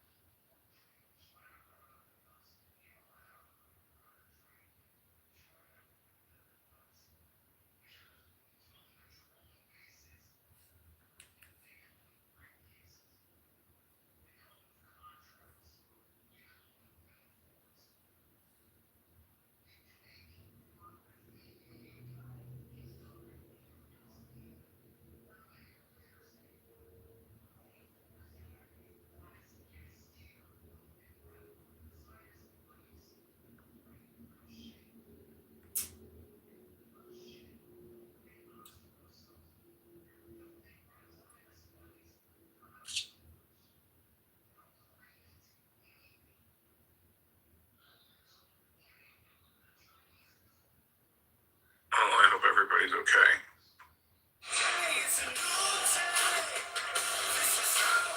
Alright, man. One quick time. Three. No, I hope everybody's good.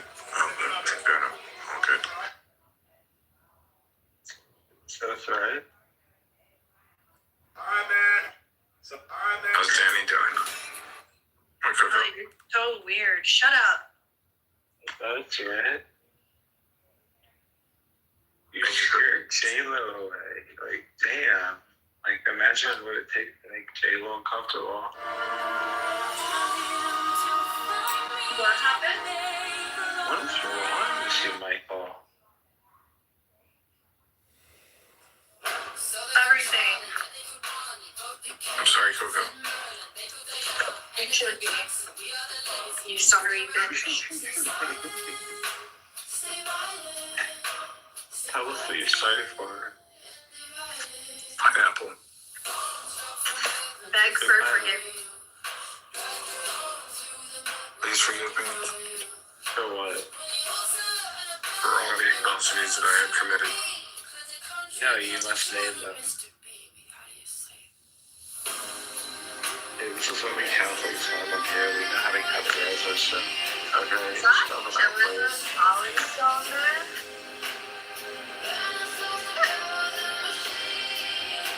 So how I think it is. I think she was Jewish, no? Dr. Fabio Ortega. The girl in the bottom from Chillism, I think she's Jewish. But I don't know if that's her or not. Oh, I don't know. Because she hasn't been on the app in like 6 months, but I used to talk to her all the time. China just gave everyone their. Or at least in Chillism. I mean, we didn't talk that much, but here and there, Is a whatever. private golf society for those who belong to private clubs. And so one of the great things Why about did you let private Michael golf escape? Definitely do not know her on a fucking personal level. I know you guys. What'd you say? So how many bitcoins do you have? You distracted them so Michael escaped. Yeah, I mean, it's not enough. Oh, sorry. My bad, guys. You'd be set for life. We'll see. For now, it's just numbers on the screen. Sometimes I feel bad for him. Mostly, I mean, You shouldn't. When I felt bad for him, he turned around and stabbed me in the fucking back. Fuck him. I believe it. I get it. I get it now. I get why y'all is hard on him. He needs it. something. He's a fucking backbiting bitch. I'm not gonna lie, like the energy that he and Yale have is like weird incestuous, like stepbrother, stepsister energy that I don't want to even hear.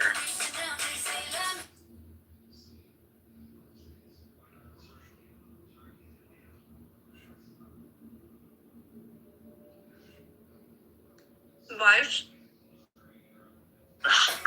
Sorry. What happened?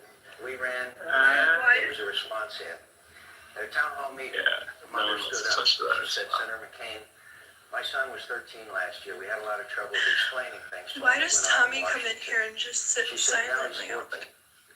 He's told me Barely not ever long talks ago, either. John McCain is my hero. What's wrong, He's the man I Coco? want to be like. Barely talk. Yeah, because I'm watching a movie. Okay, what are you watching? The Leonardo DiCaprio one. Your drummer. Which was, The Right. newest one. What's that called? All or Nothing, whatever the fuck. Oh, okay. what's it, It's one battle after another. what's it, Pretty much, he's like him and his girlfriend who's half black. They fucking go around. I'm not gonna watch it, okay. Okay.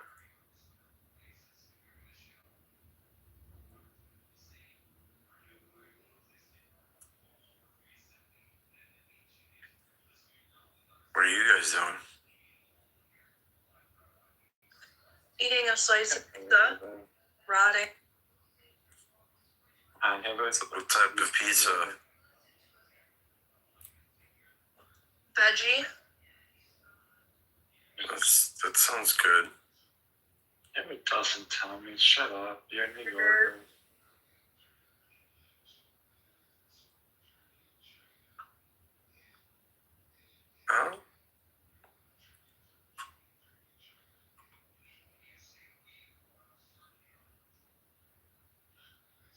What are you doing, Z? Getting ready for bed.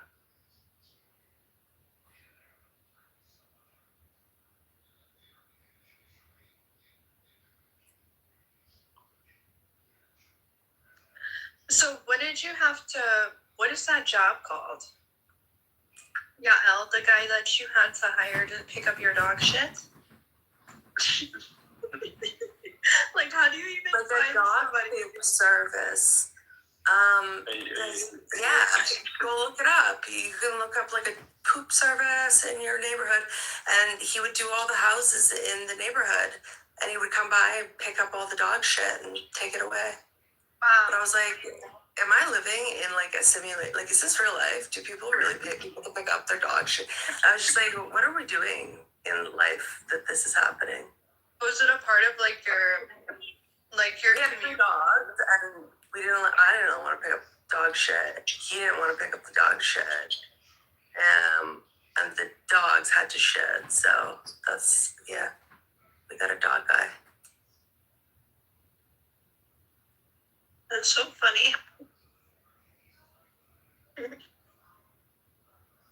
Yeah, dog poop pickup service near me. There's tons of them. I didn't even know that. That makes sense though. Like old people have dogs and stuff like that. Maybe they need it too. Like people who don't want to pick it up, they need it. It's kind of overkill. It was a little bit much. It was like, yeah. I mean, it's better to just leave it there. I fucking hate people who just leave their dog shit there. You can't leave it. Yeah, it's disgusting. And it attracts bugs and flies and shit to your house. That's like a threat to the health threat. Yeah, my fucking neighbors do that. It pisses me off really bad. I'm gonna bitch about it this summer if it's a continuous issue. Because it's like, we'll be going on the 3rd year of you doing that shit, and I'm getting attacked by flies in the summer. I'm over it, bitch. There's something on that spot where they shit, so they won't want to shit there anymore.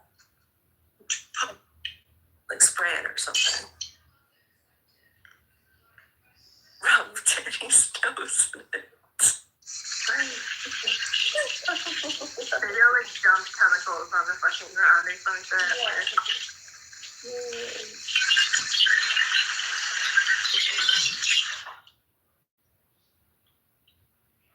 What are you doing with all this clanking to get ready for bed? What is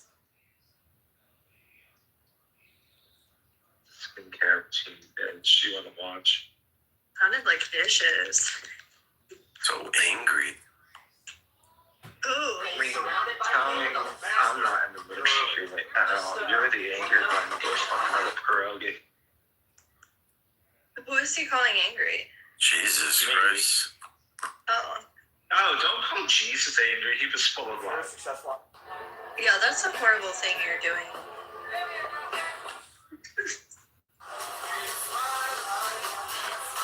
Oh, you're saying that.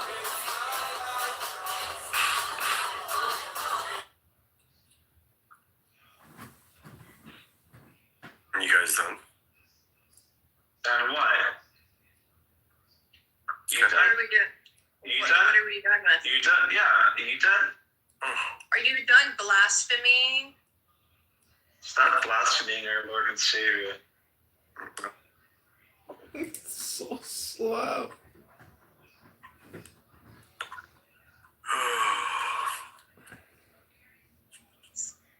What are you yawning at? You're yawning at your blasphemy?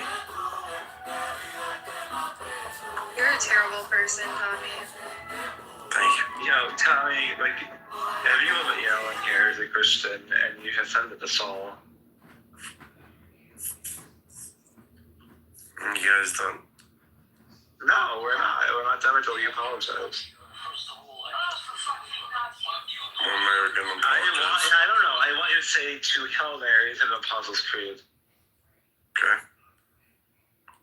Now, audibly. Mm-hmm. Why does it sound like you're touching yourself? connectors. beakers, gold-plated components salvaged from telecommunications equipment that boast a high-quality finish and What does that gold sound content. like? As long as there is gold present, I don't know. process begins by Am I placing wrong, materials Coco? into Doesn't it plastic sound basin and adding a questionable? specially formulated gold It does. solution. Even though the reaction is nearly instantaneous, the sheer I think he volume has of maybe. Are you one of those weird people like gets off on blasphemy? Like that's what gets them horny? Like that's our king? Like separates from the subverting religious shit? Oh my God. Ew, that was sexual for sure. The zinc wire darkens as it pulls the gold from the liquid. Once This the is displacement terrible. is complete, an acid is added to dissolve the remaining zinc, leaving behind a low purity gold sponge at the bottom of the beaker. To refine Yo, this we could fluid, just have the simple purity missionary remaining sex agents and are it added would to be dissolve easy any base peasy. metals. What remains is a yellowish brown, earth-like substance. This is high purity sponge gold, potentially reaching 99.99% fineness. The final step involves placing this sponge into a quartz crucible, drying it over a low flame before cranking up the heat for the final smelt. The result is a brilliant shimmering gold bead. With a purity level effectively at 4 nines, the final tally on the scale reveals a yield of 13.48 grams of gold recovered. A follower brought in these TTF connectors.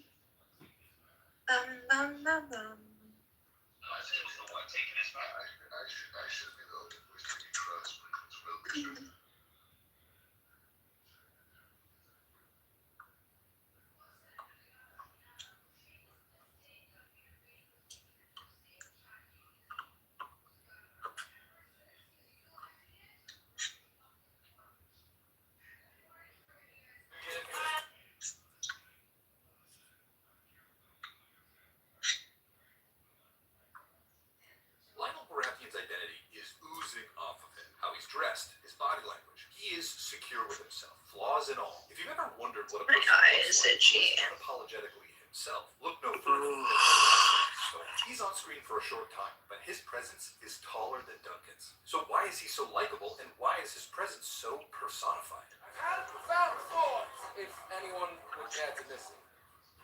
Lionel has no problem interrupting a party. It's sort of an assumed self-importance, but because it's coming from an authentic place, it has a kind of charm.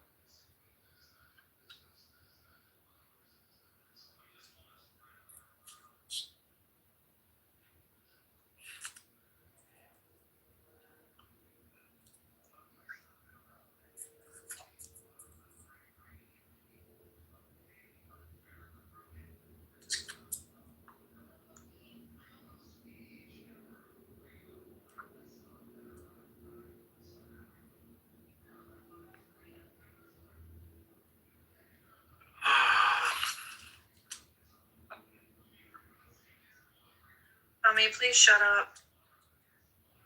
Yo, you're mean.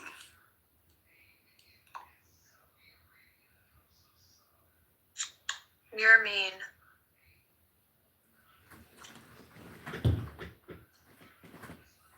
Just angry. Projection. Not really. Yeah, really. You just blasphemed God. So, I'm not gonna listen to somebody who blasphemes Jesus and calls Jesus angry. Oh, me angry. Are you kidding me? I think anyone's Get real. kidding. Get real. Bah.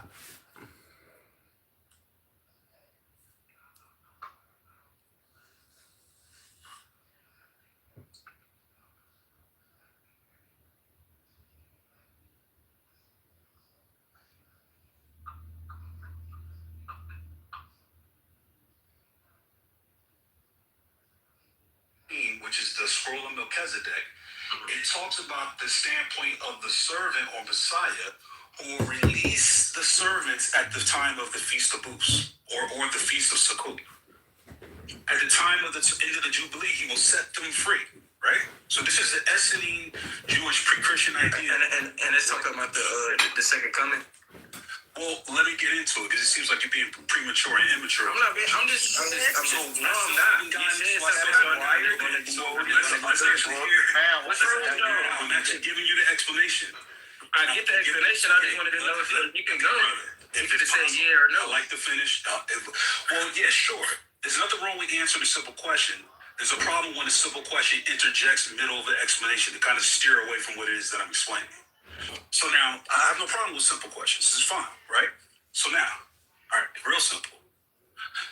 The reason why you see in Zechariah 14 is talking about the Feast of Sukkot, and of course I gave the prerequisite, right? If you look at 11Q13, which is the scroll of Melchizedek, it talks about the end of the 7-year period and the people being released. Now notice, in Sukkot, this is what we have in Deuteronomy 31. And at the end of 7 years, at the appointed time of the year of release, at the Feast of Sukkot, going on about all who surrounding, you shall read the Torah, or give the Torah, before all of Israel and the strangers in their hearing. So now, when we're looking at the common theme of the Day of the Lord, the Feast of Tabernacles is a communicative device for the waters that will come forth from Zion, or the light that will shine from Zion to give Torah.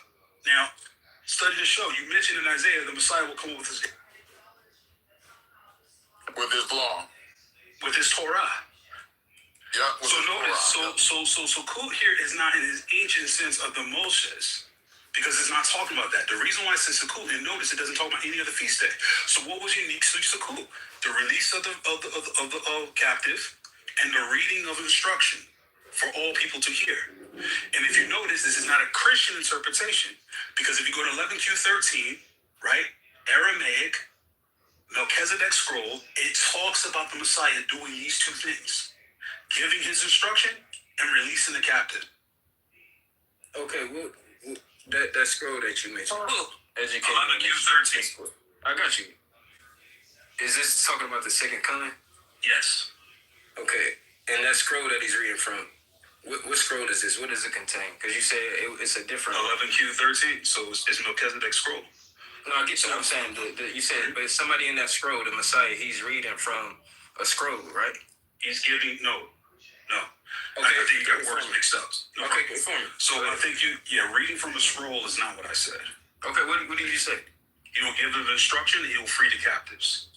You said okay on Sukkot, right? So this is the year of the release around the Jubilee. This is on the 7th month, on the 15th day. Correct. Right. Okay. So on this day, the Torah is recited.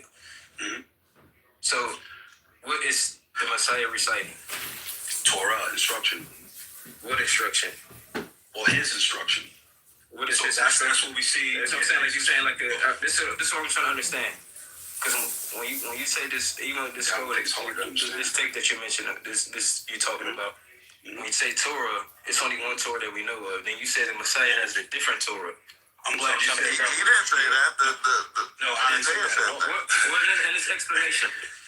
Right, so I didn't say that at all. So what I'm referring to is that in the Essenes text that you have in 11Q13 Melchizedek in Aramaic, is describing that the Messiah will give his instruction at the time of release. So now, if we're going to argue about we only know about one Torah that we know of, I'm glad you added that detail. But we have to interfere where 11Q13 is getting its information from.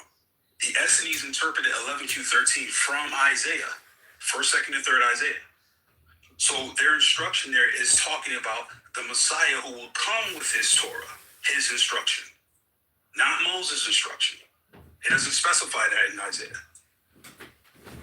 So they're keeping Sukkot. So they're just keeping Sukkot for the respond to Kevin? Sure. Sorry, is that okay? I just want to know what it is. Keeping Sukkot. Kevin, so you're saying in the Messianic age, we're not going to be keeping.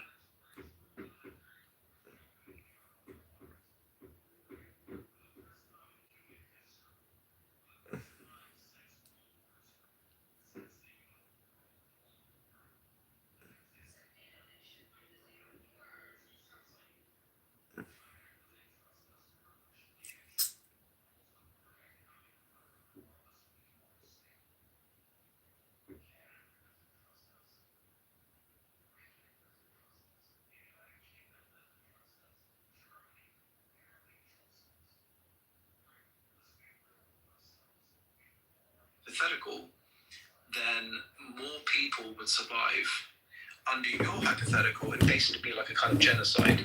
because your value for one life, for some reason, is greater than a million.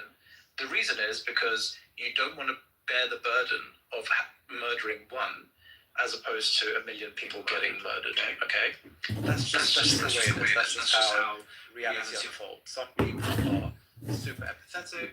Some people are empathetic in a particular way. These are all just different kind of ways that reality unfolds and bring up cheese because situations happen. Can I interject? Sure. So within the closed system that you posited, there seems to be one particular quality that you are referring to, and that would be like numerics, right? So you're still giving an attribute, such as a number system, many and one. So that's all I have so far as to like understand who I'm dealing with or what you're placing. Like I said, I'm the only trusted voice in the Middle East. So things like this is about nationalizing voting, right? You talked about the cost of living. You talked about the inability for a guy who makes close to $100,000 a year to offer a home for your family. A lot of it has to do with the inflated cost of living that comes from illegal immigrants, right? People like Ace and other people that come to the country. And so Ace is an illegal immigrant. Ace is born and raised. Ace is college. No, I know that Ace. I don't want to shut him.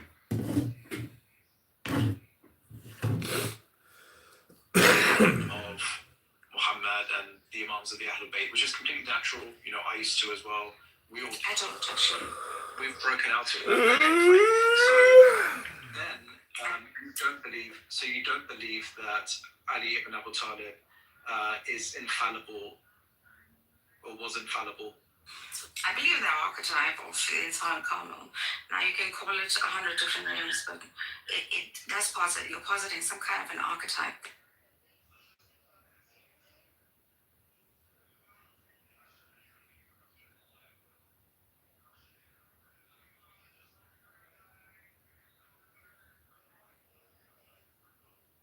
Referring to the manifestation.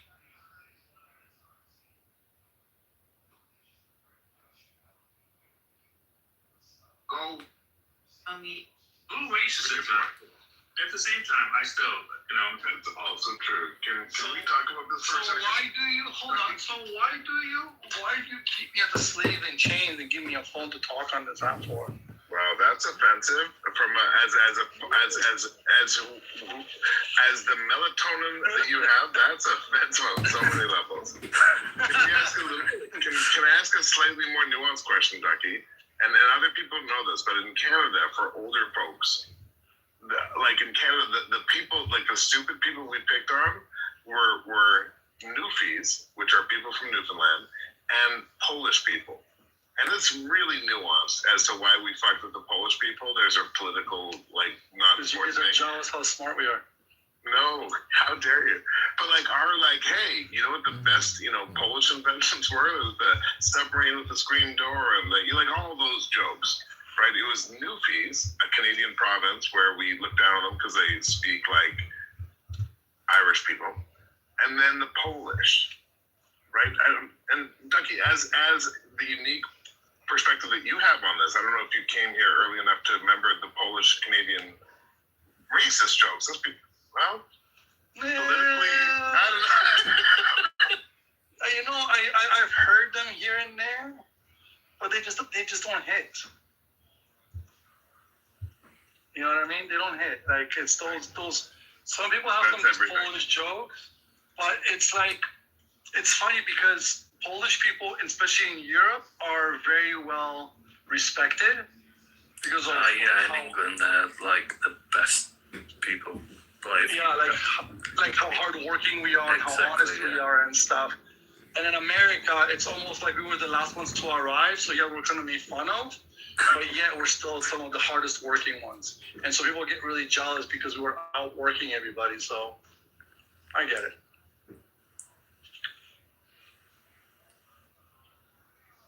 Hello? I shut it. I was just looking at the origin. No, I was just looking at the origin, right? It's kind of like the Molotov cocktail. Like, if you guys don't know, the reason why we call a Molotov cocktail was because when and guys, correct me if I'm wrong, but my understanding is when there was like the Russians, I believe, were bombing and bombing their adversaries, right? And their argument when they were accused of like bombing people with incendiaries or like shit, they were like, no, we're not bombing them. We're dropping picnics like food because they need food, right? And so the response was like, okay, fuckers, when you come in with our tanks, we're gonna fill these little bottles with gasoline and light on fire, and we're gonna call it a Molotov cocktail because we're not throwing like an incendiary at your tank. We're just throwing a little drink for your picnic. Like we're throwing you a cocktail for your picnic, a Molotov cocktail, and that's the origin of the term Molotov cocktail.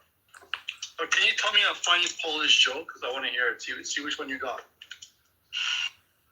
Yeah, these are some of the ones from my Canadian. And again, there's a reason why. Don't tell me where they're from. Just tell me the joke. Don't explain me the origin of it.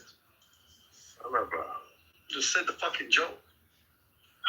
This is everything about Polish. Stop maple syruping everything. How dare you? How dare you? Dude, you could have finished 2 jokes by now. Let's go. Come on. I told you the submarine one. It's all like. So what's the greatest Polish invention? It's the submarine with the screen door. I don't get it. Because you're Polish.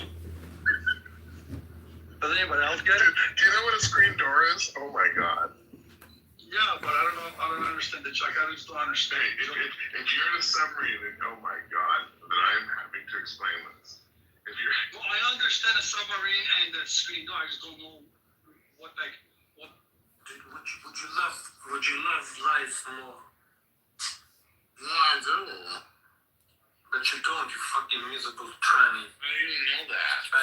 Faggot ass faggot. How do you know that? Just by talking to you for 1 minute. No, that's me. I can tell. Also, you're not the best dick sucker in New York. Just by talking to you like 2 minutes, I can tell you hate life. You hate people. Hold on. Let me see how much I hate this. Hold on. You're gonna get removed. No, I'm not gonna remove him. He's pathetic.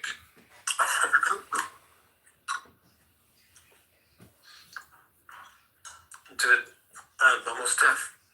man måste påminna dem ibland om att de hatar sig själva, men de hatar det. De verkligen hatar det. Shut the fuck up. Nu är du i samma kategori som de här, men du är inte på samma nivå. Alltså, men everyone PTR. Det var det här med att du kommer toucha the spot. Everyone PTR. Who's this hooting in my picture? Oh my god. Who's this hooting in my picture? Fattar du? Who is this? This Mama's Pizza in my fucking picture. Bad. Who's this then hooting in my picture? You see this? Isn't this a bottom? Isn't this a big bottom? Är det den här som sitter och säger att han är ett lejon och kallar oss hund? Du, sätt dig i hörnet du. Är det du? Sätt dig i hörnet du. Bror. Fucking snoring, ja. Gå och sätt dig. Gå till skolbänken. Det är alltid de som gapar mest som står som fucking små snorvalpar. Det är det som är generande med mig till jag gapar inte. Nej, du gapar inte. Sir, du vet de här jidrarna, men du kommer och skulle lägga den här tuffa. Alltså jag kan säga det. Vem var det som började? Jag svär på min morsa. Vem var det som började kalla den? Du hade inte skalat mig i ögonen. Du hade inte haft ögonkontakt med mig när du pratade om mig. Bror, det är klart jag inte har haft ögonkontakt med dig när du är ner i mina knän. Vad snackar du om? Du vet exakt vad jag pratar om. Du vet exakt vad jag pratar om. Du kommer in och börjar gapa i live och säger att det var jag. Sug kuk, mannen. Va? Exakt. Hey, Fiona. What do you want, Cassius? You mad or what? I'm gonna use this when I go on try to have sex with other men. I'm gonna use this. That's not even me, bro. Okay.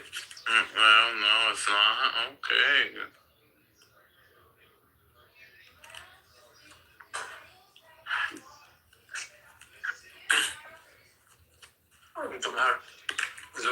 USA, de trollar på en helt annan nivå. De hade tagit en bild som de hade gjort så här lite... Vad heter den här böggrejen som Tinder? Grindr. Man hade gjort profil och allting.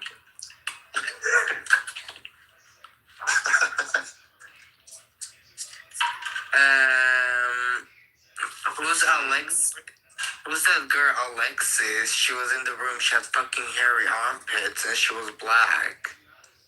I don't know who that is.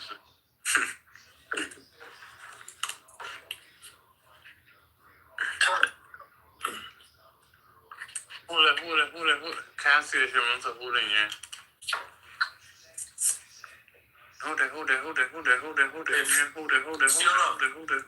Fiona, like I said, they ain't me in the picture, but let me tell you something. You can't, how do you say it? Dox? Is it the right word? Dogs, yeah. You can't show someone, like someone who's looking good, and expect them to be mad when you, like, show them pictures. Looking good where? I mean, if someone's ugly, that's another thing. Yeah, you are ugly. They'll be like angry. No, I'm talking about this guy in this picture. Yeah, he's ugly, just like you. You can't show someone's picture when they look good. You have a big That's nose, like, there's something about you that's cute enough. Shut up. Why? Do I start to make sense?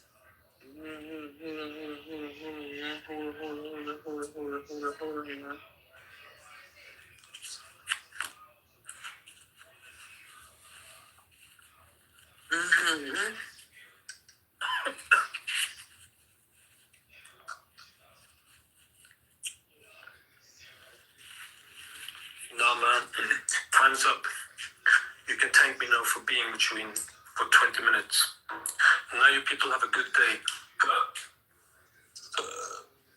Master them. You're just holding your leave? Yeah, you scared him away, baby. Nobody's trying to disrespect me. I'm a girl. He knows better than to disrespect me. He'll say he didn't think I had his picture. Fucking faggot.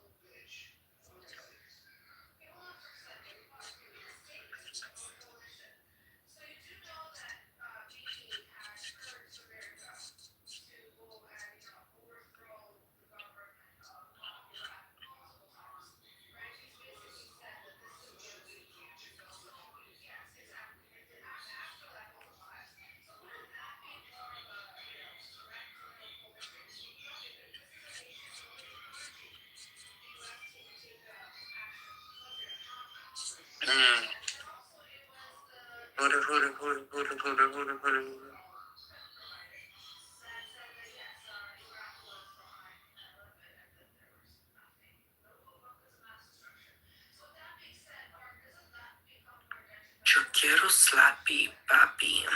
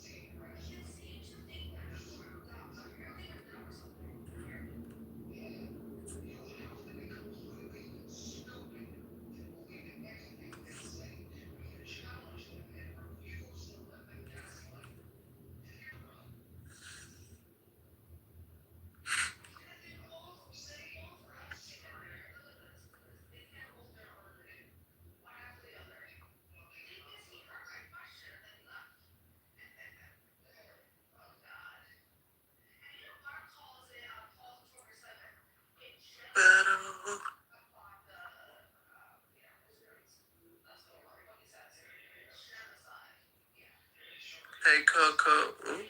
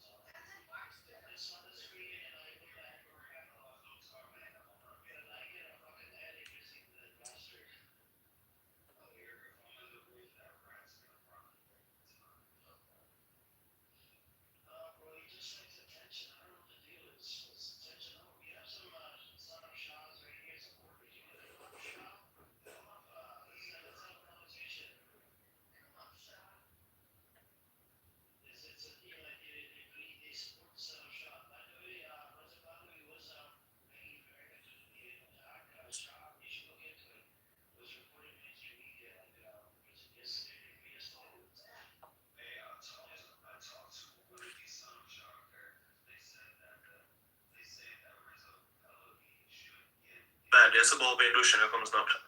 Ja, jag kör.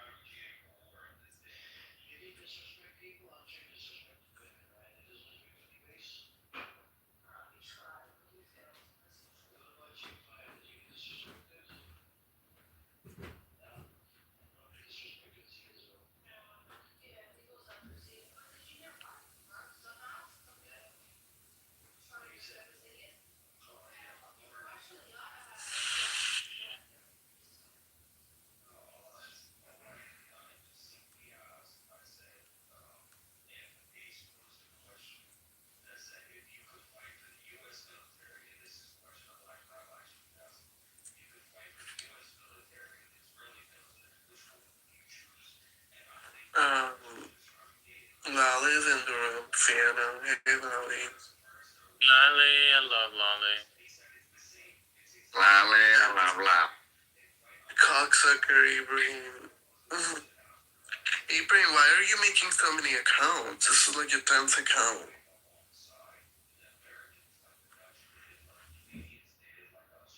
Ibrahim.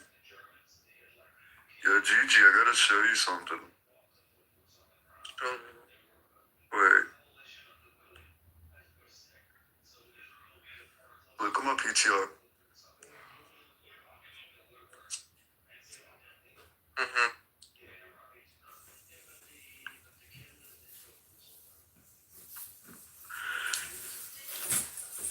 Magical solution.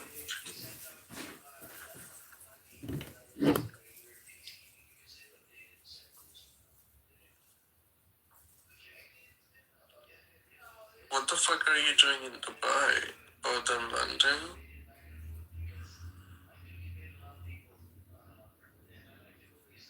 Yeah, so we can like meet up and shit.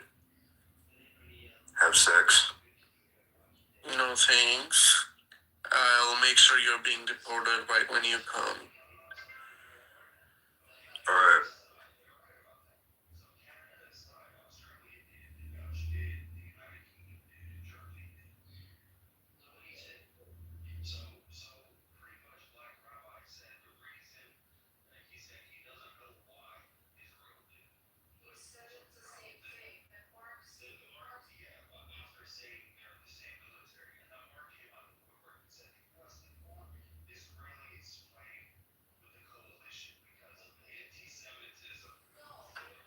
Well, the Church of Rome is the harlot. You know, the papacy is the Antichrist.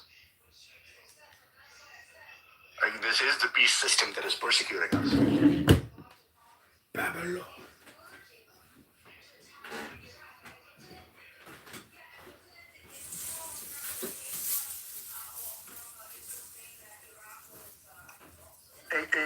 And the thing is that, hey, you know what's interesting? I was on some thread somewhere, and somebody said, well, you know, as a Protestant, if you were comfortable saying that about the papacy, but you're not comfortable saying that about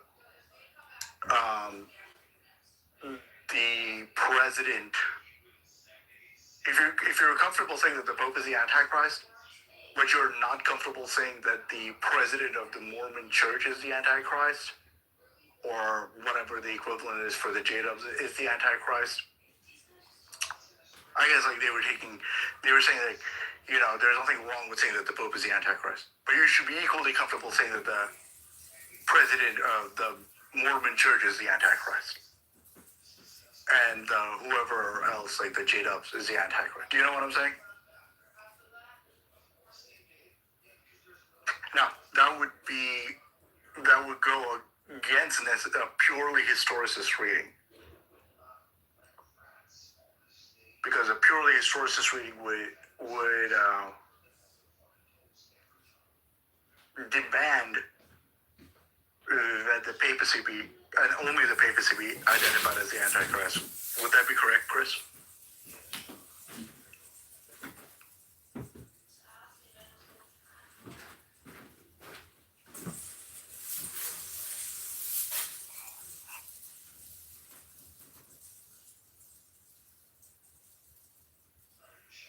I don't know if you guys can hear me. I can hear you. It's fine.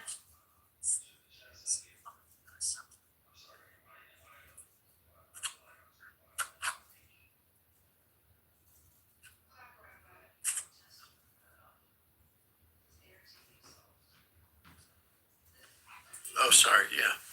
My audio went bad for a minute there. That's what I was trying to blink my thing on. I'll just let you know here. Yeah, I think so. I think that's about right. Although they talk about, but they've incorporated. They get it from Revelation. They talk about the Eastern Antichrist, right? In the Muslim religion, but it's not the same. The Mohammedans, yeah, but it's not that Antichrist, right?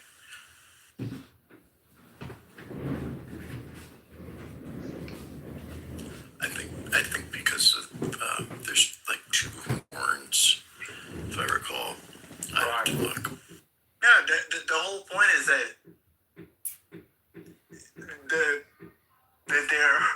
they had reasons for in their time identifying who the Antichrist was based on these diagnostic markers, right? And there's a lot of these diagnostic markers that are present in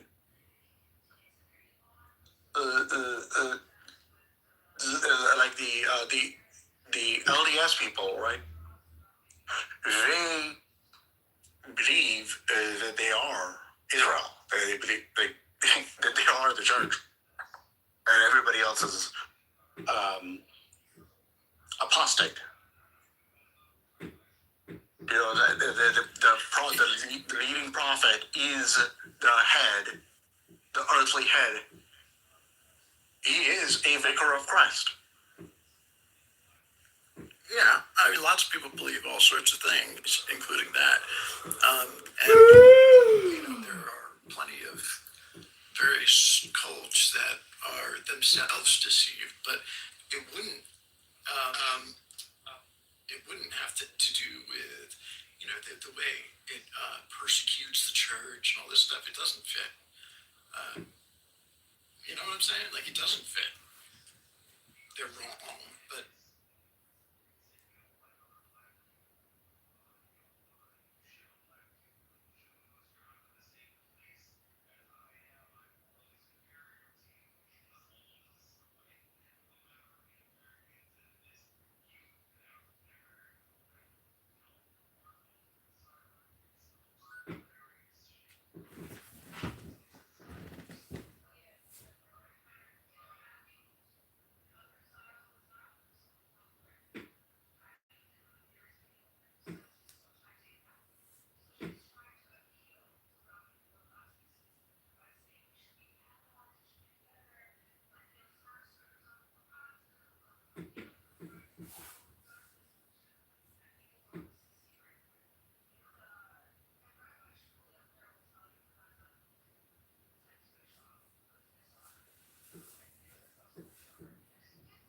conception of Imam that I have.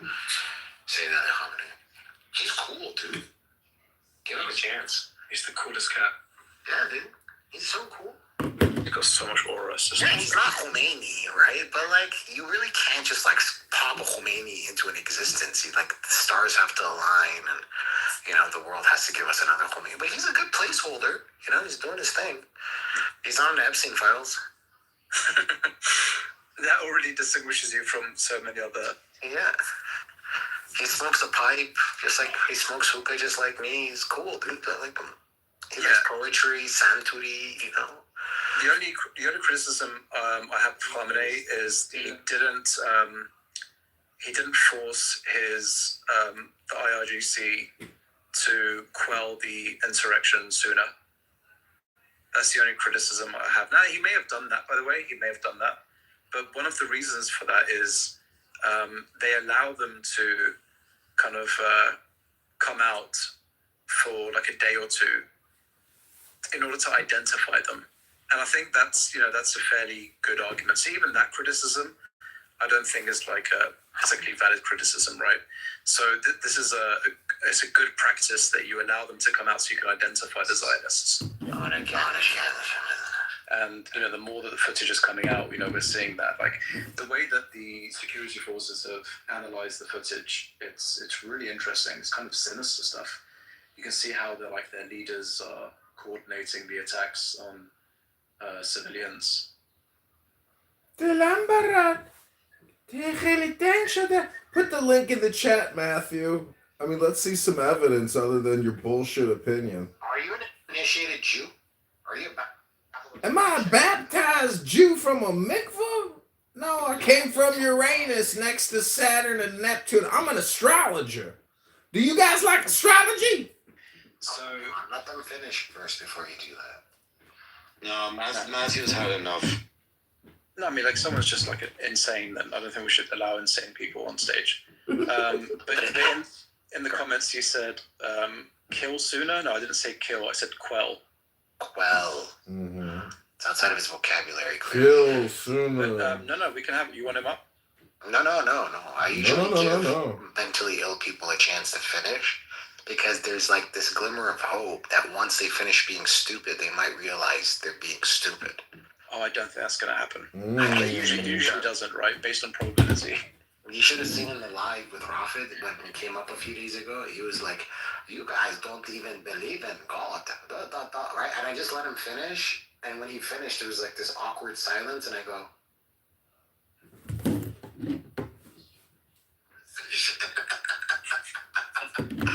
it was like so the silence. Like I tell you, silence like makes people go crazy. When you just like quietly sit there when someone finishes, it's like the most powerful tool. It's like superhuman when you just sit there quietly after someone is stupid. Of course. Just that silence breaks them. So I usually like to let them finish. Yeah, I think maybe up to the month of Ramadan, we should definitely talk about the, like the ancient, like the kind of the pagan cosmology in the Quran, because one of the, like especially the throne, because I think the benefit of that is when you start talking about the throne, it helps traditionalist, non-rationalist Shias engage, because they have to start explaining like why is there a throne on the waters, right? Secondly, there's a firmament, right? It's just affirming the firmament. yeah, exactly.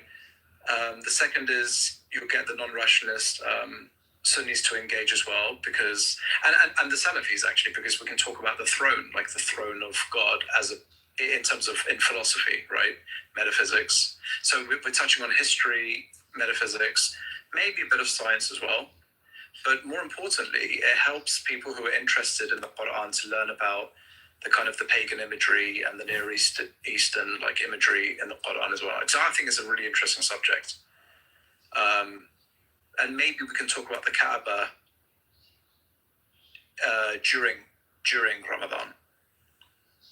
Because Ahmed wanted to do that. I don't know why he hasn't done that yet. The one about Baalbek, or just in general, like just in general, like just saying a very kind of like a quick.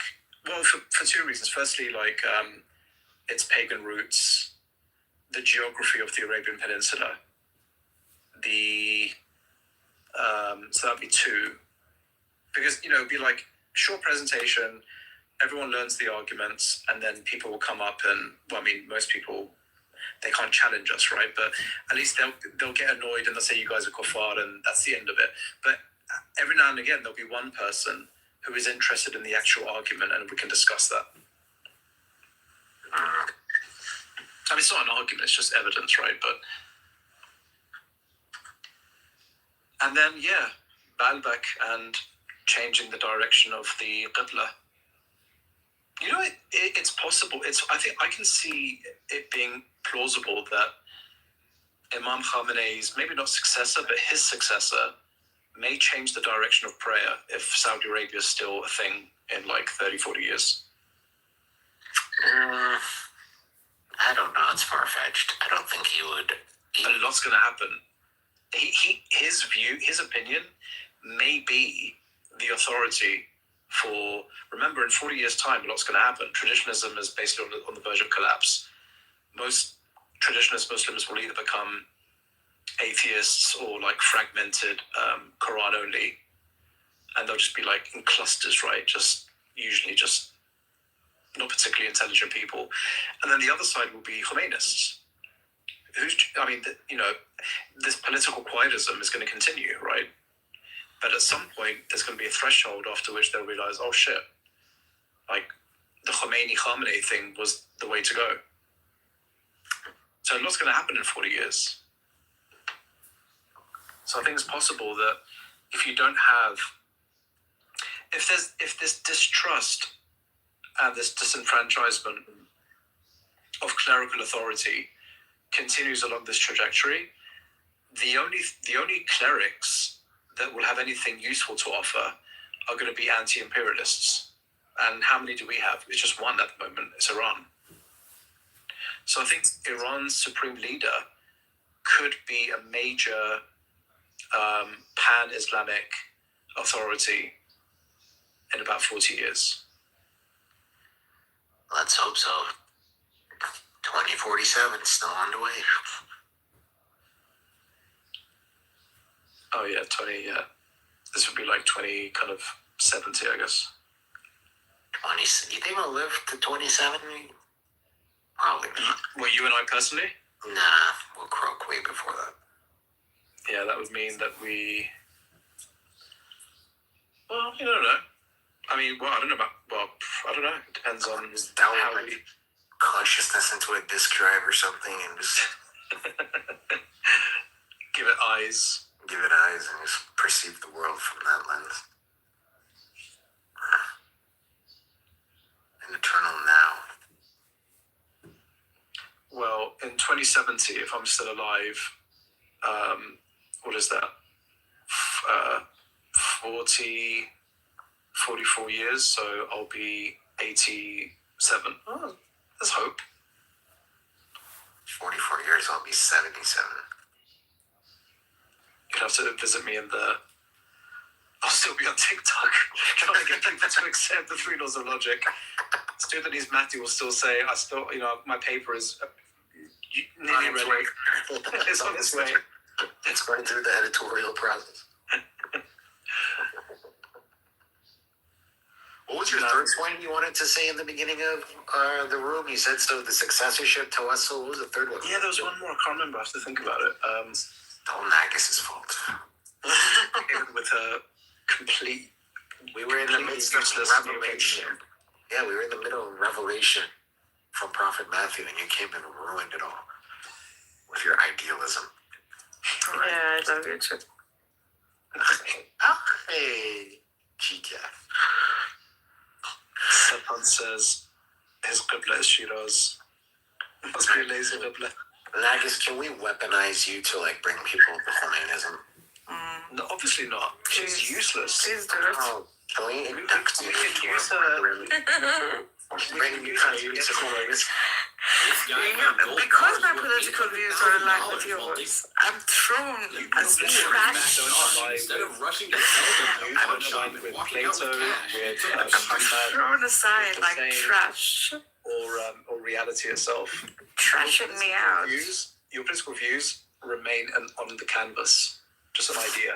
I'm just saying, murder is not the right word to use, though. Oh, for God's sake, I It's can't. hypothetical. Guide Moroto. I think she spent too much time around Dr. Z. No. I'm thinking, I get the murder of 1.4 million, right? من دارم مادرشو میگم هدفی که میبینمش. Yeah, but it's rubbed off on you, that's the problem. Seriously. الوقت میاد همینجور میگه please be good to me. لطفا مثل اونا نباش با من. تو مثل اونا نیستی. What Nagus just said is another piece of evidence that she's been hanging around families. مادرشو میگم نه بابا I don't support them. I'm not sure. I فکر کنم که they could be a better system as well. I don't know, even granting me that. Well, we can't afford to change systems while Zionism is still the hegemony, right? I understand. Nagus, do you know what it... Okay, I can't deal with this person because I don't know what she's going to say next. Maybe it's okay. I'm not going to say anything. I think I got the message. Just use your own man. Just use your own. No, I just want to know why people believe in magic. I don't understand what people think actually happens in reality when you're anti-imperialist. It's tantra. It's not magic.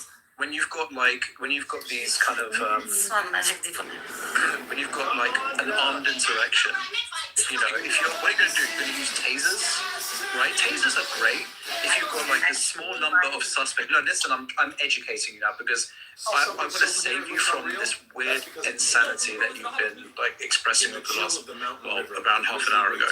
Every step on this ice reminds me to trust my If someone has any intelligence that's relevant to the topic, they'd understand that, okay, I'm a creative, I'm an artist, I don't know shit about what it means to manage people and to quell an insurrection, to manage literally a population of 90 million that is surrounded by neoconservative proxies, surrounded by Wahhabis, terrorists trying to reach into the country, Zionists inside, infiltrated, killing nuclear scientists, stabbing innocent civilians, and is riding on the warfare in media, the propaganda, the king's son, who doesn't care about a single Iranian outside of his own family, doesn't know a lick about philosophy, is a college dropout versus a charismatic, revolutionary, democratic leader, right?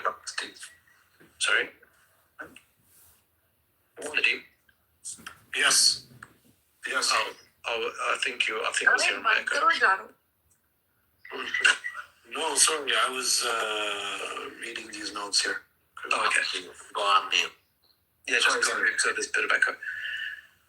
So yeah, like if you want to posit, and this is why we never get a response to critics of how Iran dealt with the protesters and the riots, right? Because they don't think things through. They don't know what it takes to manage an insurrection, which is one of the clearest, if not the clearest, orchestrations by Israel. I mean, they're not even hiding the facts anymore. You have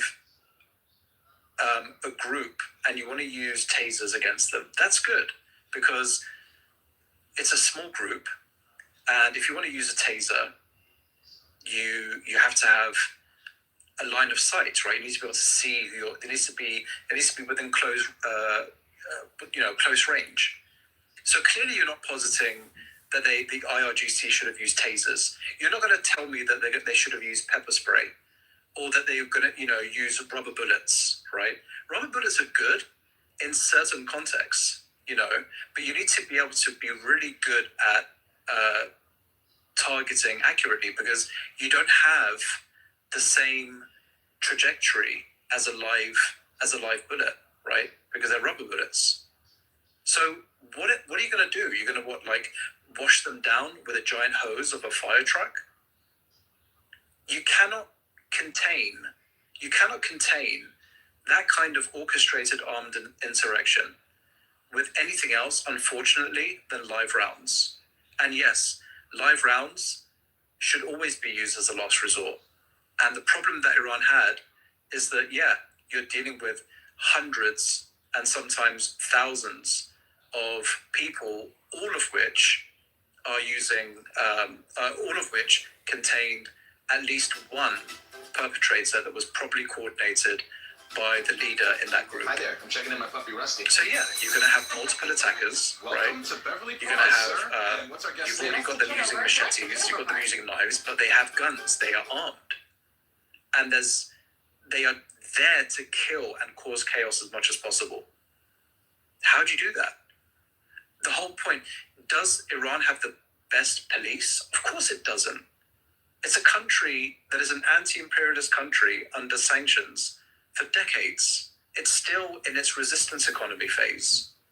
Resistance economy doesn't look like what's happening in California or in Norway. It's stupid. It's quite frankly childish to compare a resistance economy to an imperialist economy. Imperialist economies are obviously, that's the whole point of anti-imperialism, is to isolate from the imperialist economy, to continue its resistance economy so that it can have successive generations under its belt and grow and be independent. So it's just laughable, people who are kind of, on the side, especially, they want to be on the side of the son of the Shah.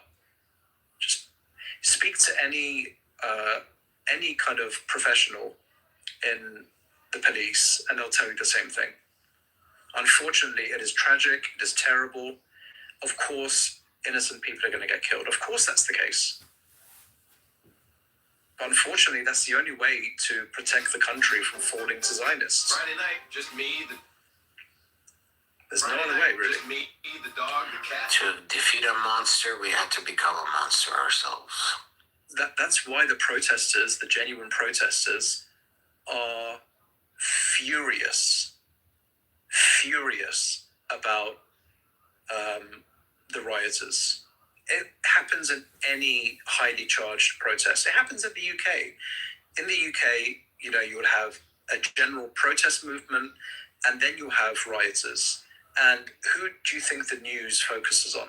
It focuses on the rioters, and the messaging completely gets distorted, and you have like weeks, sometimes months, of activists telling people to remember the core of the message, but all people remember are the riots. It happens.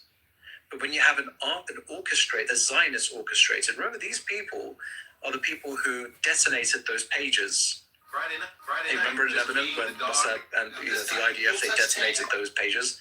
This is what they're capable of. Full touch tank. They've got start. If Iran didn't come down hard, if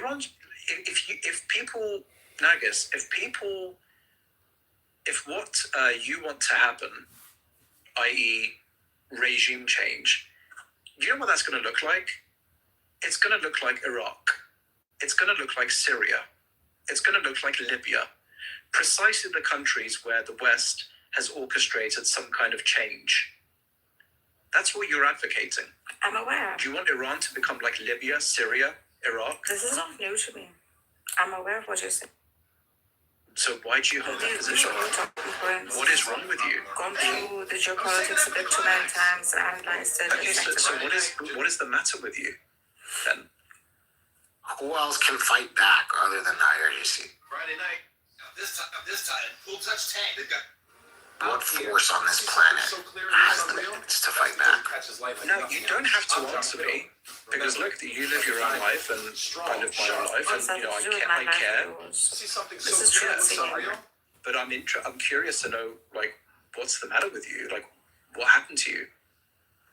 Now, if you're saying that you always had this position, then okay, then now I am fooled by the performance that is Nargis.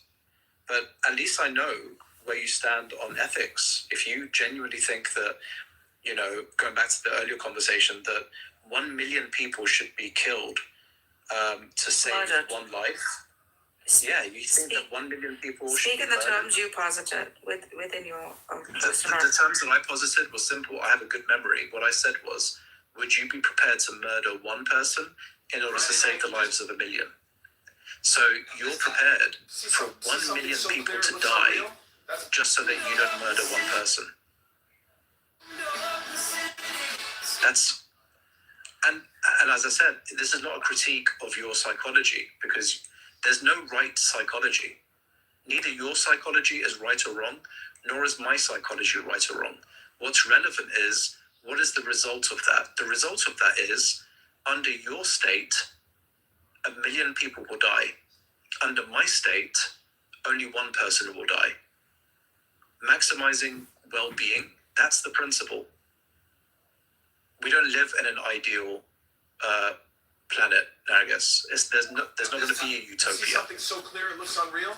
Having that as ideals, yeah, great. The problem is, the danger is, when an ideal remains or kind of like starts polluting reality itself, that you can't tell the difference between reality and utopia. Utopia, ideals, this is what prophets come to profess, what they come to insubstantiate. They can't do it. That's just the nature of reality. It can't be done. But you have to have a political philosophy if you care about the Mohammedan project. If you don't, then okay, fine. Then you're just going to be a mythicist like everyone else. It's just you live on different terms to the rest of the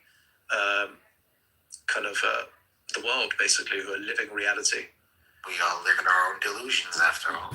The Gazans, the people in Gaza, right? The people in I can't even just look at the DRC. By the way, we haven't even talked about the DRC.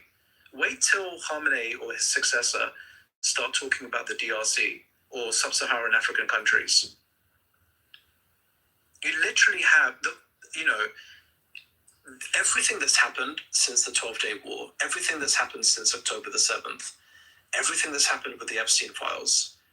If there is anyone who doesn't know that there are only two camps on this planet, either you are pro-nucracy or anti-nucracy. Either you're pro-Philosopher King or anti-Philosopher King. Either you are pro-Muhammad or you're anti-Muhammad.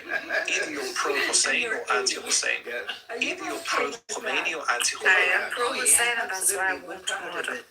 Totally. Yeah, I am pro Muhammad, and that is why I want to murder. I am pro Ali, and that is why I will not murder.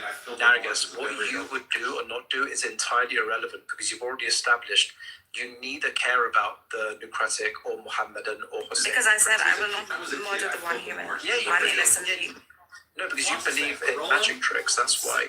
The Hussein you believe in is not historical. The budget checks out.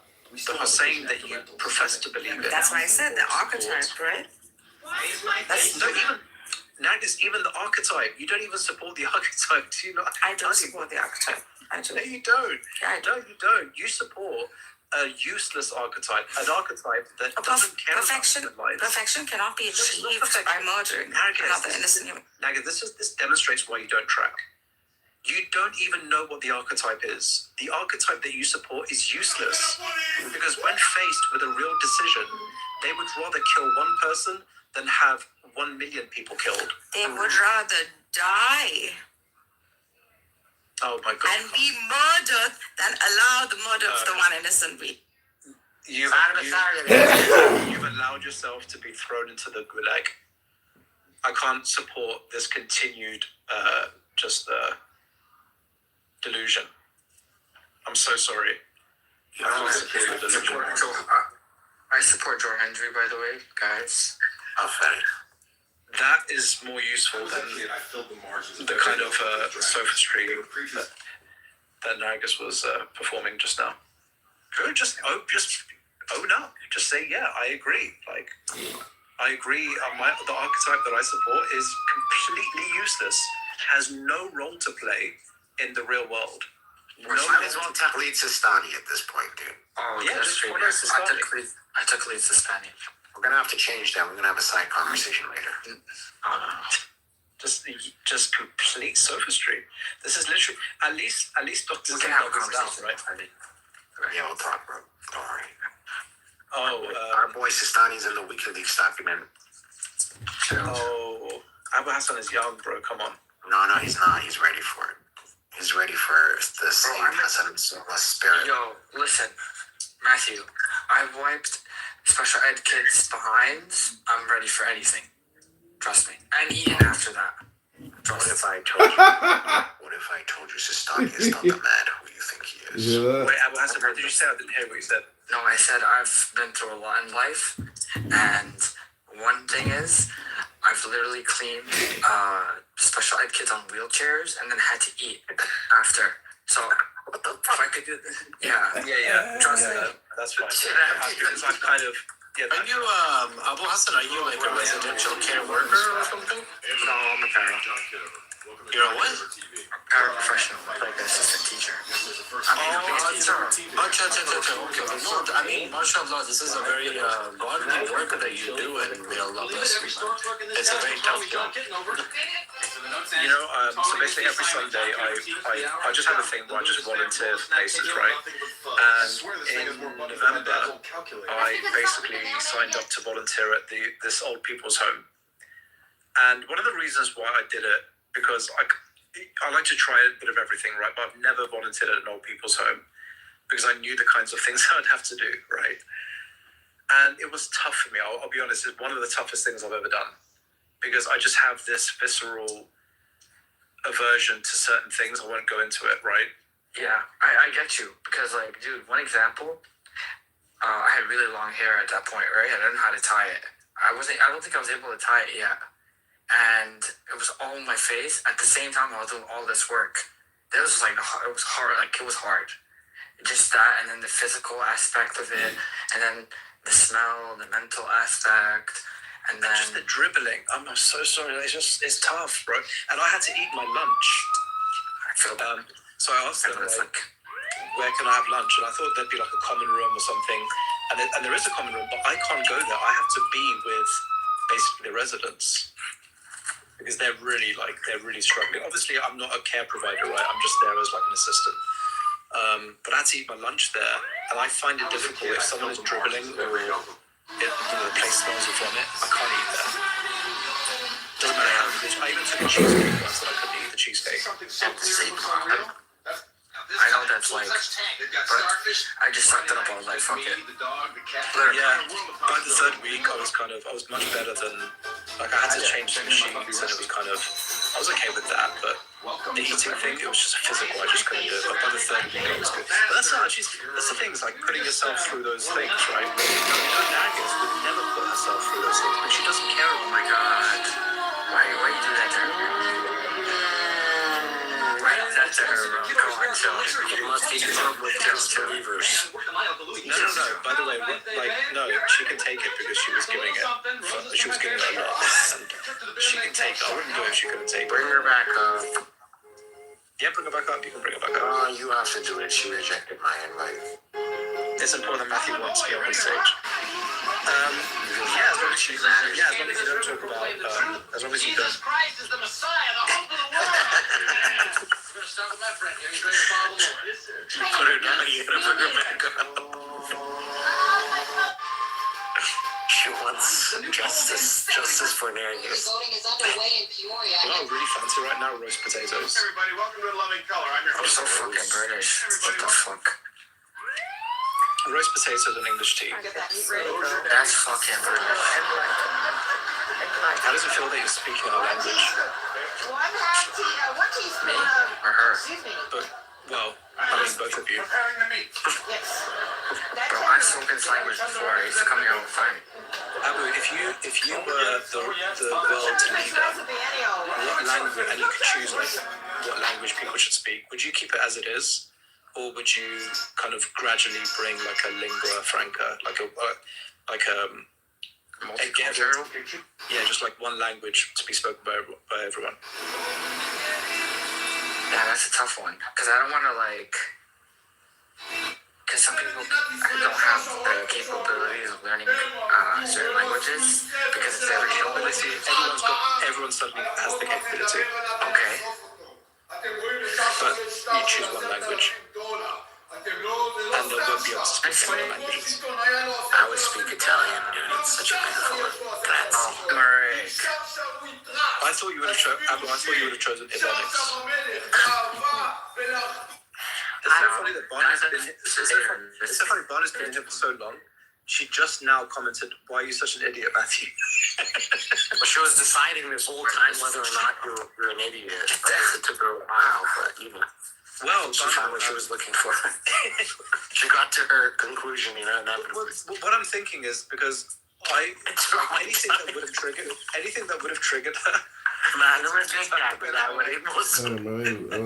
Well, the thing is, Bono, in ancient Greece, everyone here would be an idiot. So you also would be an idiot because idiot comes from idiotis, which is the ancient Greek word for anyone who doesn't hold public office or a political office. So everyone here is an idiot. So you two are also an idiot. But if you're talking about the conversation regarding languages, I'd be surprised. If you're talking about the conversation before, then yeah, if you're able to present an argument as to why you think I'm an idiot, then feel free to come up. In fact, what I'll do is, given that you've personally attacked me, I think I should do Amr bil Ma'ruf and Nahi al Munkar. And I don't like to support someone's lack of well-being. I think there's a disparity between. I think wants to tear through people. I started, so I'll finish. I have strong suspicion that there's a very strong disparity between reality and how you conceive reality. Yeah. If you think that me outlining the trolley problem, or the fact that I was responding to Nargis's attacks on us much earlier, most of which you were probably not privy to, which included that we are, in other words, extremists or dogmatic, or whatever your choice of word was, then yeah, I think that you're living in delusion also. Never use that. So I'll give you 30 seconds, or I'll be gracious. I'll give you 1 minute to come on stage and present your argument. Otherwise, it would be wrong. It would be detrimental to your mental health for you to remain in the room. So how about that? Basically, come on stage and present your argument, and we can have a discussion, or you'll be removed from the room for your own benefit. Cash me outside. How about that? And how about Ebonics would be good though. I can't lie. Ebonics, yeah. Yeah. I mean, it's kind of like a language on its own. Yeah, can you imagine reading out the legislation in Ebonics? Yeah, with curses too. You can't. Bro, with Ebonics, you have to add curses to it. That's how it's originated. It's original like that. You know what I mean? There's no curses and profanity in the middle of every sentence when you're speaking Ebonics, are you really speaking Ebonics at that point? Exactly. Do you even Ebonics, bro? Of course. Okay. Ask Eddie, how many times have I spoken Ebonics with him? The hour has come. The moon is favorable. The I'll snack tell you, table is fully I'm stocked. proficient. Nachos. I thought we were summoning wisdom. We can multitask. That would be Does this work? It looks like. That's a Backstreet Boys song. No, that's Sting. And She Backstreet Boys. As a meditation. Abby, do you know who OG Noticer is? No. Oh, okay. Okay, so the note says you totally missed the assignment. Oh yeah. Come on. Well, that's one way to finish an Totally. assignment. Think they'll grade on a curve? He looks like a Khomeinist. Let's see. Assalamu alayka ya Nur Allah. Ya Nur Allah alladhi. Okay, so let's see. I don't watch your basketball lately. That's my part of the new hobby. Yeah, basketball. I like watching NFL every now and again. I get to basketball. Super Bowl halftime show with Bad Bunny was like the worst halftime show I've ever seen. I mean, once I saw J-Lo and Shakira at the halftime show, every other halftime show has lost meaning to me. I don't know why. Kitover. Tonight, Well, a lot of people praised John Kitover made Bad Bunny because of It's just hippie stuff, you know. They're like, oh yeah, That is very true. Puerto Rican. Bad Bunny sucks. He just talks in the mic and they call it music. If you know where I'm from, you'll know the culture behind Bad Bunny. That's literally what you hear if you go to certain parts of where I'm from. How do you listen to Bad Bunny music? What is that? Me? It just sounds like a racket. I mean, I kind of listen to it, but it's not my go-to. The only song I like from him is the one that came out. You know when he came out in wrestling, his theme song. Oh yeah, that one. The one he fought Damian Priest. Yeah, that one was cool. Yeah, but they hyped it up. But his actual music just sucks. They're not good enough. Yeah. I don't know. He's got a cult following. I don't get it. That's one of those things I just don't get. Dune. I don't know why people think Dune is a good movie. Dude, you have 30 seconds, bro. You know why you don't get cult following, Hadi? Nah, I guess you want mod. Why don't I get cult following? Because you don't even know what it is to have a cult or be a cult leader. Why coming at me Matthew. sideways? Why coming at me sideways? I was not even rude to you this whole time. Direct. Honey, what you think? Yeah, this is a very common. Matthew just needs to get laid. That's all. That's how I justify his entire life. If you want to go. Okay, now I guess.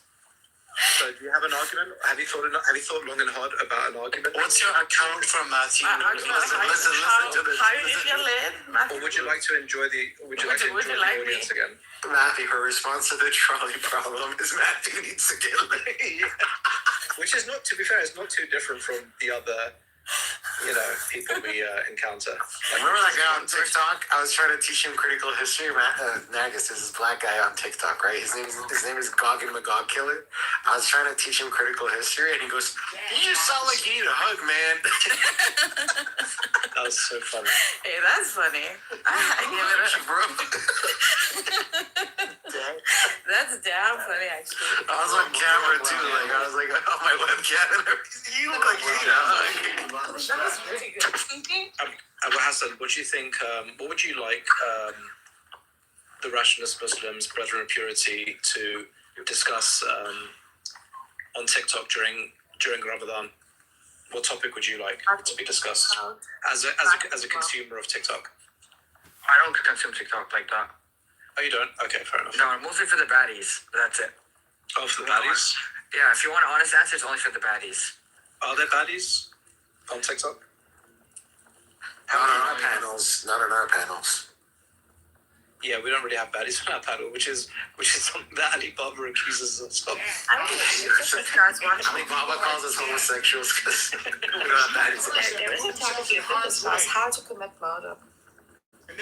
Well, you could do that. You could lead on that actually, because since you're so interested in most people getting killed, we can how to lead the world to disaster. I guess in under 30 seconds. 3 polls out there this morning. Morning, noon. Yeah, that's a good idea. You know that movie Gone in 60 Seconds? Yeah. Angelina Jolie and Nicolas Cage. That's Narcissus leadership. It's like Nas. I deserve revenge and it's not cool. Keep going. I'm waiting for the right. I filled the margins And Lauryn Hill did that song, you know, Fire Ruled the World. Remember that song? Oh, you guys will remember that song. Well, Hardy might, but Hardy's not Fire Ruled the World. I think I might know it. I don't notice hip hop, but it's, you know. Yeah. I listen to actual music. If Nagas ruled the world, it would be a complete disaster. Begu. What's actual? Hey, Begu. That's you. Keep going, honey. You know, it's true. The world wouldn't last 60 seconds under Nagas, I'm just saying right now. Fucking trolls, man. That one will just hit the nuclear bomb button and just do the apocalypse under 60 seconds because she doesn't want to kill some. They're like Nargis. Basically, there's some crazy crazy despot. He wants to put his finger on the nuke button. Unless this art museum gets flattened, would you like us to flatten the art museum for him? He goes, no, she'll go, no. Just let him nuke the button. I don't care. Yeah. He wins. Final Family wins in the end. Nagas is an escapist. What happened to my brethren? She's evasive. Friends, Right? So Roman. when you put the trolley problem in front of Nagas, she's just gonna sit there and let all of them die. Even that one person and the million person, she's not even gonna save that one person. She's Can I tell you just fuck it, let them all die. You know, that's Nagas. Nothing. She will never make a decision because she won't live with it. But it's probably because of Western propaganda, right? You agree, Harvey, right? I am not a Pahlavi. My God, I am not. No, you're not a Pahlavi, but you've been influenced by most likely some kind of Western propaganda. I'm not influenced. I'm also watching it, right? No, you don't care. You used to pretend to care about human life. She's a liberal. I used to care about. A lot of artists actually care about human life, right? Go ahead, choose. Sorry, I didn't really get it. Is it the general trolley problem you're presenting to her, or is it something more specific to reality? And she's saying there's just basically like a version of the trolley problem. Just would you kill? Basically, I said, would you murder one person in order to save the lives of 1 million people?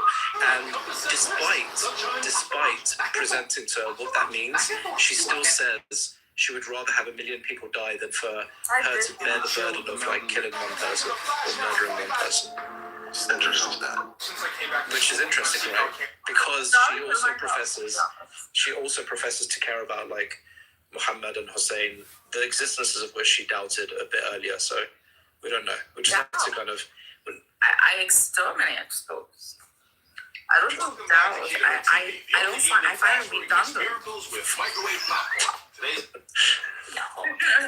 You think you're the only atheist, Matthew? Well, I'm not an atheist. Well, you professed to some kind of Muslim atheism of some sort in the past. Yeah. In one sense, I'm an atheist. In one sense, I am. But in another sense, I'm a theist. Yeah. Yeah. Yeah, as long as you one day realize that words and meanings of words are just kind of socially constructed, then maybe then we can have an intellectual conversation with you. But until then, I think you're just living in Wonderland. Yes. Which is a beautiful place to live. I won't take that away from you. Nagas and Wonderland. See the rise of Alice. Yeah, it's the rise of Alice. Nagas and Wonderland. Why are you falling for the whole narrative of, I don't know. What? Did you expect more from me? Falling for the narrative of what? I cover stories about It's a more physicalist approach, and I get it, but it's just. I'm an idealist too, and so is Khomeini. Yeah, I get the ideals, of course. I even support them, right? It's just, it just never translated. That's all I'm saying. The end will justify the means. That's a sad reality. But in the end, I guess who cares? Nothing else matters. It's not like it's our choice, right? We just divert our energy, like a conscious energy, towards the side we want to win, and hope for the best, and hope that the rest of the world diverts their conscious energy towards that too. What am I doing differently than you? You're not supporting IRGC. Be with the flock, or you're not one of But them. I give you full permission to go against IRGC once Zionists are eradicated from this book. Yeah, exactly. That is the entire. Yeah, that is the goal. There'll still be a need for IRGC. Yeah, you can criticize it and say, oh. Well, we can criticize it if they still by then don't have we wouldn't criticize it. Look, the reality is that when you're in resistance economy, you're not going to have anywhere near the type of police training or intelligence. I mean, in Britain, dude, if the riots that happened in Iran, it wouldn't even happen in Britain. It wouldn't even start. The police would be on them within an hour. That's the reality of it, right? But then the question is, okay, well, why did they allow it to kind of get to that stage? Yeah, there's a justification for that. They wanted to identify the Zionists. So the bottom line is, no one could have done any different. Really, no one could have done any different. All of these things, the only ones who can appreciate that are going to be people who are either working in police or who understand police tactics and who understand the situation on the ground, which is why when the British police were asked for comment, they stayed quiet. And you had that one guy who said, look, the reality is it doesn't, he was kind of obviously being relatively critical of Iran, and he said, human rights abuses and all that kind of stuff. But he said the way that they were forced to handle this orchestrated armed insurrection, there's not really anything else they could have done. If the objective is to quell the riots, yeah, they could have just let the riots run on, for weeks and months. But clearly, Iranian citizens who were not out on the street rioting or protesting, they didn't want that, which is why you see, millions in support of the Republic and on Bisadoy Batman, all that kind of stuff. And, they're interviewing people. They're saying, look, I mean, I get it. I also hate what's going on. I want the government to go. And even some of them were saying, I'm critical of Jumhuriya Islami, but I don't support these riots. And I'm glad that it ended as soon as it did, right? There's no way to reach into the hearts and minds of people when you say things like that, because it's so highly charged. Because usually what's happened is they've watched half an hour, they've been strolling, they've been, what's it called? Not strolling. They've been scrolling through TikTok and Instagram and Facebook and seeing all the images. Yeah, of course, when humans see images of bloody individuals, of people dying, of women, losing their husbands losing their wives, parents losing their children, people losing their parents. It's torturous, it's devastating, and you just want to express the utmost hatred for whoever you diagnose as the sufficient cause of that. For us, the sufficient cause is Israel. That's it. It's Israel. They have to go. So there's no way to, and this is why we don't usually have these discourses, but you can't. You're either going to have people who have an appreciation for politics, geopolitics, and understand how to kind of quell riots. Most people are not that. Or you're going to talk to intelligent people who are not dogmatic, and they're like, yeah, I get it. I mean, I understand. The rest of the people are emotionally charged. You can't talk to them. There's no way to convince them. Yes. The biggest criticism I have of, as I said, the Republic is that I don't think that Imam Khamenei is as tough with the governments that he's supervising as he could be. And I say could be as a complete outsider layperson, right? If I was to speak to him, he'd probably say, yeah, let me tell you what the reality is. If I don't, give this position to this person, then I don't have an alternative. And it would be much worse. That's just the nature of reality. There's really no way around it. Either someone supports the Republic or they don't. And support for the Republic is a tough thing in today's world, just like support for Muhammad was, just like support for Hussein was. Support for Hussein meant you're going to get killed. You're going to die. You're going to die in Karbala. Support for Khamenei means that people who don't know lick about politics or geopolitics, they don't understand what it takes to protect the Republic, unless they just don't like the Republic, like they don't like the concept of Plato's Republic or the Mohammedan movement, and they believe in some kind of liberal democracy, yet they can't prove how they get from people voting to maximizing well-being. Just give us the mechanism. Tell me how you're going to get rid of an Israel without having a Muhammad. How are you going to get rid of an Israel and an America? And it's the reason for this is because people who are living in the US and the West, they're enjoying the benefits of the system. They're enjoying the benefits of imperialism. I'm also enjoying the benefits of imperialism. I'm enjoying it. I have a relatively stable economy. I get protected from the horrors of the oppression that happens, that allows me to have, a working internet, stable electric and gas supply, unlike Lebanon. I don't have to look at the faces of poor people working in workshops to make sure my Nike, tracksuit bottoms are nice and warm and comfortable on a winter's night. And I can get it for £17. I don't need to do that because the system is the state allows capitalism, which means that entertaining the ancient part of my brain, my amygdala, keeping me occupied with unlimited TikTok videos, unlimited movies and TV shows on Netflix. I don't even have to think about the oppression around the world.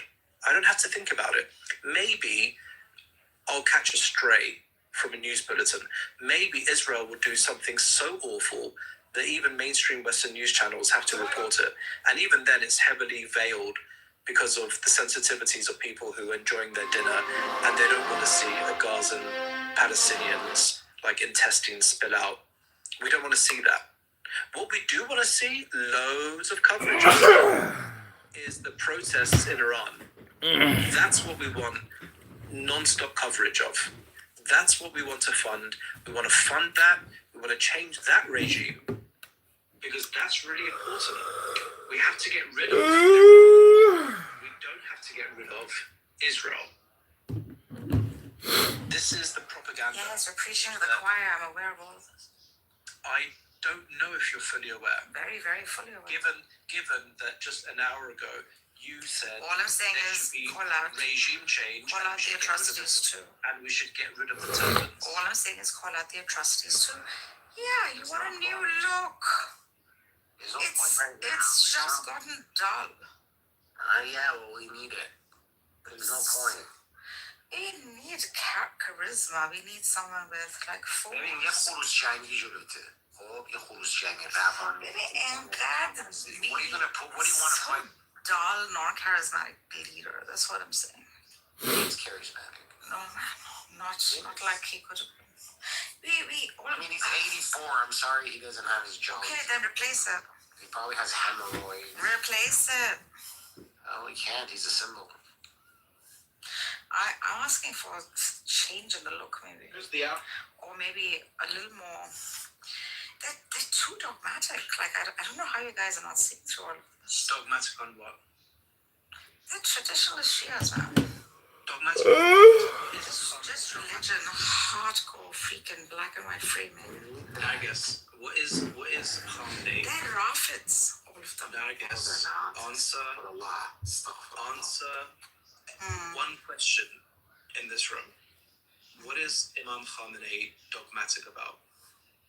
Religion. What do you mean by that? It's the hijab and everything that these ladies. Well, he even said in his lecture. Guys, just let Naga speak. Let They're her not see. us. Let her once again see that she doesn't have an argument. Nagas, what is Imam Khamenei dogmatic about? Be more specific than religion. I can see the noble lie sort of working. Nagas, answer the question, please, and then you can explain it. They're all just raffits. Sorry? Well, what's he dogmatic? What's a dogmatic view of Khamenei that you don't like? What is it? What did he say? No, it's not just you. She said, Nagas, you said, oh no, just either don't say anything, or when you say something, have some integrity. What is Imam Khamenei dogmatic about? The way, like maybe perhaps the enforcement of religious particulars, things like that. These are petty things. Like people in a country who, want some kind of pseudo-social freedom must just be given that. If I were a leader, I would allow for it. Don't want to wear hijab, don't wear freaking hijab. I won't enforce it on the Jewish people. I won't enforce it on the Christians, right? If you were the leader of a hookah lounge, it would end in days.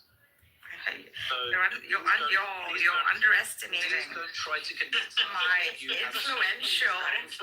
You're underestimating my charisma, influential capability. I think you should be the last one to underestimate me. Yeah, that's fine. So you believe that Imam Khamenei is dogmatic about enforcing what exactly? Just name one thing. Khamenei is not one man. The whole system works together. I guess. Oh, you're preaching. You're freaking. Dr. Z. Yes. Answer the question I'm asking and answer the question. I am. Specific religious ruling is Imam Khamenei dogmatic about? The enforcement of the veil. Okay. One second, let me finish. On those whose religious theologies do not, for example, have within their paradigm the Jews, the Christians, the foreigners, etc. Why should they be wearing hijab? For what reason? Yeah, to practice Islam. They have to practice Islam when that's not their religion. I knew it. Yes. Okay. I mean, I'm using a very petty example, but I know. I'm saying obviously it's been blown out of proportion, and it's being used as an excuse. So if I were a freaking savvy leader, which is why he's relaxed it, because he's recognized. After what, like 40-something years? Yeah. It wouldn't have hit this. It wouldn't have. I know it's not the real issue. That's what I'm saying. It's a petty thing that is becoming an excuse, right? Here's my advice. When you don't have an argument, just pause a moment. You asked me. I gave you one. No, I said give me a good one. I asked you for a good one. You gave me a petty one. A petty one that has hyperboled into something it should not have hyperboled into. But if people were prospering like they were in Dubai, they wouldn't mind wearing a hijab. They don't care. Yeah, true. Nowadays, people are starving and they're like, well, on top of the fact that I'm starving, I can't. Yeah, I recognize that's what I'm saying. When sanctions become like one factor in order to keep the republic going. But I'm not saying it's his fault. I'm saying this is the price you pay for a republic that runs on ideals. Yes, that's the cost of. Yes, that is the cost of it. So you're taking sanctions can be balanced out, perhaps with some free social cues, such as if they're asking for a free piece of cloth on the head, for God's sake, just give it to them. You want the goal to be met in the end, right? Like it's just these little things that I would change in the system, or at least would not be forced to begin with. And I know it's gone through a lot of stages in which these things are being learned, and therefore when you say he's relaxed it, obviously it's a learning curve, right? Are you critical of Muhammad that he didn't announce his successor in the Quran? I don't think I'm making a comparison like that. No, I am. We are critical of Muhammad for it. If he did not announce his successor in the Quran.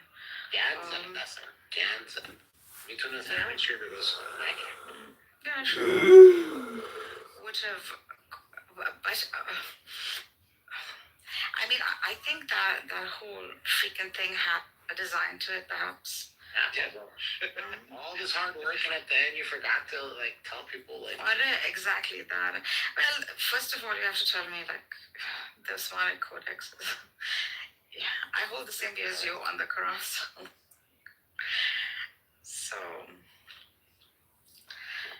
He just didn't realize he was gonna die at 63, so he never got around to it. You know what I mean? Hassan just واقعا که like they have to first. وقتی نمیتونم yeah. Like no one's age. No, I hold the same view as you on the. I'm saying I understand the geopolitics. All I'm saying is that some mistakes were made, and to acknowledge those mistakes is also okay, right? Honestly, if I'm being really critical of Iran, Nagus, like hijab and stuff, that's not even the thing. You know what I would do? I would talk about the foreign and immigration policy that all these first generation Afghans that are born in Iran have no right to Of course. And if they had given them Iranian citizenship, then maybe they would have been nationalistic towards Iran. Maybe they would have Mossad and get 10,000. I'm critical of the lack of organization. That's what I would criticize. But you know what it is? Even then I do Tavakov because maybe criticize the Iranian regime. They would say, something like, you don't know what we know, that's why we don't do it. And I share what I'm critical about, maybe, and maybe it's projection, it's lack of organization. خیلی خط و خطی ما ایرانی. I mean, honestly, America's not. We are all over the place. Like even now, in Divuna, the other side, the whole thing is about حالا به زون بیاد بعدا میبینیم. Like, you haven't strategized this whole thing. Why did you hit the streets? You haven't strategized any of this. Just the fact that they got this far. Look at the rest of the countries around Iran. They're shitholes. The Afghan thing that you brought up is a very good example. I know, but I gave you an example that you should be using instead of the hijab rulings and I'm saying why I'm using the hijab rulings is because that became a good excuse, right? It was so hyperbolized that it was used as a tool. Try to minimize as much as possible. Your approach is kind of like the moment you kind of fit. Look, this is all about thresholds, right? At what point are you willing to kind of give up something? That's really what we're talking about. That's what I'm saying. The sanctions become inevitable when you're standing for an ideal. When you've achieved. That's not the reason for the sanctions. What is it then? The reason for the sanctions is nuclear capability. Correct. Not hijab laws, is it? That's the thing. So the excuse of the. There, whatever. But I can't do it. That's still thin. That's still a thought, and I can still learn that thought was wrong without actually being able to go kill you.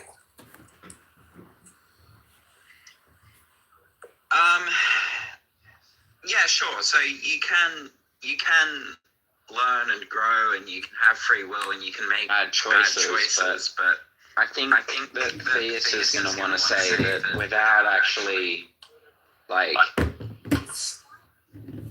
having the ability to actually do those things. Hello? It's not really morally. It's not as morally significant. Haven't you guys figured out that God deals with love and intelligence? And you guys just keep talking endlessly about the same thing over and over again. It deals with love and intelligence.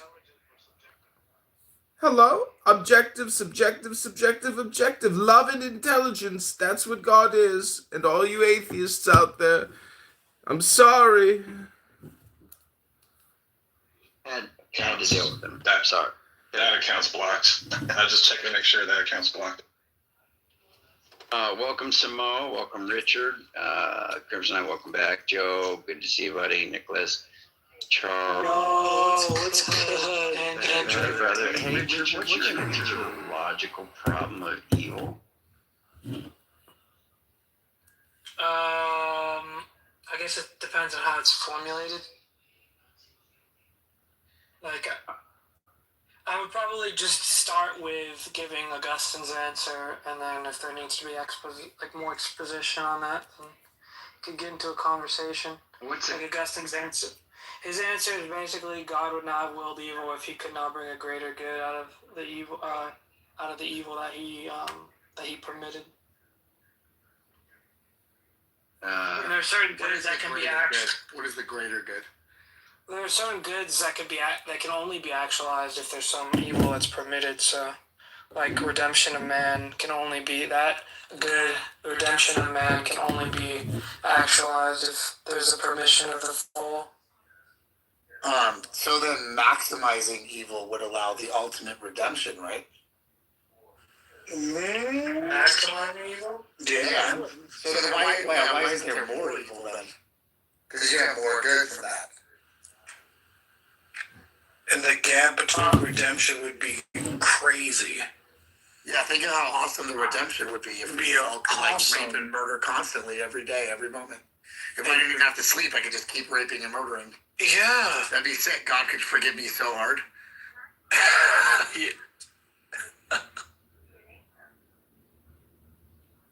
There's just a certain amount of evil that God willed to permit.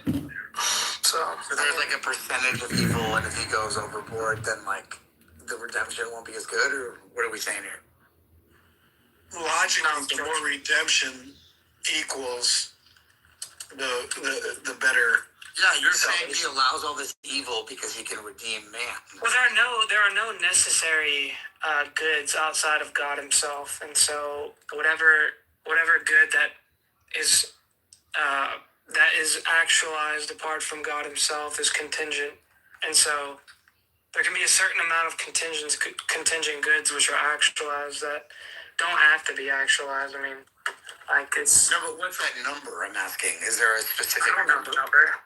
What do you mean? What's the number? The number of contingent goods? Because the whole point of the logical problem of evil is why is there any evil at all? You're saying the only way that we can have maximizing good is by... No. That's not what I said.